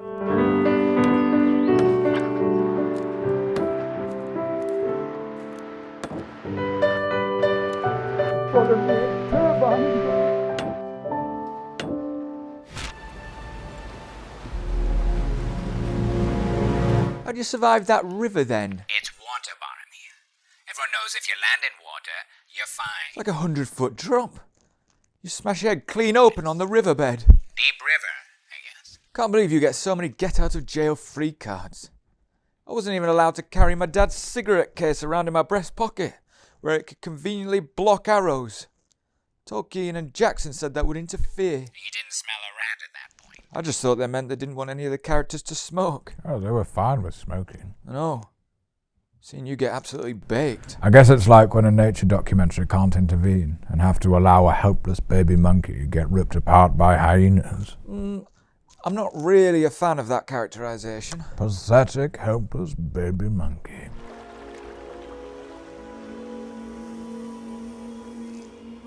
Head should be absolutely smashed to bits.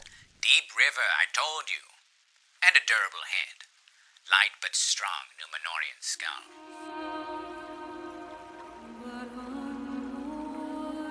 Disgusting. Even when he's on the brink of death, he can't help but have lewd dreams about my daughter. That wasn't a lewd dream. That was her visiting me telepathically to revive me. Was it? Well, sort of open to interpretation, isn't it? I thought you were revived by your horse. Well, from column A. Well, from column B. Like the body of a horse, but with the soul of an elf princess.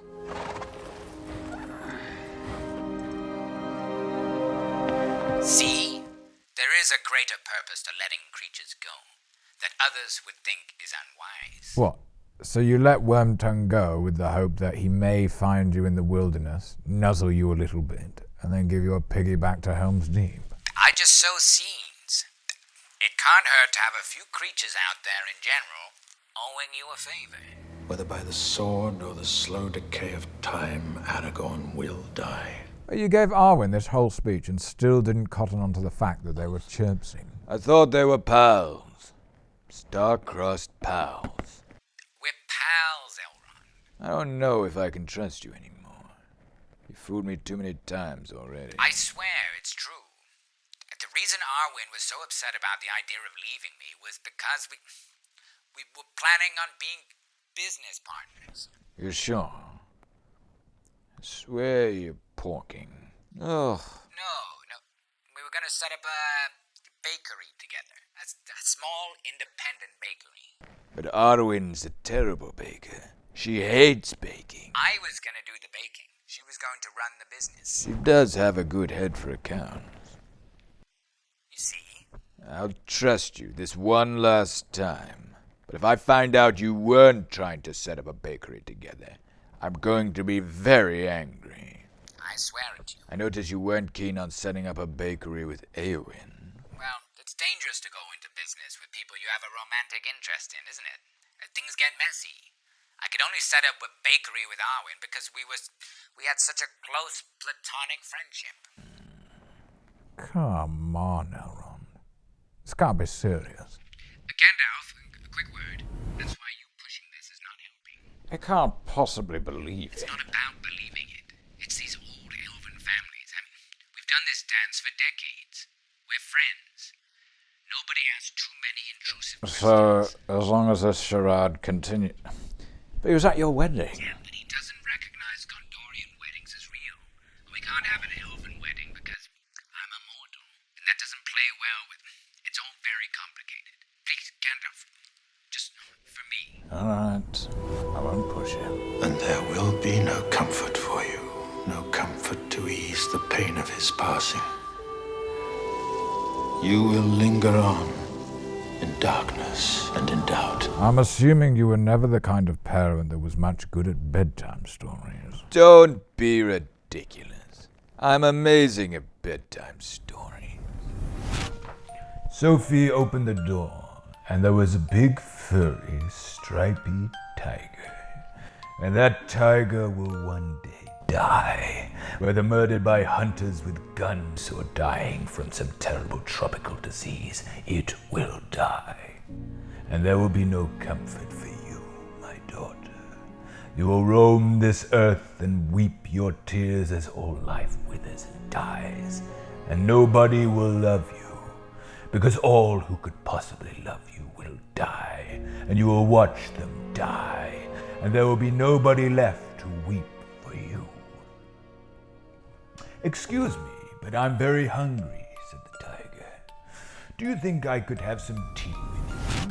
I'm a fantastic ad-libber. Wow. I thought my dad was a cunt. Where's that cunty? That's not cunty. What, doing a long monologue about the imagined death of the guy she's in love with until she starts crying, then asking her why she's not nicer to you and implying that she's a shit daughter.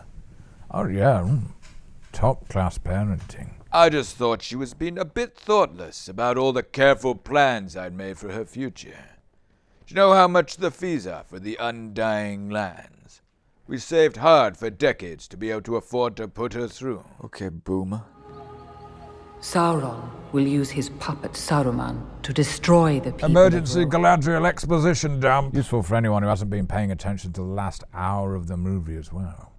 PJ was feeding her key info. I'd put money on it. The quest will claim his life. It is the risk we all took. You reckon that's why he doesn't answer me anymore? now. I think if he worked that out, that you really sacrificed him for the cause, yeah, they might wrangle with him. Yeah. I'd do it again. The young captain of Gondor has but to extend his hand, take the ring for his own. Oh, wow. Sounds like a big test. A real test of someone's qualities. To do what I could not? Faramir? That'll be a first. No, that's a joke. But also, you know it's true. Yes, big brother. It's true. Do we leave Middle-earth to its fate? Do we let them stand alone? What did you say? The scene just cuts after that. I said, yeah, fuck 'em. And she said, fair enough. Just thought I'd get your thoughts. Love to the family. And that was that. She didn't prompt you to reconsider your aggressively anti-human stance. I thought you said you'd been learning to be more tolerant. It was a diversity training scheme, Gandalf. It wasn't a bend over backwards and abandon all your principles training scheme.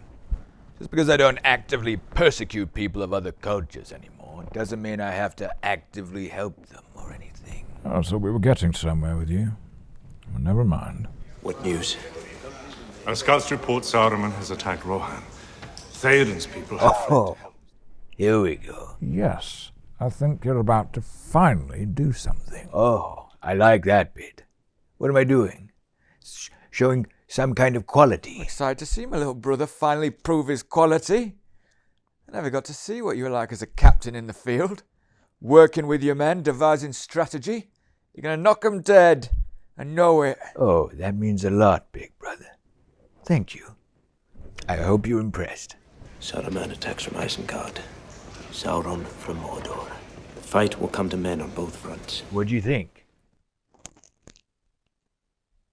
What do I think? Of my strategy. Your strategy of realizing that the bad guys are in two different places. Yes. So that the fight would come to men on both fronts. See? I mean, yeah. But we'd sort of figured that out, haven't we? Most of the film up to this point has made that abundantly clear. Yes, but I thought it was worth stating, for the avoidance of doubt. Okay, well, let's see what sort of plan you come up with off the back of it. Sauron will strike us soon. And he will strike hard. He knows now we do not have the strength to repel him. Yeah, so... It was a tricky situation. Did you have a plan? Or is it more of a... No, I just met with my captain so I could describe the problem to them. Sometimes when I verbalize my thoughts, it helps me make progress. I welcome others to chip in. Okay, right. Well, that's great, little brother. That's great strategy. And just out of interest, the city of Osgiliath, which I fought so hard to liberate from the enemy, that is... Oh, it ended up falling again, I'm afraid. Oh, it did it? It's a shame. Yes. And then again after that time on somewhat of a whim. Not my words. That's gutting, Faz. I'm sorry. Even despite your amazing plan of... Of saying they'll attack us from both fronts and we're too weak to defend ourselves. Yes, I really tried my best. Yeah, I can see that. Well done, Faz. Stirring my beer with the end of my pipe. Stirring my beer with the end of my pipe. My men tell me that you are orc spies. Spies? You have seen orcs before, right? Faramir? I've heard Boromir telling me about them.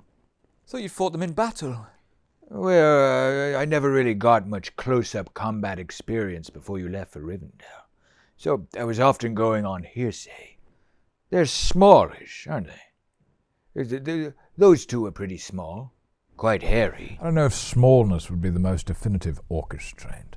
Ugliness, maybe. Meanness. Disloyalty. Tendency to break your heart and trample it into the mud, possibly. Hold on.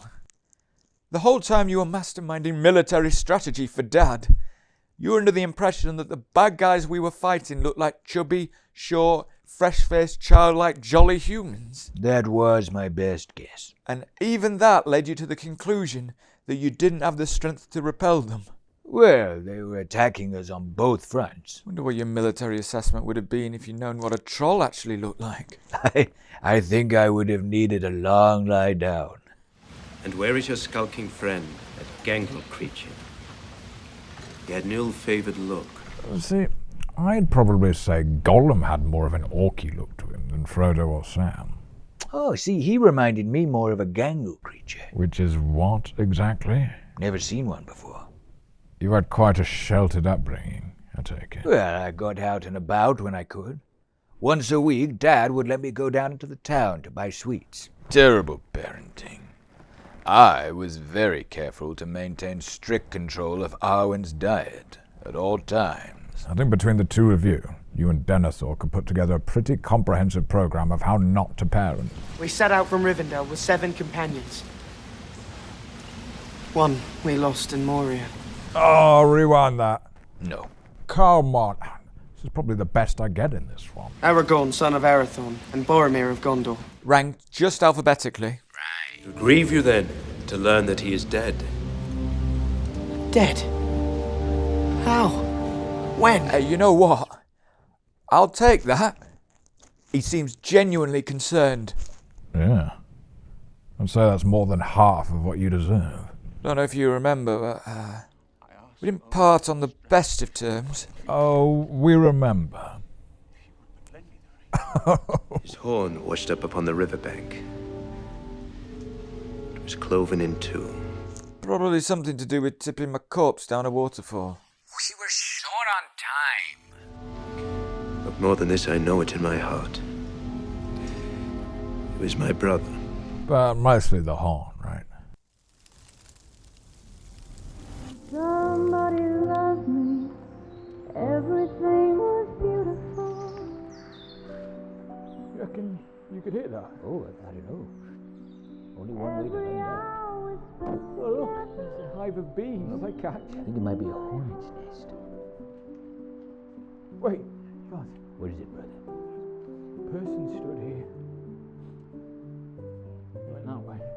Oh, what do you like? How of a good I was there to dry her tears. Stupid. Go! Get off me! Show you some.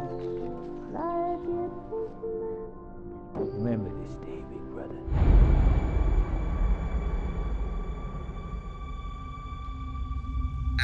See?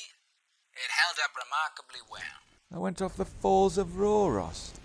No, surely this is a vision. No, this happened. Unlikely, but it happened. It's fully intact. What is this, the log flume? I think someone owes a trio of amateur undertakers an apology. Anything to grab the boat? Give me a proper funeral? Oh, it went so quick. The current, man. The current. We're under attack. Father didn't need any more distractions from the little defense planning he was doing. Probably would have given the entire kingdom a month off. The city of Osgiliath has been reclaimed for Gondor! Ask them to include this. You want my legacy in these films to be reduced to me failing to save Merry and Pippin and scaring Frodo off and just generally being corrupted. It's nice for them to include a scene showing me in my prime. You got cut. What? Yeah, I mean, it's nice. But you don't need it, do you? Well, I think it adds important context for my character. It reminds us that I was a good man, a hero, a kind brother, and a devoted soldier. It rescues me from just being a symbol of greed and weakness. Oh, yeah. We don't need it. Leaves more time for drinking. That's the other thing people forget about me, is that I'm an absolute legend. Total Chad. That's one way of putting it. Well, how would you put it? I'd say you had a drinking problem. Fuck off, Faz. Everyone in Gondor knows I'm a right laugh. And my drinking is purely social. Nothing I can't handle. I heard you couldn't get it up. Shut your f***ing face. You fucking fazzing face. Faramir, that's you. Faramir. I've not heard that one in a while. Faramir, sorry. Sorry, it could have been up. Should have been up. Where is Gondor's finest? Where is my firstborn? Oh, Faramir.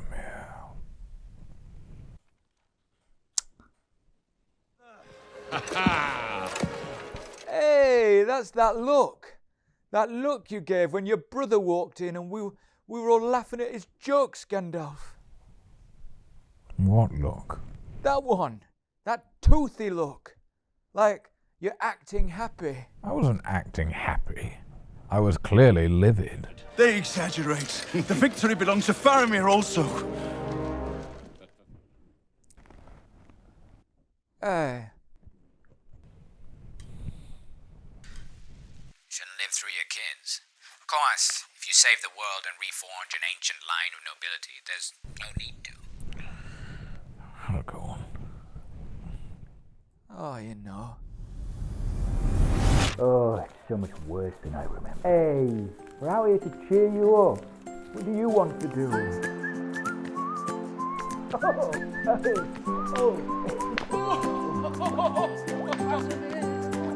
Gotta keep on. Would have done, but our numbers were too few. Oh, too few. You let the enemy walk in and take it on a whim. 2 wind takings. No, I shouldn't. I'm sure you tried your best. I did try my best. So this was a flashback. It is. We're watching you remember your time with Boromir, aren't we? Yes. This was the flashback I was having as I sat in the cave, being all quiet and sad. And somehow you're able to have a flashback to a conversation you weren't present in. I was nearby. I was just on the other side of the wall. I mean, I could hear what they were saying. This flashback has close-ups of their faces. Sometimes in flashbacks you have to use your imagination to fill the gaps you didn't see properly. I think all my flashbacks are from my POV. Well, you're not me, are you? Oh, his fault, Gandalf. His flashbacks have more cinematographical flair. Elrond of Rivendell has called a meeting. He will not say why, but I have guessed its purpose. Oh, my pointy ears are burning. Though I didn't call a meeting. Everyone just arrived there by common chance. Everyone will try to claim it. Men, dwarves, wizards. We cannot let that happen. Ah, Denethor. If I'd have wanted to claim it, I'd have mugged Bilbo when I had the chance. What would have happened if you claimed the One Ring for your own, Gandalf? Could you have wielded it? And through me, a course of power too great and powerful to imagine. Okay, but what would actually happen? Well, first I would have impaled Bilbo and gone, Gandalf sends his regards. Then I'd probably have started to finish off anyone who could challenge me. I'd start with Azza, trick him to the prancing pony, twin room, suffocate him in his sleep. Oh, wonderful. This plan seems well prepared. Oh, it's not a crime to know what's in your secret heart. I assumed you'd have come for me next. You'd have gone you, and then I'd have done some really cool magic, and I'd have made him spin around and around and around, and then kill him. Well, I meant more, what would you look like? Oh, probably all gross and evil. Probably glow green or something. Oh, cool. Bring me back this mighty gift. No. My place is here with my people. You came to the council to claim it for your own. When I made you sign that contract that said that no one at the meeting would come and try and claim the ring for their own. Well, I said no. I didn't want to. Does that not count for anything? Yes, I guess, but not a great deal. It was his love for our father that made him do it. Love? You both seem to despise him. I guess father's got his hold on a lot of people. Seems an archetypal narcissist to me. A chance for Faramir, Captain of Gondor, to show his quality. Hey, isn't that the thing you say later? Yes. He's doing a callback. Must suck to do a callback to a scene that got cut. It was a bit disappointing. I trust this mission only to your brother. One of the great what-ifs of the trilogy. Hey, friends? Is it? Doesn't it make you wonder? How would the mission have gone if I had gone in Boromir's stead?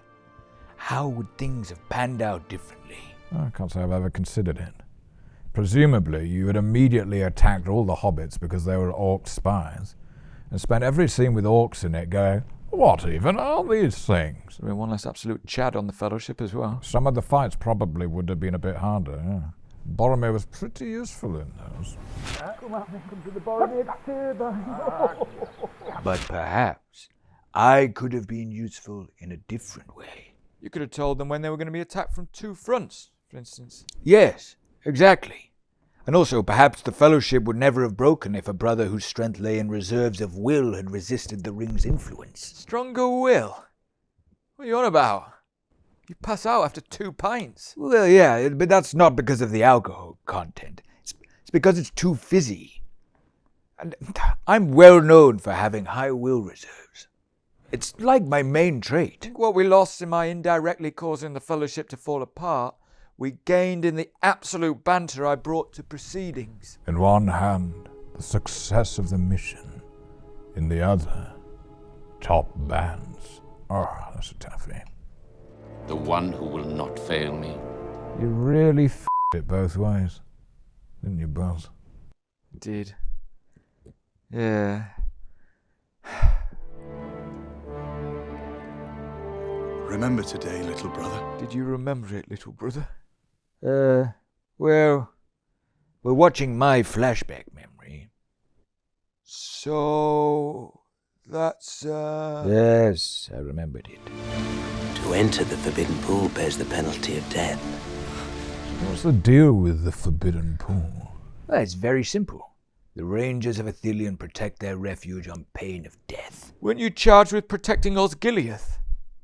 You had a whole garrison of troops there. Yes, but I thought the best way of defending Osgiliath was to take my soldiers to a cave in the wilderness and then guard that cave and the pool next to it really carefully. I don't see how carefully guarding this one cave and pool is necessarily protecting Gondor. Yeah, shouldn't you have been, I don't know, helping to fortify the defences somewhere?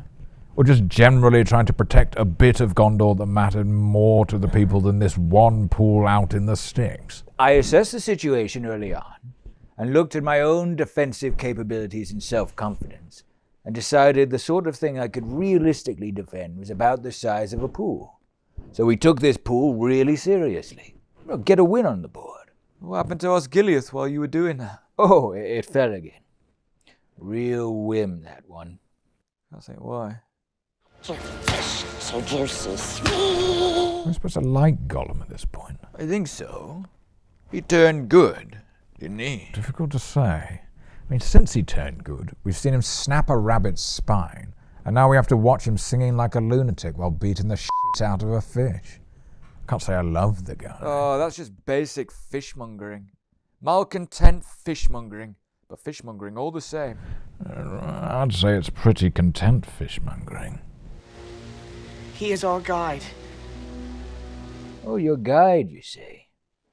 Give him a volley. We probably should have given Frodo some written instructions about navigating Mordor to cover an eventuality like this. Copy of the Visit Mordor Lonely Planet at the minimum.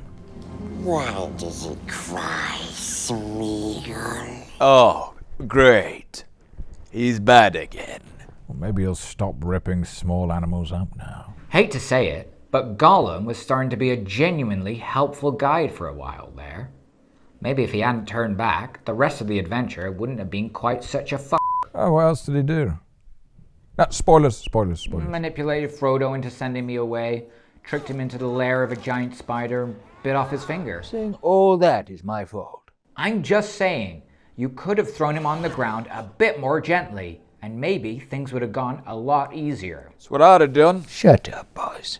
One of the great what-ifs of the trilogy, actually, that one. Everybody treated poor Smeagol so badly they did precious. All we did was try to help and smash a fish against a rock and crunch up a rabbit's, and everyone acted like I was a nasty little piece of shitses. Maybe we were a bit harsh in our treatment of you, Gollum. Samwise, would you like to apologize? I mean, I don't feel good about it, but I suppose it can't hurt. I'm sorry, Stinker. Apology accepted, fat hobbitses. Apology accepted. Oh, I thought you'd apologize for calling me Fat Hobbit. No? The ring's taking me, son. It's the risk we all took. You and Elrond. We all volunteered. Why did you not choose a fellowship that was a bit more incorruptible? We could have been the stainless steel of fellowships. And who would that happen to include? Well, Gandalf, Elrond, the fellow with the yellow boots, Glorfindel, Aragorn, maybe Frodo, and me, I suppose. Well, if those people wanted to join, they should have been more aware of the first-come, first-served policy I'd already decided in my head.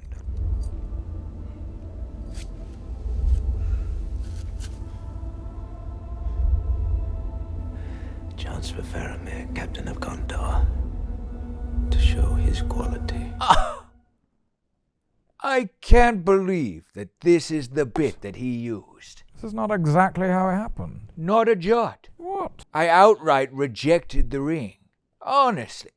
I wouldn't pick the thing up if it lay on the roadside. Oh, right. Well, when the cameras weren't rolling, I was a bloody understanding gentleman. That's how we're playing it. Chance for Faramir, Captain of Gondor, to show his quality. Nice callback. I mean, I tried. You do. You do try. Osgiliath is under attack. They call for reinforcements. No. Really? You mean the troop of soldiers you took to guard this abandoned cave and needed back at the besieged city? Broke my heart to weaken the garrison at the Forbidden Pool. But of course, I couldn't disappoint my father. Oh, no. You never do that. Boss! I said he wouldn't do that. Yeah, but we know what you meant. The ring will go to Gondor. Oh! Well, would you look at that? This misrepresents me, boss. It's cinema trickery. Peter Jackson has been known to change things with a computer. A computer, you say? What is this new devilry? This furs beyond any of you. A demon of the ancient world. The demon of public opinion. Oh! Well, either way, it's going to be interesting to see how this plays out. In my original plan and all. Aragorn. I will not lead the ring within 100 leagues. How much quicker can a horse gallop? Well, let's see. What time is it then? Looks about 3 p.m. Okay. Subtract 3 p.m. from nightfall. It's about 20 leagues. 20 leagues divided by the difference between... Luckiest, the canniest, and the most reckless man I ever knew. I'm waiting for the punchline. There's usually a punchline. This might be the only Gimli moment in the entire film without a contrived punchline. Saving up all his wacky ideas for the battle scene, I assume. Yeah. Definitely keeping his powder dry. Lair Dolan. You're going to take that, Aragorn. Give him the old never late line. Really embarrass him in front of the onlookers. I interpreted it as a joke, Gandalf, within the context of the situation. Oh.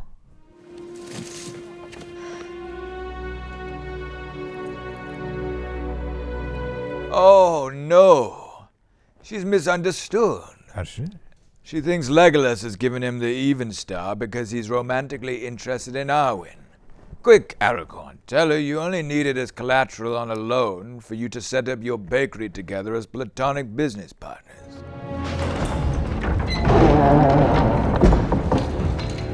Oh, Mr. Big Entrance. What's wrong with just slipping inside so as not to interrupt the King's Council? You would have pushed them open like that, Faramir. Yeah, true. As we prepare for battle, it might also be fun to imagine what would have happened had it been 4 hunters instead of just you 3. Hey, sounds a barrel of fun, that. Maybe turn the tide in this war. I'd have advised you not to stick your chest above the parapets. How many? 10,000 strong at least. We've gone from Wormtongue confidently claiming that there's no such thing as a 10,000 strong army, to people being able to accurately identify one from a great distance. You've seen 1,000 strong army before, right? I don't know if I could immediately look at a crowd and go, that's 1,000, but yes, I probably have.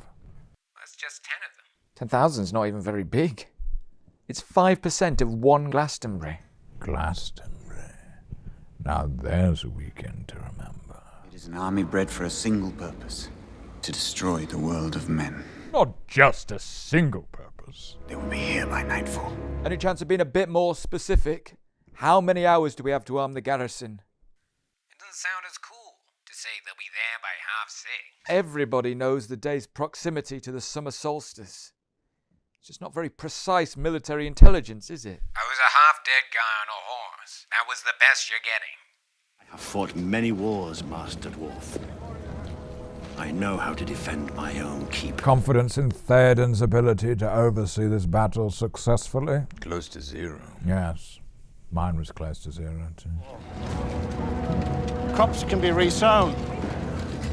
Homes rebuilt. They do not come to destroy Rohan's crops or villages. They come to destroy his people. Down to the last child. Well, it was both. Crops, houses, children, the lot. Children can be rebirthed. Horses, refold. Look at my men. The courage hangs by a thread. That's not great man management, Aragorn. I'm more of a lead-by-example kind of guy, Gandalf. I don't believe in mollycoddling them. Crush their spirits, then inspire them. If this is to be our end, then I would have them make such an end. Yeah, there it is. But he had a fair point. I could see his difficulty. How is he to find hope in such a hopeless situation? Didn't you just get to Helms Deep several hours faster than Saruman's army? Even though you were right where they were. Well, yes, but I was on a horse. Yeah, and he's king of the horse people. They've got horses coming out the wazoo, don't they? Oh, good point. Just keep outrunning them. Gather resources as you go, wait for them to give up. They can't catch you. Or, alternatively, willingly lead your people to a dead end for a hopeless suicide mission. Sophie's choice. No, my lord Aragorn. We are alone. I think he's depressed. Should have given the guy a hug. I think that's all he needed. So siege looks like an elaborate cry for help. Good on you for staying, Aragorn. Blooming suicide mission. And really rude to you. Well, your bloody brother said Rohan couldn't fall, didn't he? Oh, yeah. And what's he doing roundabout now? 23 like I'm LeBron. Serving up a pack. Serving up a pack. Pulling gimmicks cause they scared of rap. Should have shot those birds down. Those giant flying plums, you mean? No, I was a bit of a dick last time, I know. Oh, please, by all means, shoot them down. It would have been an almighty waste of arrows, and you would have had to get all of them. What's that? 'Tis a gathering. And to think, I thought Frodo and Sam had been lumbered with the most boring plot thread in this film. Imagine being stuck at a gathering of Ents. A gathering of what? See, Pippin's habit of utterly moronic bull is rubbing off on poor Merry. A gathering of what?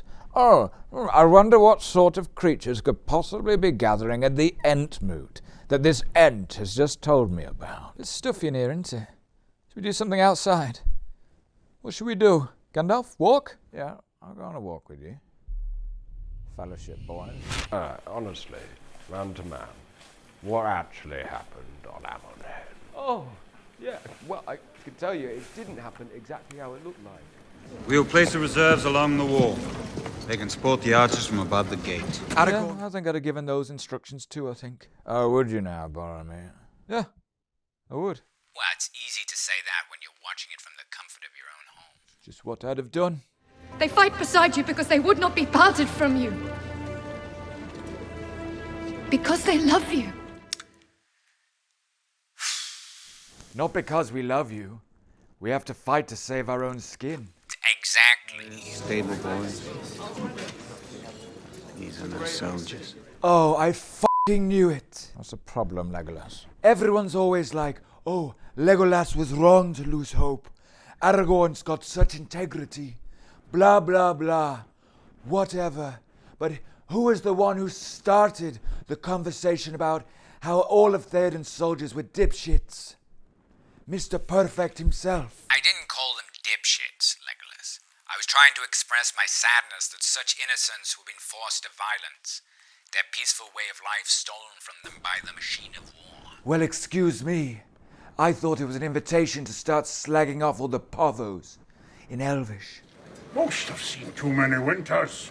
Or too few. Where are all the lads that are in their prime? Theoden sent them away, didn't he? With Éomer. I mean, we could have done with them. He's not the best king, is he? Banish your best lads, then guilt-trip the ones you do have.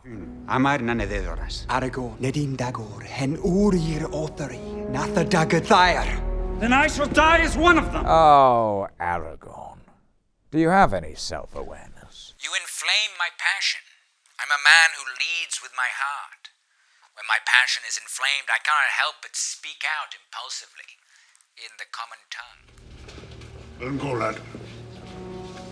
Let him be. You seem cranky, Aragorn. In fairness, Legolas did tell you to take a catnap. I'd have woken to the noises of the keep breached and the defenses overrun. Set a timer then. 24 minutes. And how would I have done that? I refer to times as nightfall and dusk. How would I possibly have set a 24-minute timer? I'm sure one of the stable boys would have counted for you. You don't want to nap longer than half an hour or you'll be all groggy for the battle. I wonder what those farriers and stable boys would have been able to glean from a bunch of Elvish, followed by an angry, "Then I shall die as one of them!" Well, it's either the true thing Legolas said, or maybe they think Legolas said, "I'm going to kill them all." Who am I, gambling? Oh, you know you're you're asking gambling who you are. I mean, who the fuck is gambling? Come on, we all know gambling. Next best guard after Hammer. Hammer? The one from before. Doesn't ring a bell. That doesn't matter. I'm on the edge of my seat for gambling's hot take on the situation. You are our king, sire. And he didn't disappoint. Trust gambling to have such an insightful, fresh answer to any question put to him. I think he left a huge mark on the quest, to be completely honest with you. Hey, I left a mark. A mostly bad mark. A besmirch, if anything. And do you trust your king? No, not really.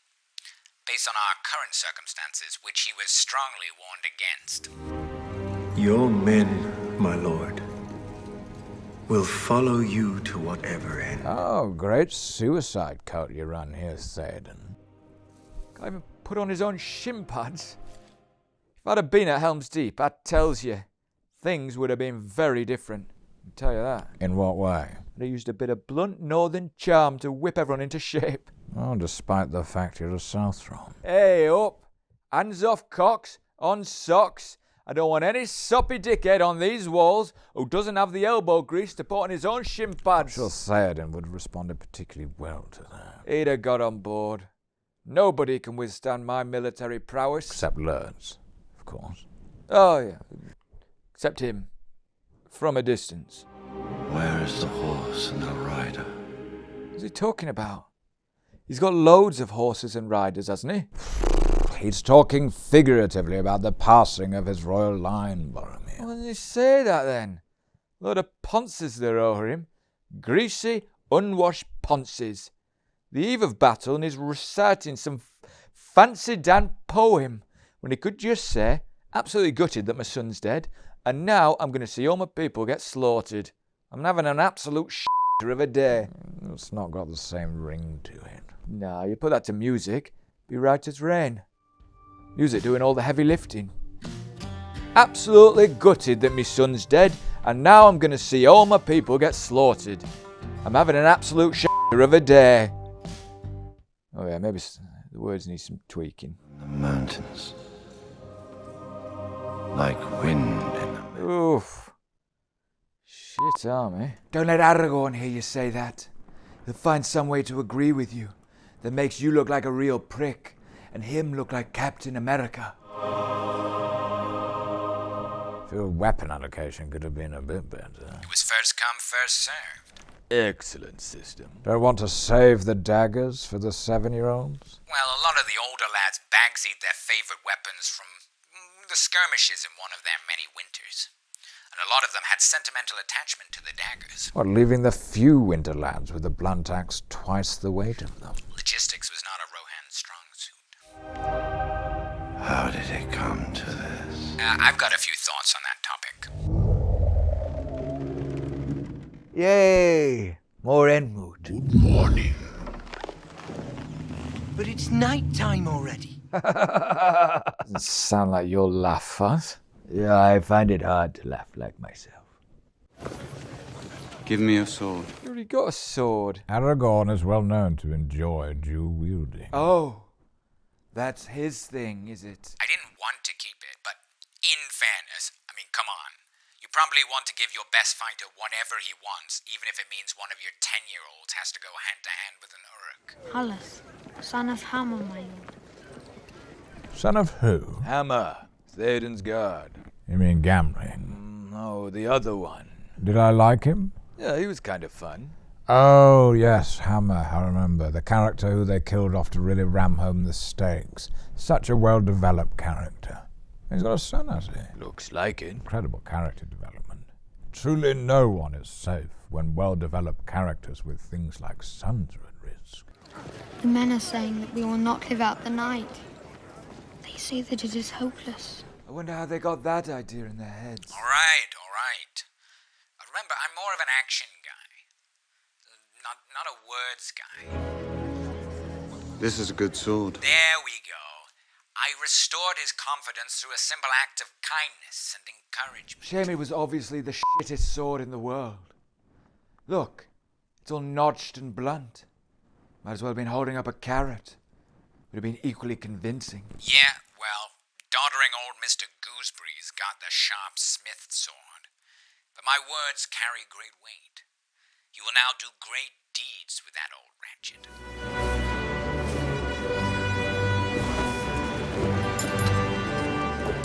Aragorn? Yes, Faramir? Can't help but notice that you stole my braces. Huh?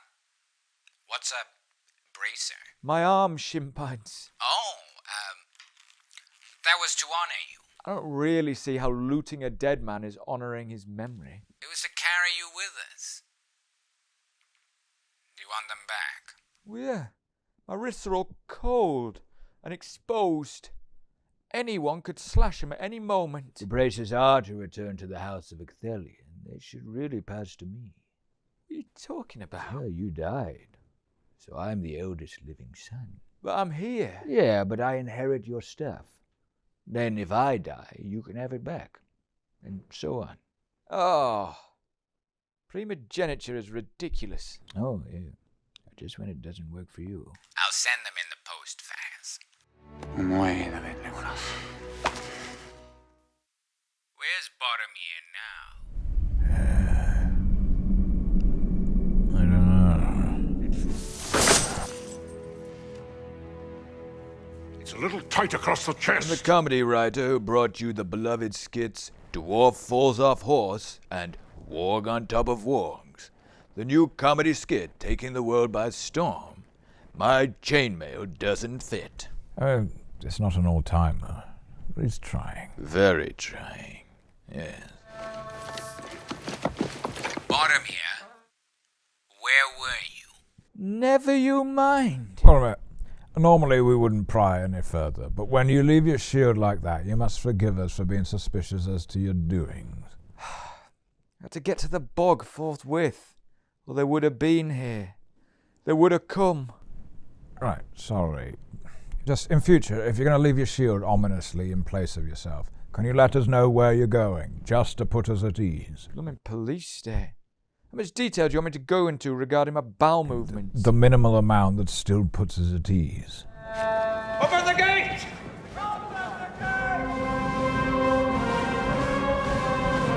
What? Care to reconsider your opinion, Elrond? The hell's this? I didn't know about this. I usually nod off at this point in the film. There were elves at Helms Deep. Maybe not every elf is quite so indifferent to the fate of the world at large.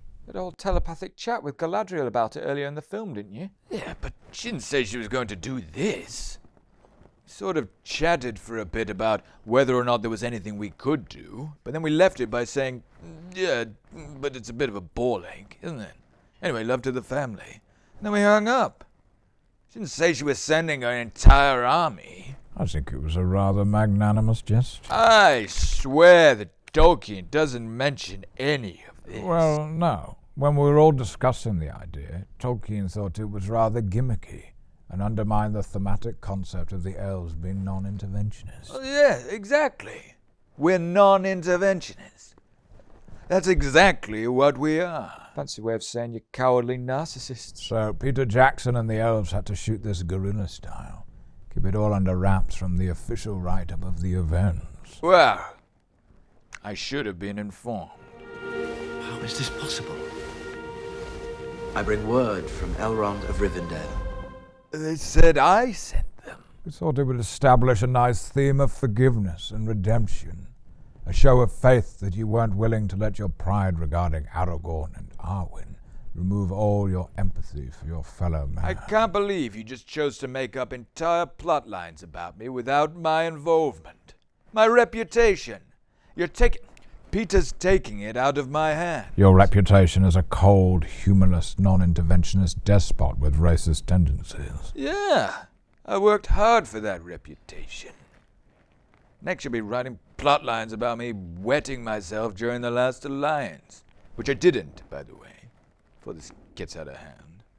Don't clip up that bit. It's fine if you did wet yourself, Elrond. It can be hard to take your armor off in time. I didn't wet myself. How the heck did the elves get there in time? Oh, yeah. I mean, an army of 10,000 Uruk-hai has been marching for several days. They're imminently approaching the secluded ravine with only one entrance, and are on track to arrive within a couple of hours. And somehow an army of elves overtakes them and sneaks into the ravine first, without anyone noticing. Yeah, but I guess they're elves or something. Well, it feels pretty convenient to have created a race that can wriggle out of any narrative corner or logistical tight spot by just saying, they're elves or something. I mean, Gandalf's a wizard, and he doesn't even use magic to get out of that many plot holes. Yeah, but, they're elves or something. Personally, I love the elves. Yeah, but you're a moron. Oh, I'm the moron, am I? Let's see about that.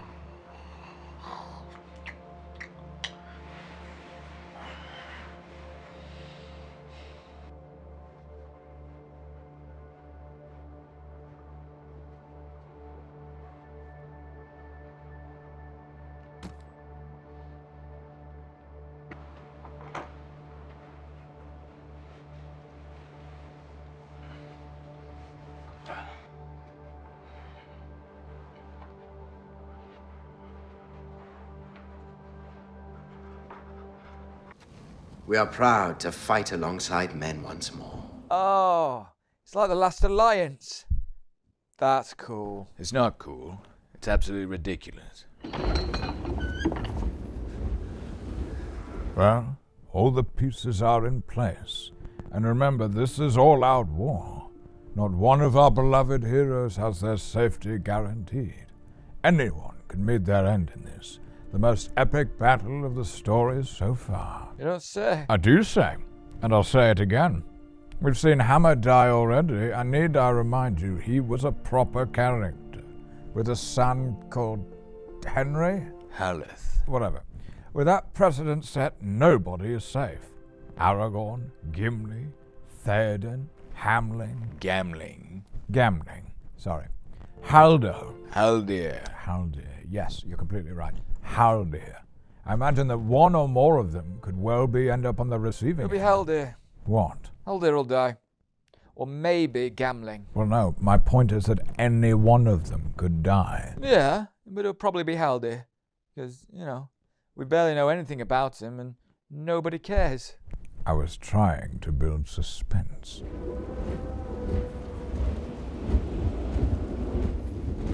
Why are all the men on the highest unscalable bit when they are shit, while all your seasoned, excellent fighters are within shooting distance and very accessible? And elves can shoot way further. Spots were first come, first served, and the elves were late. Is that not a bit rude? They've arrived late to save you. Are you complaining about first come, first served? Touché.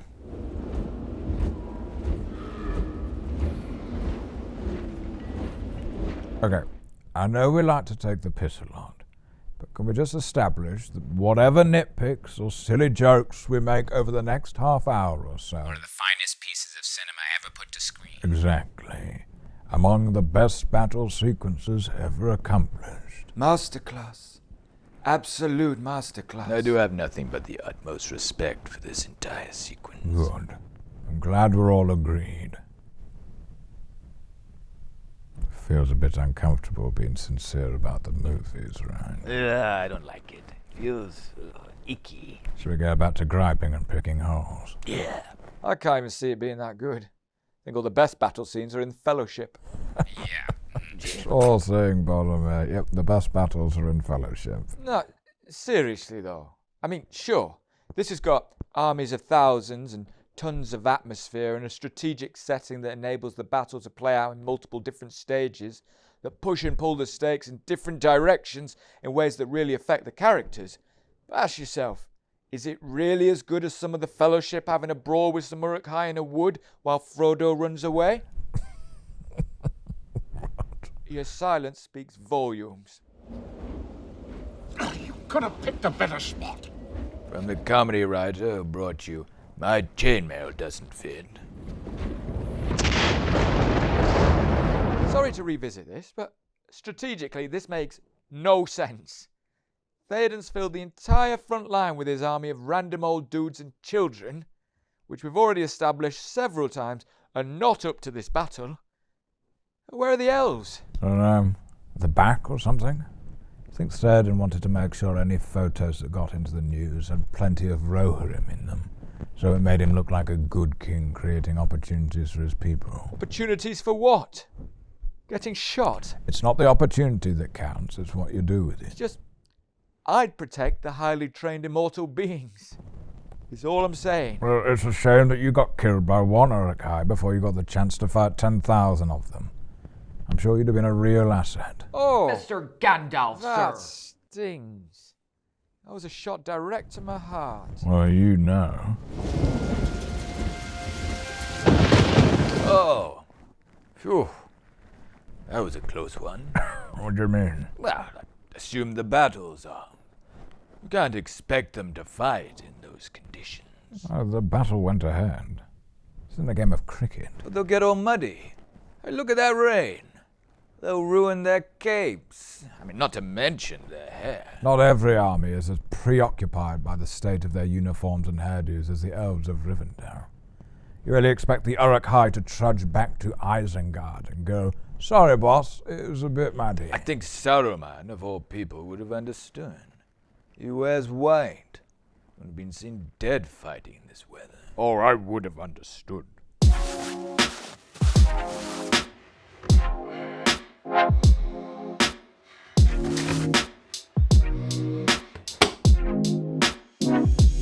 Wasn't the Uruk-hai that put off by mud? I mean, they're literally born in it. You merely adopted the mud. I was born in it. What? It's a different franchise. It doesn't make any sense. I know, I couldn't resist. I wonder if we can access that special audio track of all the dialogue they captured on the day, including the stuff that didn't make it into the final edit.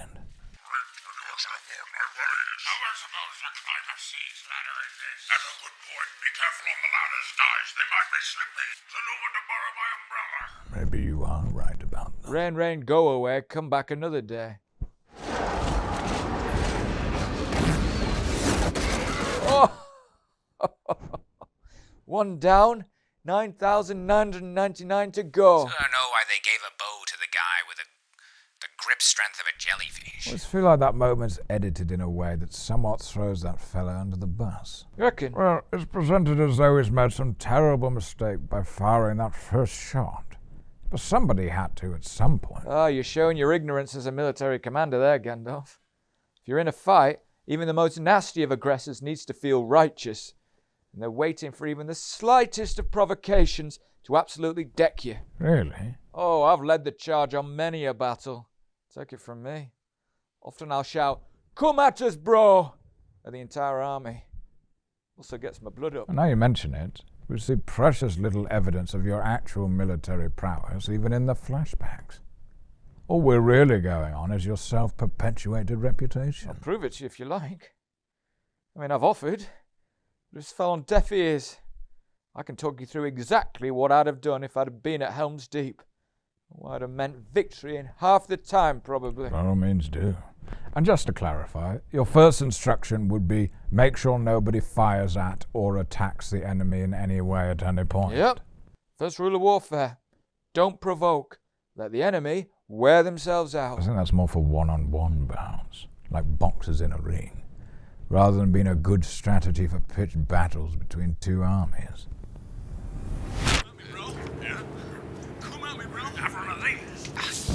Magic. Gandalf, this is sparring. Okay. Hey, waiting on cross country. Okay. Hey. In fairness, this really was a play for time strategy. What was it again? First light of the fifth day. When your brother's going to arrive, right? Those last few minutes he cut short could be the difference between the women and children being completely slaughtered or not. Oh, come on. The difference between him showing up or total doom is not going to be a few minutes. So it begins. The last I checked, Theoden, not Aragorn, was king of Rohan. Oh, but while I've got you here, do you mind leading my army during this battle while I stand at the back and mutter things too quietly for anyone to hear? Cheers, really appreciate it. Almost feels too easy a target to point out every time Theoden drops the ball on the leadership front now, doesn't it? Probably be easier to point out the bits where he's a good leader. I think there's a couple of those. Yeah, if you include the third movie, I'm sure there's a couple. Give them a volley.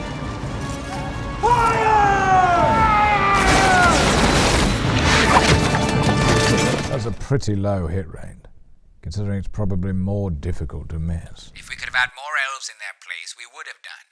But there were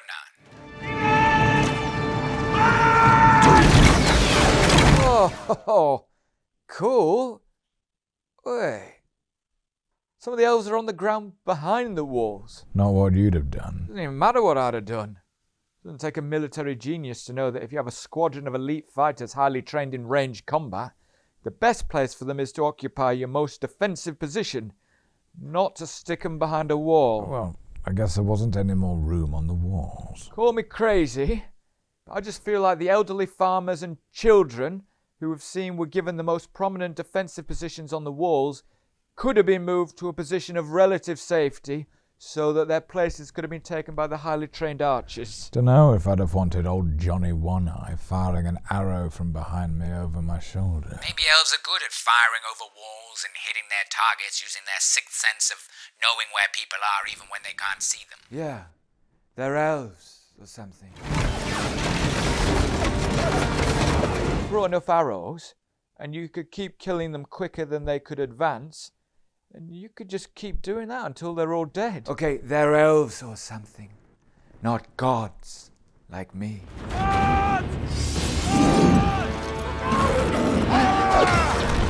Did not think of anything snarky or funny to say? Nope.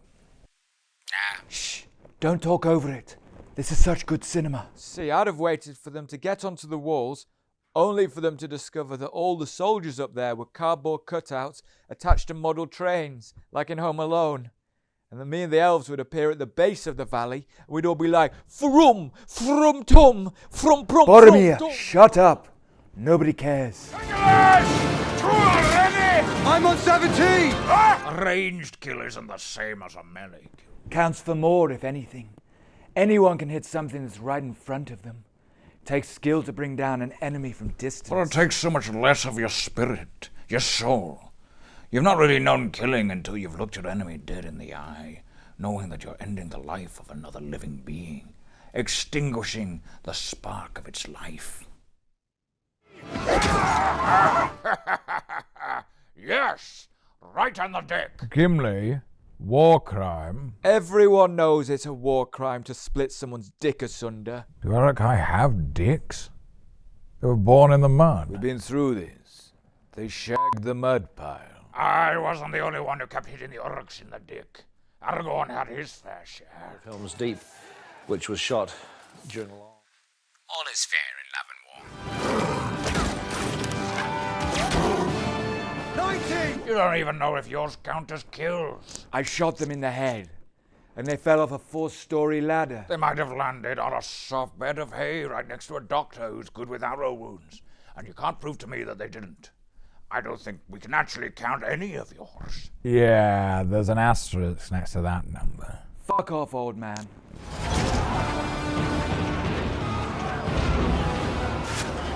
So it's around this point I'd have had the horses stood backwards, kicking the ladders down. They're kicking your butt though, Saruman. How embarrassing for you. Oh, it's not over yet. You're kidding. They're cutting from the pitched battle to the fucking Ent moot. And we thought it was annoying when it kept cutting to the Dead Marshes. We have agreed. You are not orcs. Well, that's good. Right? A very clever trick by the editors here, to make us share in Merry and Pippin's frustration with the Ents by intercutting this with a much more interesting scene. I suppose when you're in the editing suite and you have one entire plot line that you know your audience is going to find really quite boring, you have to get smart. 2 plot lines. Oh yeah. I've forgotten about Frodo and Sam. It's easily done. Is this it? Is this all you can conjure, Saruman? Oh. Has this guy never seen a movie before? Don't taunt your adversary to challenge your advantage, even to yourself. The gods of narrative will inevitably hand your adversary a bomb. I was speaking figuratively, but yes, in this instance, literally a bomb. Still feel like these films gloss over the fact that Saruman invents the bomb. What do you want? A 3-hour Christopher Nolan movie exploring how he did it and the toll it took on him. Well, I wouldn't go that far. It's just weird that several hundred people witnessed their first ever bomb and it's never mentioned again. Not one person goes, "What the hell was that, by the way? Could we build one? Would it be useful to us in the future?" See, I'd have bomb-proofed the wall beforehand. You'd have proofed it from something that no one knew existed at this point. How would it? Yeah. The designers of Helms Deep taking a page out of the Death Star playbook for how to design a military structure, I see. Chapter 5, in which will teach you to make sure that the impregnable defensive wall that is the key strategic advantage of your fortress has a small culvert in it, which allow people in and out as long as they can get through a couple of iron bars. It's almost heroic.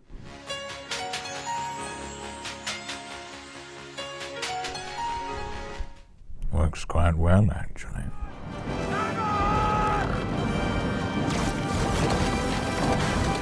So, the one key time that Legolas really needs to bring someone down. Yeah, a bit of a flat track bully. I needed more notice.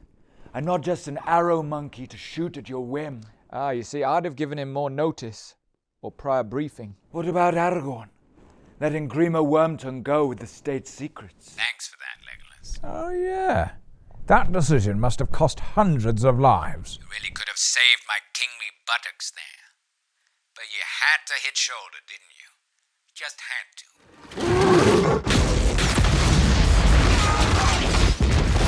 to. Just think someone might have mentioned it to Saruman after they captured him. Hey, also give us some of those bombs that you built. They might come in handy. Return of the King would have been a shorter movie if the Free Peoples had a few bombs, to be fair. Nuke the Pelennor fields, chuck a few hand grenades over the Black Gate, and Bob's your uncle. I think we just forgot to ask about it.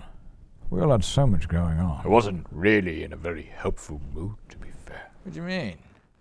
You weren't even there. I was sat nursing my bad shin, waiting for the phone to ring. My exclusion from these two films remains one of the greatest hurts of my life, you know.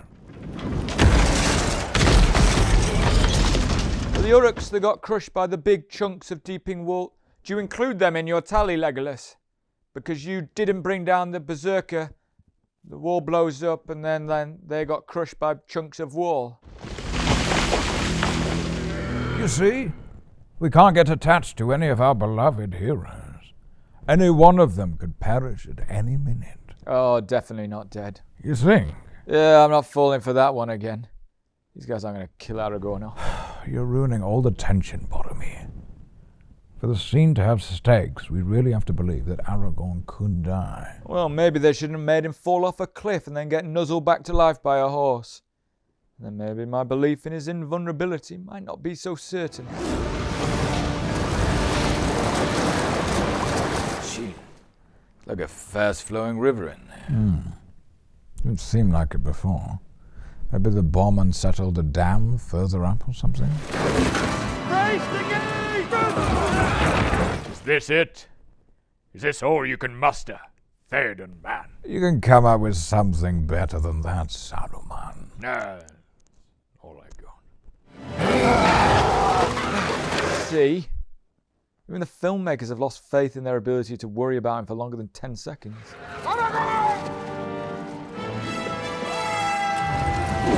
Vertical assault against an enemy battalion armed with pikes. You're a braver man than I, Gimli. You can't be a great warrior without getting the odd spike up the jacksie. You've got to learn to embrace the danger. Gross. Is Aragorn planning for the wall to be breached? Is that why he put the elves there? Well, no. But you need a good contingency plan, don't you? You do? But again, I'd probably incorporate my most capable fighters into my plan A, rather than hiding them behind a wall and telling them, we'll use you if we need you. That is a terrible loss of immortal life. Charged directly into a pike. That's why you lead with your arse, and then grab the pike and swing it around. Everybody shut up, shut up, shut up.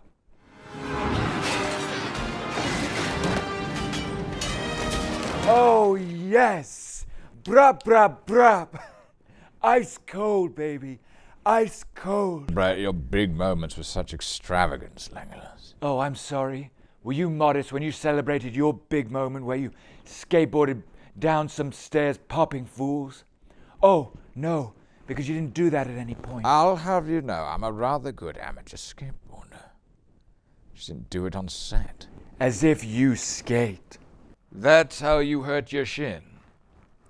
Thought you banged it while fighting the Balrog. Obviously, that's what I told everyone.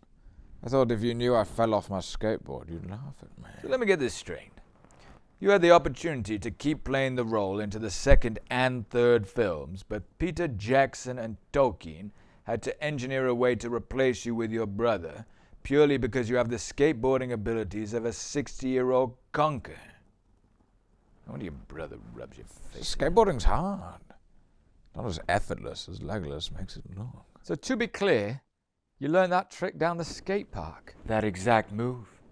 Down the stairs, shoot two guys. Right, what's this? Oh, wait, no. Oh, it's here. Legolas slid down the stairs on a shield. These were old stairs, mottled with moss, with cracks that betrayed their age like the long roots of a fang-born oak.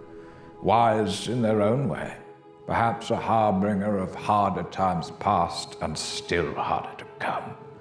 These stairs were in many ways indistinguishable from the mountains around them, the very mountains from which they were carved, to which one day they would perchance return. The moon, obscured as it was by the clouds of a distemperate night, made its presence known on each mottled curve, like a whimsical glimmer of a primordial wave. Legolas's arrows came too like a wave, but much more impatient, felling these orcs at a pace. The stairs, though. Their wave had barely approached the crest. Hitherto no mason could have known the true destiny swirling in each brook and eddy of its immemorial current. The shield traveled true at the base and split the chest of a fourth orc asunder. And there's a poem about the shield that you slid on. As I said, badass. Ents cannot hold back this storm. I guess some things can be discussed pretty quickly in Entish. Did seem to reach that conclusion terribly quickly. This editing is to be trusted. Well, last time it seemed to imply it had taken them a couple of hours just to say hello. Now they've discussed and resolved the entire war. I guess they really just don't give a shit. Probably using the Ent mood just for an excuse for a knees up. What are you stopping for? The comedy writer who brought you, you could have picked a better spot.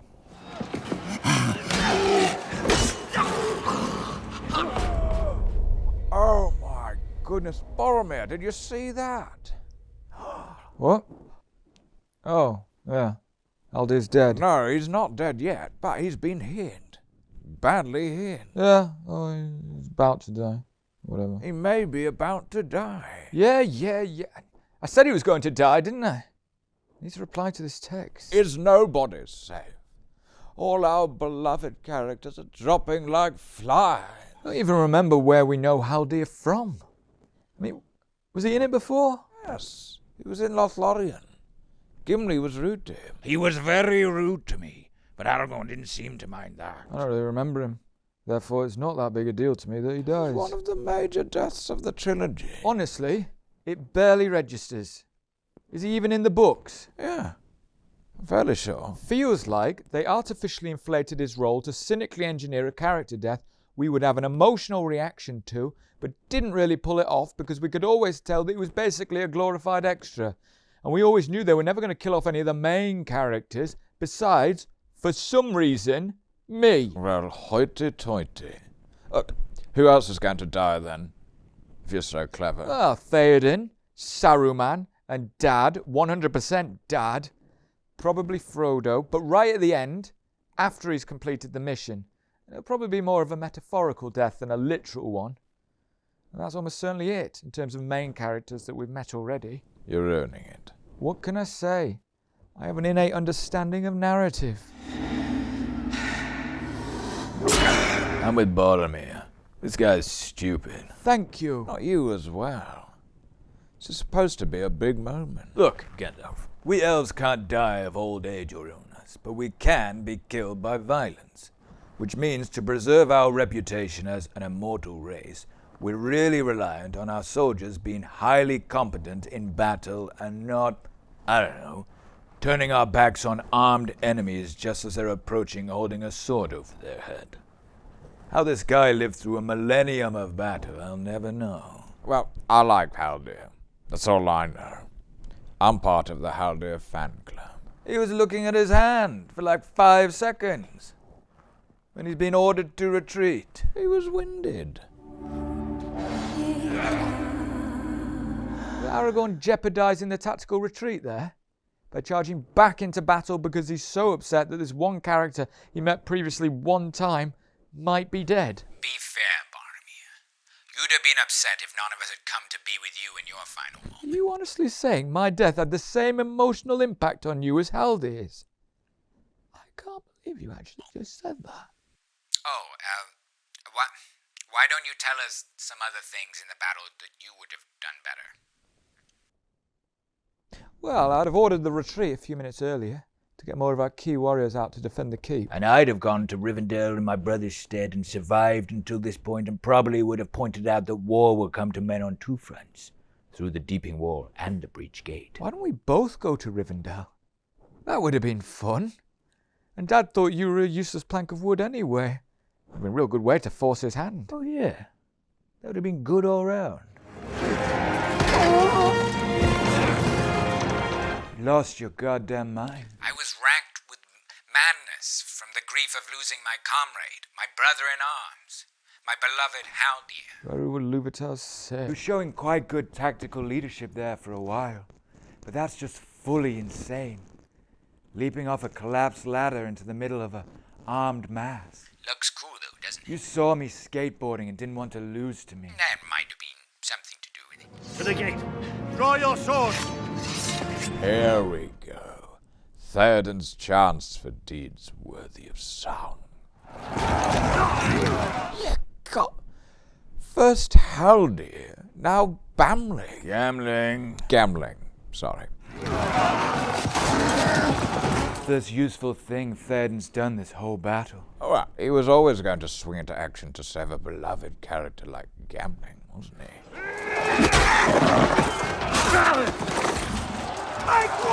Yeah, get him out of there. We need him safe at the back so he can mutter helpful things like, "Here we go," or "Oh no," to himself. Was that worthy of song? Maybe a Rohan song that they can sing in the reek. Theoden, stabbed in the armpit, killed a dude, but he looked like a weakling all the way through. Hold them! I thought Theoden, not Aragorn, was king of Rohan. Last you checked. He's an old man. A proud old man. He's 20 years younger than me. What do you need? As long as you can give me. Oh, a bit of fun. Little Aragorn Gimli side quest. We don't see enough of you guys together. Producers were mulling over a variety of spin-offs at this point, so they wanted to orchestrate a few different chemistry tests via side missions to see which combination of characters worked best. Who did they go with in the end? Bilbo prequel, I think. No, yes, I remember. Forgot all about those films. A lot of people tried to. They're actually overdue a critical reappraisal. It can happen to the Star Wars prequels. It can happen to The Hobbit. Fuck off, Sorin. Dragon sickness is contagious. Chapter 8, in which we teach you the importance of having a small, flimsy wooden door leading directly into your main keep, just a few feet away from the barricaded main gate. The door should be left unguarded and unlocked at all times. Hopefully, as long as it's high up, the enemy won't notice or factor it into their plans in any way. Grima, your intelligence report was incomplete. It's a long way. Toss me. What? I cannot jump the distance. You'll have to toss me. Ho, ho, ho, ho. Oh.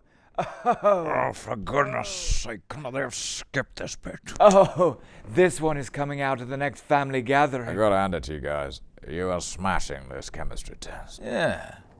You guys are fun. Could have done with more of this dynamic.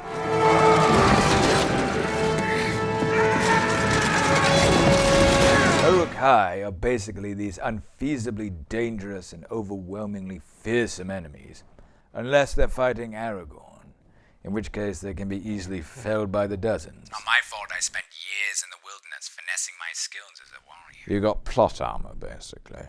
I mean, we could drop you into a vat of acid, and it'd turn out you worked up an immunity to acid during your times as a ranger. I'm not immune to acid, Gandalf.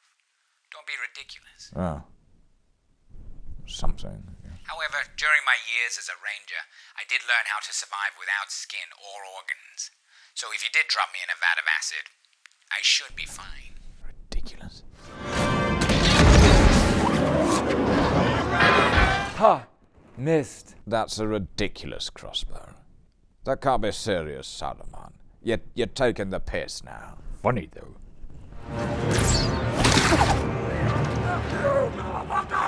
You should say this, but it's lucky you had Legolas on your team. That's what I've been saying. You'd think that more than one person would have had the presence of mind to just cut through the ropes. Yeah. Don't know why everyone wasn't doing it. It's like a task on Taskmaster. It's always a simple solution staring you straight in the face. I can't believe you can shoot a tiny thin rope from so far away. Have you not seen me shooting? It's always nothing but neck. Except when it's crucial that you bring them down. What's the opposite of coming in clutch? Stalling in clutch? Bug off. Gimli! Aragorn! Get out of there! Theoden didn't know Legolas was on the battlements above them with the rope at that point, I take it. Don't think so. Gimli, Aragorn, get out there. Just gonna lock this only door. So, as far as he knows, there's no actual safe route off that ramp for you both. Yeah, I don't think he cared all that much. Figures. That's gonna sting in the morning. Finally hit one. What's that? 1 for 5. Wait a minute. My elf eyes doth spot something. Kinda done. Nothing to spot. What's that? It looks like somebody's been airbrushed out.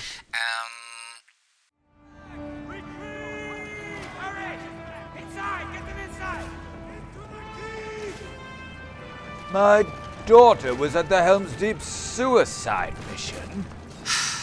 Aragorn, was your girlfriend at Helms Deep? None of us were allowed to bring a girlfriend. None of the rest of you had girlfriends. I do. Well, she was at Helm's Deep. Did Tolkien write about this? No, he was probably trying to avoid being skewered by a giant crossbow.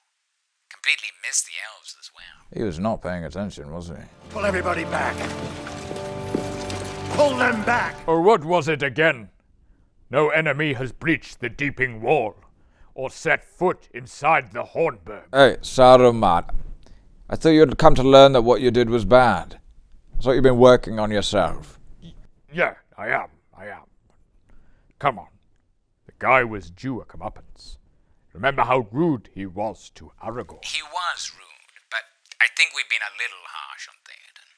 I mean, he does issue some military commands during the battle. What? Like, retreat? Tactical retreat can be a powerful tool on the battlefield. Feels less tactical and more, I can't be bothered with this. Well, I might actually have to do something. Well, I don't care why he's retreating. All I can say is that I'm hooked. Our heroes are on the ropes. The forces of evil are closing in. What will happen next? I will leave. What? The editing's making me feel itchy. Answer my pants. Be fair, guys. Maybe something interesting's about to happen in this plotline. Turn around! Turn around, take us south! Pippin's got a plan. Oh, Aragorn. Your insistence on trying to see good in even the thickest of dipshit does you great credit, but let me tell you, the day Pippin contributes anything remotely positive to the quest is the day that I eat my own beard. Have you ever actually watched this bit, Gandalf? Usually fast forward every time that prat's on screen. The closer we are to danger, the further we are from harm. It's the last thing he'll expect. See, utter bobbins. Might as well ask Treebeard to chuck them in a meat grinder. Done us all a favour. There might be something in that. As proximity to danger increases, the likelihood of harm decreases because it's an unorthodox move, on the condition that your opponent is trying to move their dangerous assets towards your safe places. Oh, fuck me. I was out-strategized by a fucking hobbit. The stupidest of the hobbits at that. It's nonsensical. Be done with them. Probably why I'd chuck that skeleton down the well, to drum up some danger to keep us safe. The fucking moron. Please, let me go. Oh, little brother. Little brother. Boromir, hold out your face. I want to forearm smash you. No, I wouldn't do that. I wouldn't do that to you, Boromir. Remember that argument you got into with Mr. Frodo when you were trying to back the ring? No. You don't remember? Really? When the ring gave Frodo an American accent for a little bit. The ring turns everything to evil. No. Trying to lecture us on the ring. The ones who had borne it for months. Well, I'd read about it, but it didn't fit my narrative. Even now it speaks to you. Oh, what was it saying to you, little brother? Oh, it's just like, oh, it would look great good on your finger. And what a good team we'd make. Really? Me too. And how I'm the only way that Father would love you. Oh no, he left that one out for me.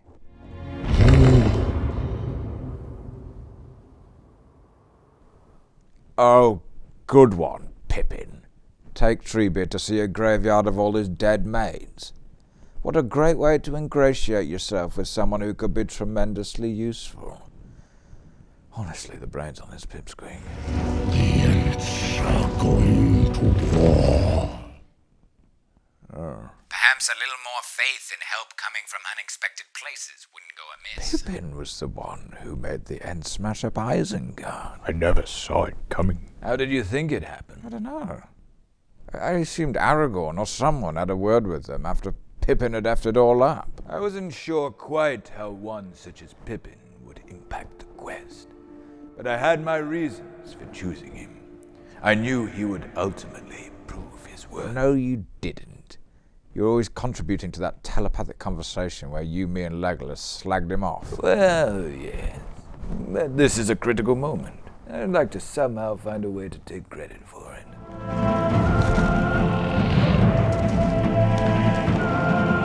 Penny for your thoughts, Saruman? Well, I had just settled for 5,000 Uruks. We needn't have cut down the extra trees. We could have easily stormed the keep. If anything, just 5 more bombs and an elite SAS squadron of berserkers probably would have done it. Less is often more. Work smart, not hard. This song is a banger. Much more inspiring than the evil tunes they put over my bits. Thanks a bunch, Howard Shaw. Take them to my father. Tell him Faramir sends a mighty gift. Faz didn't want to come and watch this bit with us. It's one of his big moments. I think he felt a little embarrassed about how he comes across in this bit. Actively endangering the mission in order to pursue his own petty need for parental approval. Nah, he shouldn't feel bad about that. It would have been nice to see him. Oh, typical Faz. Stealing my idea of giving Dad the ring as a present. He did this every Christmas. Regular as clockwork. Christmas Day, Dad opens a present from Little Boz. It's a bottle of his favourite whiskey. He's pleased as punch. No present from Faz. Faz forgot to get him anything. Dad's a little heartbroken, but he says never mind, it doesn't matter. It's just a present. Boxing Day, what's Faz got for him? A bottle of his favourite whiskey. Not even. A cheap bottle of own brand whiskey from Lidl. Dad puts on a brave face, says how thoughtful it is, but deep down, he knows the truth. His son's not got an original idea in his head. Nobody needs to hear the full family history on Faramir. I'm just saying. Everybody always goes, oh, poor Faramir. Denethor treats him so badly. But honestly, I love him, but the guy's just not a very original thinker. You want to know what happened to Boromir? You want to know why your brother died? Oh, it's always nice to find out what people say about you when you're not in the room. Hopefully he'll mention how brave and heroic I was, that I died saving the hobbits from certain peril, ensuring my death will always be talked about as one of nobility and sacrifice. He tried to take the ring from Frodo after swearing an oath to protect him. He tried to kill him. The ring drove your brother mad. That's not what happened. I mean, there was an emotional moment. Sam got a bit upset and... Sam? What the actual fuck? I'd say it again. Thought we were friends. That's what it sounded like to me. I wasn't actually there when you died, to be fair. I just have Frodo's account, and he wasn't overly complimentary. Oh, but you thought you'd go round and tell my entire family that I was a right chuffing cunt when it happened. Well, Mr. Frodo said you threw some wood on the floor. In an angry way. That's not the same as trying to kill him. I can't believe that that's my legacy. I died saving your mates, Pippin and Rimborn. Well, you shouldn't have got so angry holding that wood then. I can't believe this. Well, that Walker showed Gandalf what really happened on Amon Hen. Bitch that they cut. None of us should wander alone. You least of all. And then I did get a bit angry and went, oh! Don't take the ring to Sauron. Give him a hug like this. Frodo. Frodo.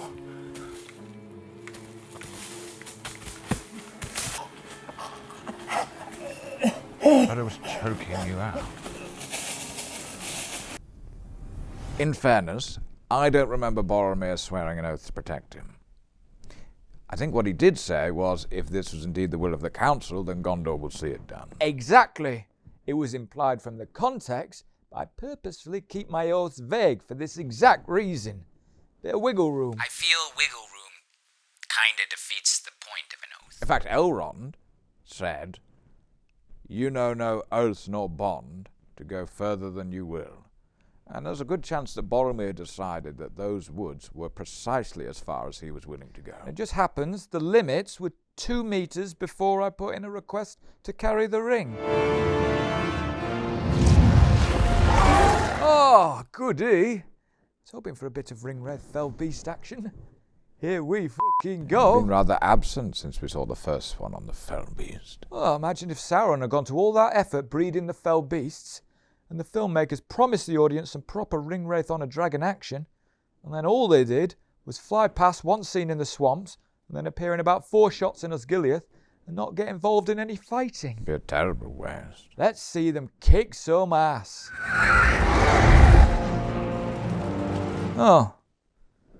Oh, maybe it'll happen when we cut back. Yes, presumably. The fortress is taken. It is over. Oh, will somebody just chuck him off the ramparts and get it over with? That's a bit extreme. You said this fortress would never fall while your men defend Whose it! hair is that? That's Theoden's hair. Yeah, that's the back of his head. Practically glowing. Brother did tell you. The spell just got out of control. It wouldn't stop. Could be the back of Margot Robbie's head for all we know. They still defend it! They have died defending it! You tell him. Punch him, Aragorn. I did think about it. The guy was pissing me off. Breaking in! That was me. What? Jackson forgot to get any dialogue from the citizens in the caves on the set, so they needed to do it in ADR. What did he get you to do it? Why not one of the women who was in the cave? Well, he knows what a versatile actor I am. I think he felt bad about me not being in this one. What with him going for my brother instead. You're telling me that high, panicky woman's voice is you? Mm-hmm. They're breaking in! Oh! Oh no! Oh, they're breaking in! Oh no! Not bad, eh? Not bad. Wow. You are multi-talented. Oh! Turn the lights on, turn the lights off. Imitate the voice of a scared woman. Triple threat. This is not good for us! Oh, cradle me! Well, turn it on and off like a tap. There is one passage. And ham-hom to the rescue again. Gambling. Whatever. So much death. Is he okay? I think he might have been having a stroke this whole scene. Maybe we should go easy on him. What can men do against such reckless hate? Have you tried doing literally anything? Let's not run before we can walk. What can elves do against such reckless hate? Well, get thrown to the wolves in the most dangerous part of the fortress, I suppose. Ride out with me. Hardly the time to be asking him out on a date, Aragorn. I didn't mean it like that. It does sound a little like you're propositioning him. Hey, if it'll mean you move on from porking my daughter, then it's fine with me. I think you and Theoden would make a fine couple. I'm 16 years older than him. Oh, yeah. I keep forgetting. Ride out and meet them. Parlay. It's a bit late for a ceasefire, Aragorn.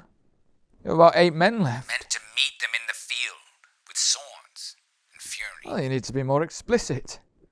I'd have never parlayed. I still reckon I could have had them at this point. As long as they don't have any archers. For death and glory. Oh, someone's perked up at the mention of death or glory. Guy's such a glory hunter. Bet he started supporting Man City in 2012. Look to my coming at first light on the 5th day. Gandalf!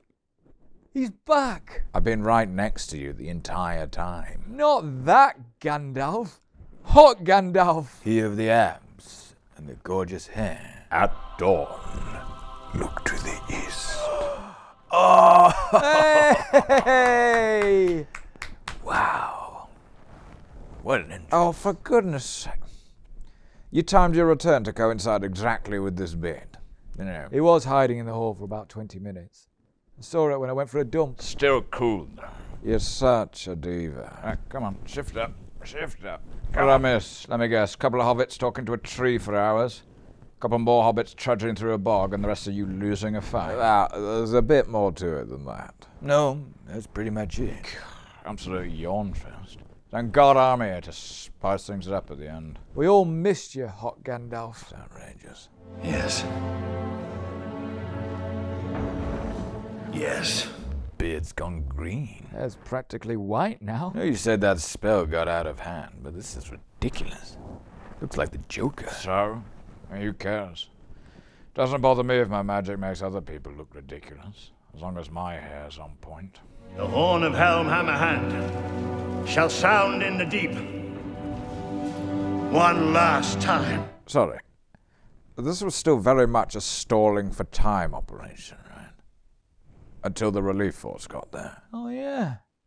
Why are you charging out and putting your own lives in mortal danger?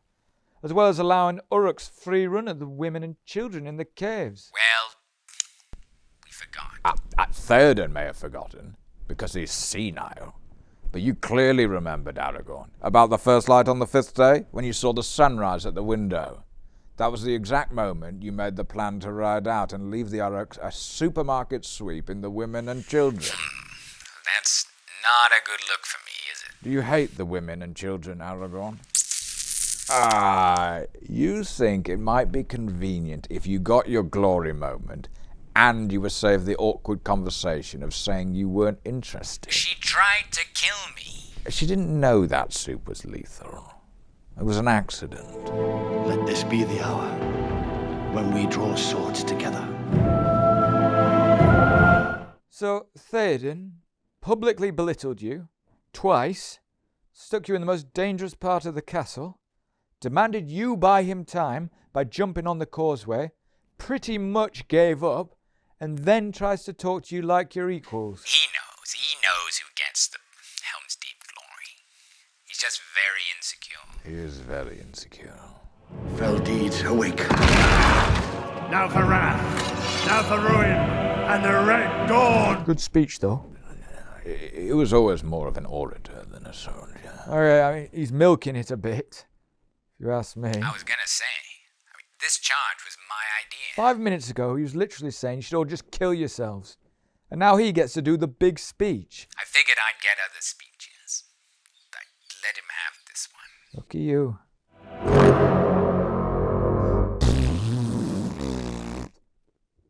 I probably would have blown the horn and then run down and led the charge. Oh, really?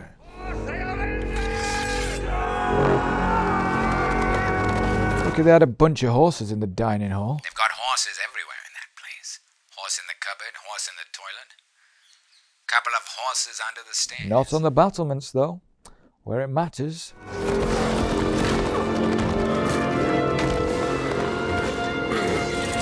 See, I knew he had it in him.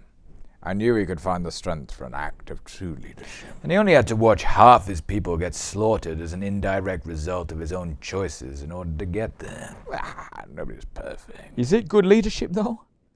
If he rides out through those gates, and leave an open path for the Uruks to run past and slaughter the women and children. Well, yeah, but he's thinking about the songs that'll be written about him now.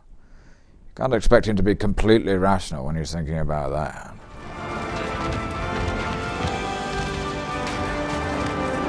There's what?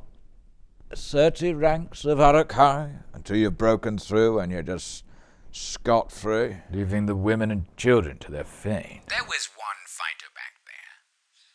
That baby we saw. Oh, and Eowyn, I guess. They should have it covered. And Gimli. I see 0 elves survived. Thanks for coming to our aid, lads. If you could sacrifice yourself for us, that would be cracking. Thanks a fucking bunch, Saruman. Your Uruks can't even best one woman. I'm as disappointed as you are. Head cleaved straight off. I need to breed them with stronger necks. Not that I'm not going to do any more, but... Lurtz had a weak neck.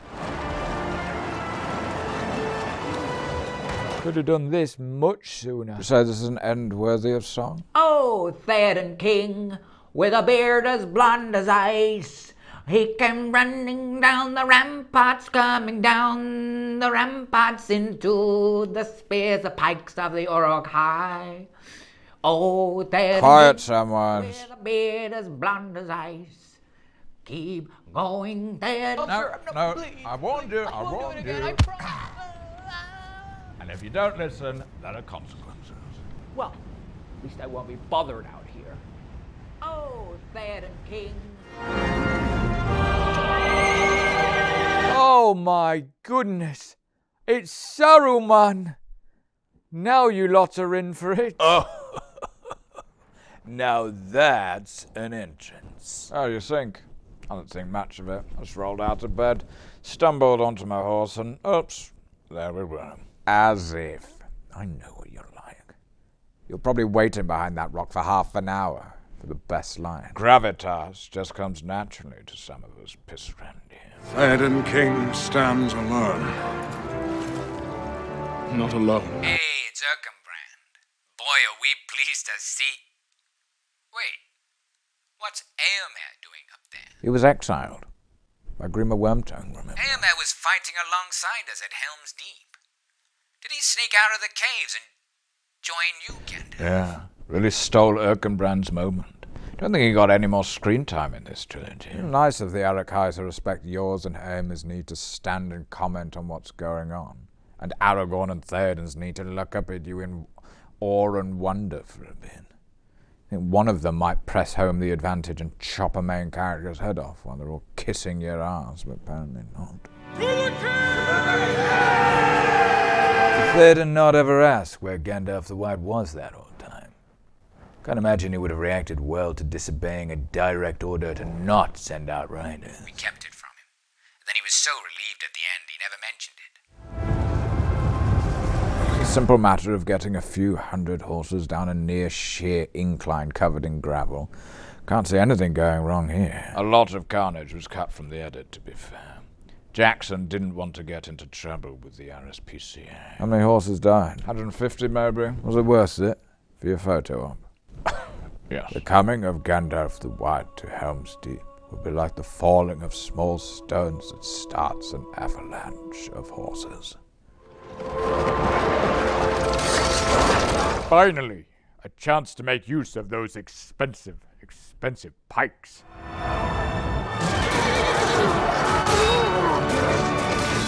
Oh. Still think you'd have managed this battle better, Boromir? This is all pretty badass, to be fair. And I stopped griping about the strategy a chunk of time ago. This isn't fun to watch. It's like watching someone beat up a baby. An evil, ugly baby. I feel sorry for you. No. All my grand plans, they go out with a bit of a damp squib. Damp is an understatement. Sopping wet squib. Nobody mentioned green screen. Nobody mentioned green screen. Furthest thing from my mind. The line is that the effects on these movies have dated incredibly well without exception. I would keep quiet about Merry and Pippin riding Treebeard. Let's never speak of it again. You know, it's a relief to finally find out why the Ents decided to smash up my gaff, and that it was something to do with the quest and the ring. I was ever so confused when I came out on the balcony. I thought I'd just fallen behind with my National Trust subscription. You're a member of the National Trust? Of course. Everyone only remembers the time I lost my mind and chopped down an entire forest and turned my fortress into a fossil fuel power station. But other than that, I've actually got impressive eco-credentials. You're childless. You're a vegetarian. You never take international flights. Thank you, Elrond. Don't forget, I installed a hydroelectric dam so Isengard could be entirely sustainably powered. Until you built a furnace-powered orc birthing factory in the basement. Yes, until that. I'll be honest, this attack on my home was supposed to make me more kindly disposed to the natural world. They didn't do a very good job. If anything, it just gave me a low-lying phobia of trees. Oh, I'll show you. Take one of those. Make me look like a fool, will you? Like this and that.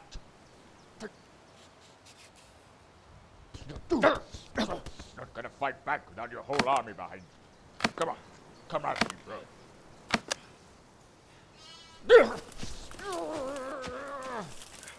Still have everything.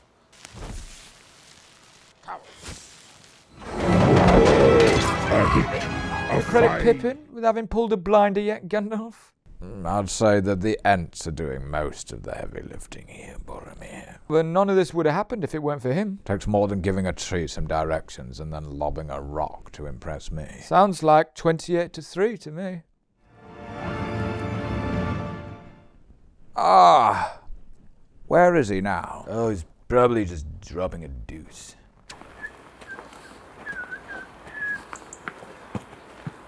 None of us should wander alone. What's that? It's just a bit of hobbit food. Give it to me!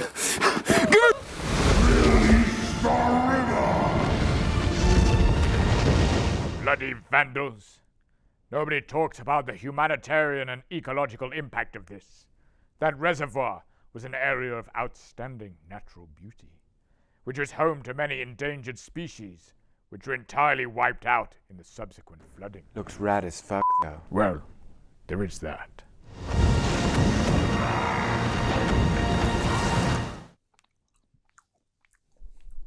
Where did you get all that artisanal hobbit food? Huh? Oh, found it in a rustic satchel. Right. Oh, cute. Just when we start to feel the slightest bit sorry for you, Saruman. And then we remember, actually, you set an Ent's hair on fire.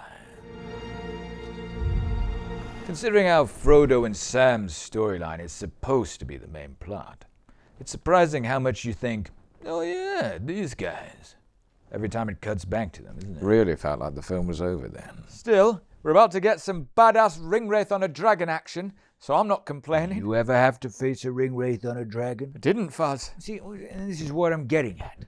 Not only are there too many, but also one of them is a primordial spirit riding a dragon. Well, but notice you've not done an amazing job of holding defences in Osgiliath, little brother. Well, it was a very difficult operation, in a stressful time. Always managed to do all right with it. Place looks like an absolute shithole here. Isn't that where the Wigan Quill was? Oh, what happened to the it? orcs devastated much of the city's infrastructure. Can't believe you let them smash up the Wigan Quill. It's the only place in Gondor still offering the £3 pint. I had a lot of my first sexual encounters in there. Loreth from school said I could have a snog for 50p. Did she let you? No, I didn't pay it. Look after the pennies and the pounds will look after themselves. That's what I always say. There were public service cutbacks that meant I didn't nearly have the same resources you did when you were captain of Osgiliath, boss. And the Wraith on Wing. We leave now, the walk will come to us on two fronts. We march to Doe and Water. From there we can strike out to Hardknot Pass. That pass can be held by 300 stout men. Yeah, great plan, Fuzz. Oh, Crapula, here we go. You guys were dead wrong about feeling like the film had finished, because the real climax is going to be a one-on-one duel between Frodo and a fucking dragon. Get your sword out and whack him. Another person Frodo offered the ring to. First me, Galadriel, Aragorn, and now a dragon. Those offerings really dried up later on.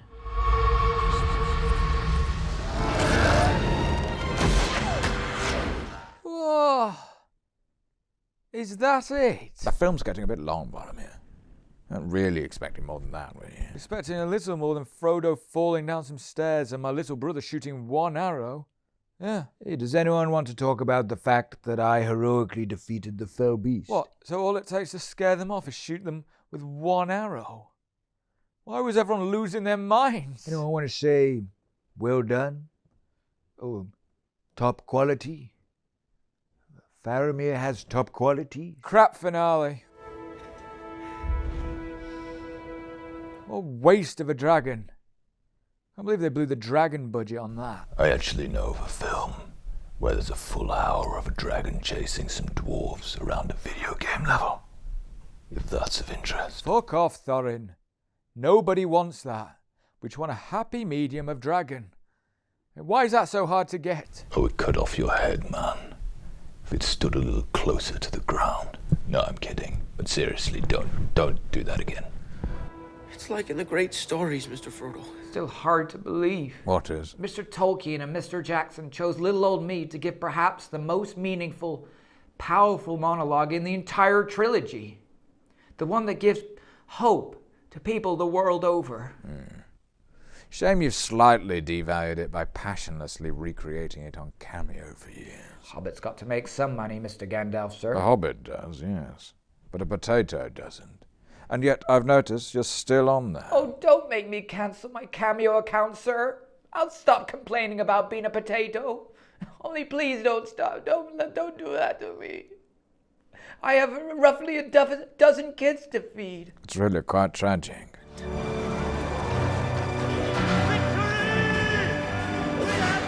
Victory? It's sweet Ethel. That is our save by the people he banished. I let him have his moment. You look like you're seething. Yeah, I was seething. But what am I gonna do? Shout, no thanks to you. But in the end, it's only a passing thing. This shadow. Are you crying? No, I'm not. You're crying. I'm not crying. You're a better orator than you are a singer. I'll give you that, Sam. It's a barbed compliment, but I'll take it. Meant something. Even if you were too small to understand. I just went back to bed.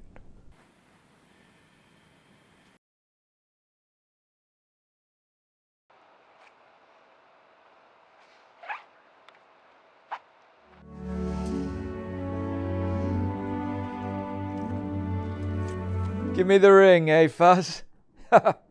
You're just like me. You're as mentally weak as me. Then it is forfeit. Release them. Oh, so you did what I could not. I hate to say it, but maybe I should have gone to Rivendell in my brother's stead. Oh, the beauty of hindsight. Our skills probably were better suited that way round. Osgiliath probably would still be standing, for example. And I'd be having a pint at the Wig and Quill with Lorith. You know the laws of our country. The laws of your father. If you let them go, your life will be forfeit. Denethor would execute his own son. It's pretty valuable ring. No, it wouldn't be a good look. But he'll find an excuse. Like, give him an impossible mission or something. He doesn't execute people overtly for stuff like this, but he finds a way. Mark my words, he'll find a way. Then it is forfeit. Release them. See, Faramir, not everybody has to get angry and chuck some wood on the ground in order to overcome the influence of the ring. Who? Sissies? There's no need to be cruel, boss.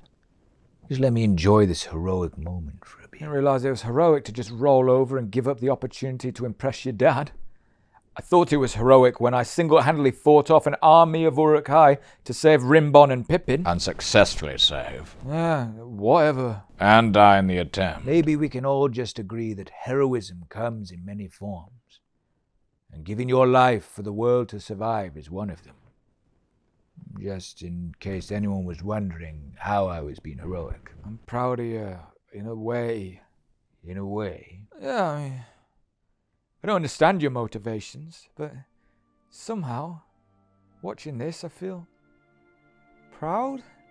Like, maybe I can respect that you live your life with different values from mine. I don't need to impose those values upon you, or think less of them for it. I can just let you spread your wings and be who you want to be. I think it's quite an admirable perspective, Boromir. Your father would be proud of you. No. Well, no, I suppose he wouldn't. But don't you think, Big Brother, that sometimes it's important to let your family be who they are, instead of letting them suffer under the weight of your assumptions about who they should be? No.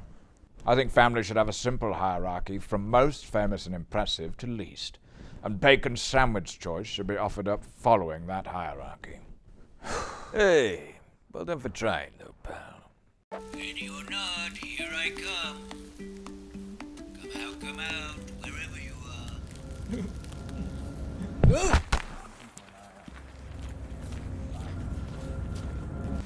Okay, Boromir, come out, come on. Why would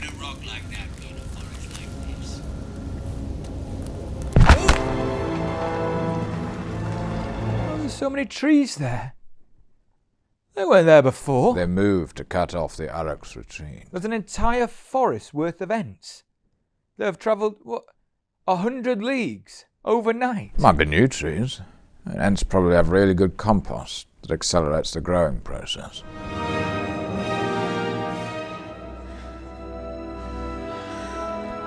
Aragorn, everyone in the Fellowship agrees that you're a bit of a tease. Me?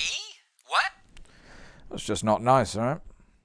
To be led on. You weren't led on, Gandalf. I'm not talking about me. I myself am sitting pretty on 43. This is why you never play games with Legolas. What are you talking about, old man? Half your kills are unverified. Then you go around shooting dead bodies just to save face. It's why we don't host board game night anymore. I think it would have been a real sickener if after the entire battle you'd have just fired a bolt straight through Gimli's nutsack. 44. Also, Legolas, you're on 19 like 2 minutes in. You're saying you only killed another 23 in the next 13 hours. And the skateboarding trick, that was like 4. What were you doing? I was only fighting at 50%. When something's too easy. It was like 30 survivors. There might have been a few more if you'd 400%. Well, Boromir, when I shot that rope, are we counting that? Because that's like 100 Uruks in one shot. No, that still only counts as 1. I suppose the view would be quite nice from up there. Oh, yes. It's a quality establishment. It's all right, actually. View of the lake. I think they're being sarcastic, Saruman. Rodenty little swines.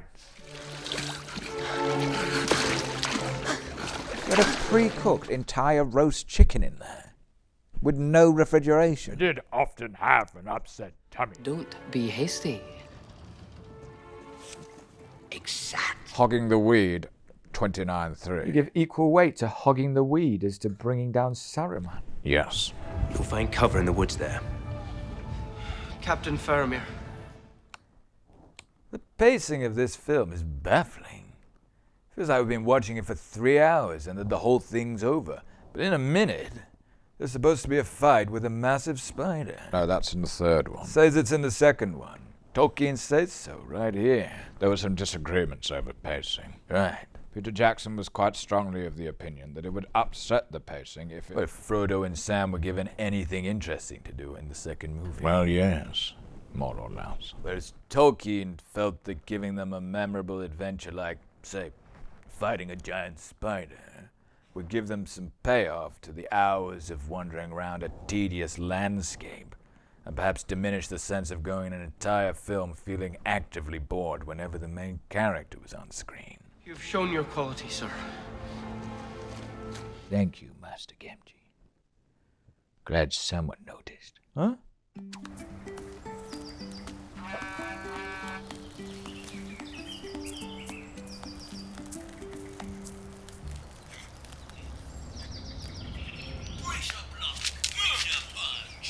Shire must truly be a great realm, Master Gamgee, where gardeners are held in high honor.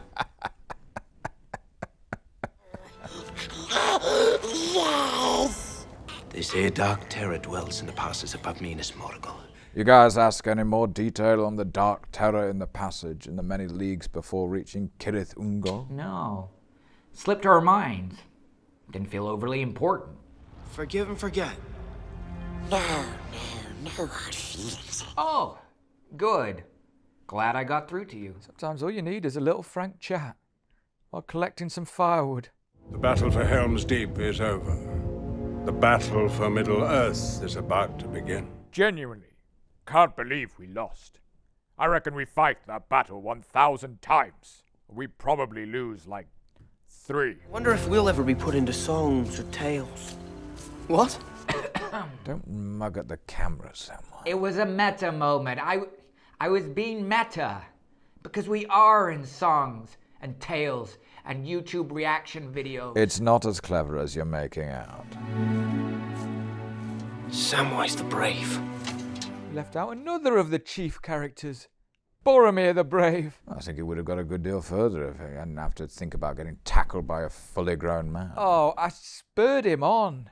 It was the best thing for him. Kid was flagging and I gave him the gumption to prove me wrong. and he's welcome. His master broke his promise. Oh, here we go. What now? Well, it was only a matter of time before you making Gollum evil again was going to cause problems. I think it's unfair to lay the blame entirely at my door. Pretty cute for a while, when he was doing that content fishmongering. And now here he is, up to his old tricks again. And you just had to keep choking him, didn't you? Making him evil. It was making him evil again that spared Frodo's hand. Don't be so keen to deal out kindness and treats, Boromir. What? But the fat hobbit, he knows. I think you're talking about Samwise the Brave there, stinker. We could let her do it. What's going on here? Is this the spider? I swear the film finished 5 minutes ago. It's long ways to go yet. It's neither a shame. He's such a little two-faced bitch. Yeah, he was saying such nasty things about us, and now he's being all nice. I got no time for it. It's difficult to be friends with someone like that. Nice to your face, and scheming behind your back. Follow me.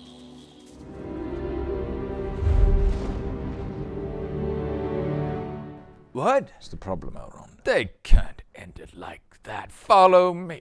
That's not the last line for a film. That's a first line for a scene.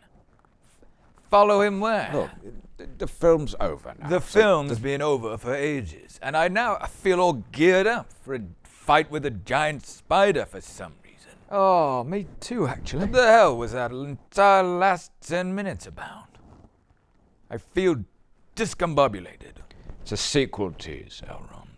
It's to make you feel excited for the sequel. Makes me feel like I've stood up too quickly. I need some fresh air. Well, I, for one, had a wonderful time. Thank you all for inviting me round. And, it's interesting to watch this one with you guys, because it makes me see that from a different perspective, some of my actions in this film must have come across as really quite annoying. Yeah, you killed a lot of people. It's all water under the bridge, Saruman. As long as you can see what you'd do differently next time. Oh, yes, completely. I'd probably just invite you all round to have a proper talk about it and clear the air. Cook a big casserole. Lay out a few bowls of crisps. Wouldn't make as good a movie, though. Well, I must be off. Go for dinner with Gandalf Sr. There's no doubt was in town. Yeah. We're meeting PJ to discuss the rights of the Silmarillion. In a bit, losers. Well, I think we can all agree that Two Towers was a crock of shit. Do you think that maybe you don't miss fellowship, not because of the lack of recognition? You miss your mates. Well, we don't meet up like we used to. Oh, well, we're getting older, Gandalf. Priorities change. I mean, Aragorn has kids now. Samwise has his fucking NFL team's worth of kids. Attack or defense? Both. And I'm dead. It's harder to meet up with your mates when your soul resides in a different plane of existence. I just want to go back to then, when we all hung out together, doing quests. We don't do quests anymore. It's just part of growing up. I know, I think it can't just stay the same. Quests, and the pub, and smoking doobies. Gandalf, we could make a pact that once a year, we all get together and go on a quest. I mean, I won't, but I'll organize it and recruit for it. And no burdens? I'll do my best to minimize the burdens. Okay. Thanks. That would be nice. Oh, I think I'm going to come down from this. I reckon I'll sleep tonight. You want to see some magic? Huh? Hey, your rock is too flat. You need a chunky one. Okay, this one's a banker. You've got more air on that one.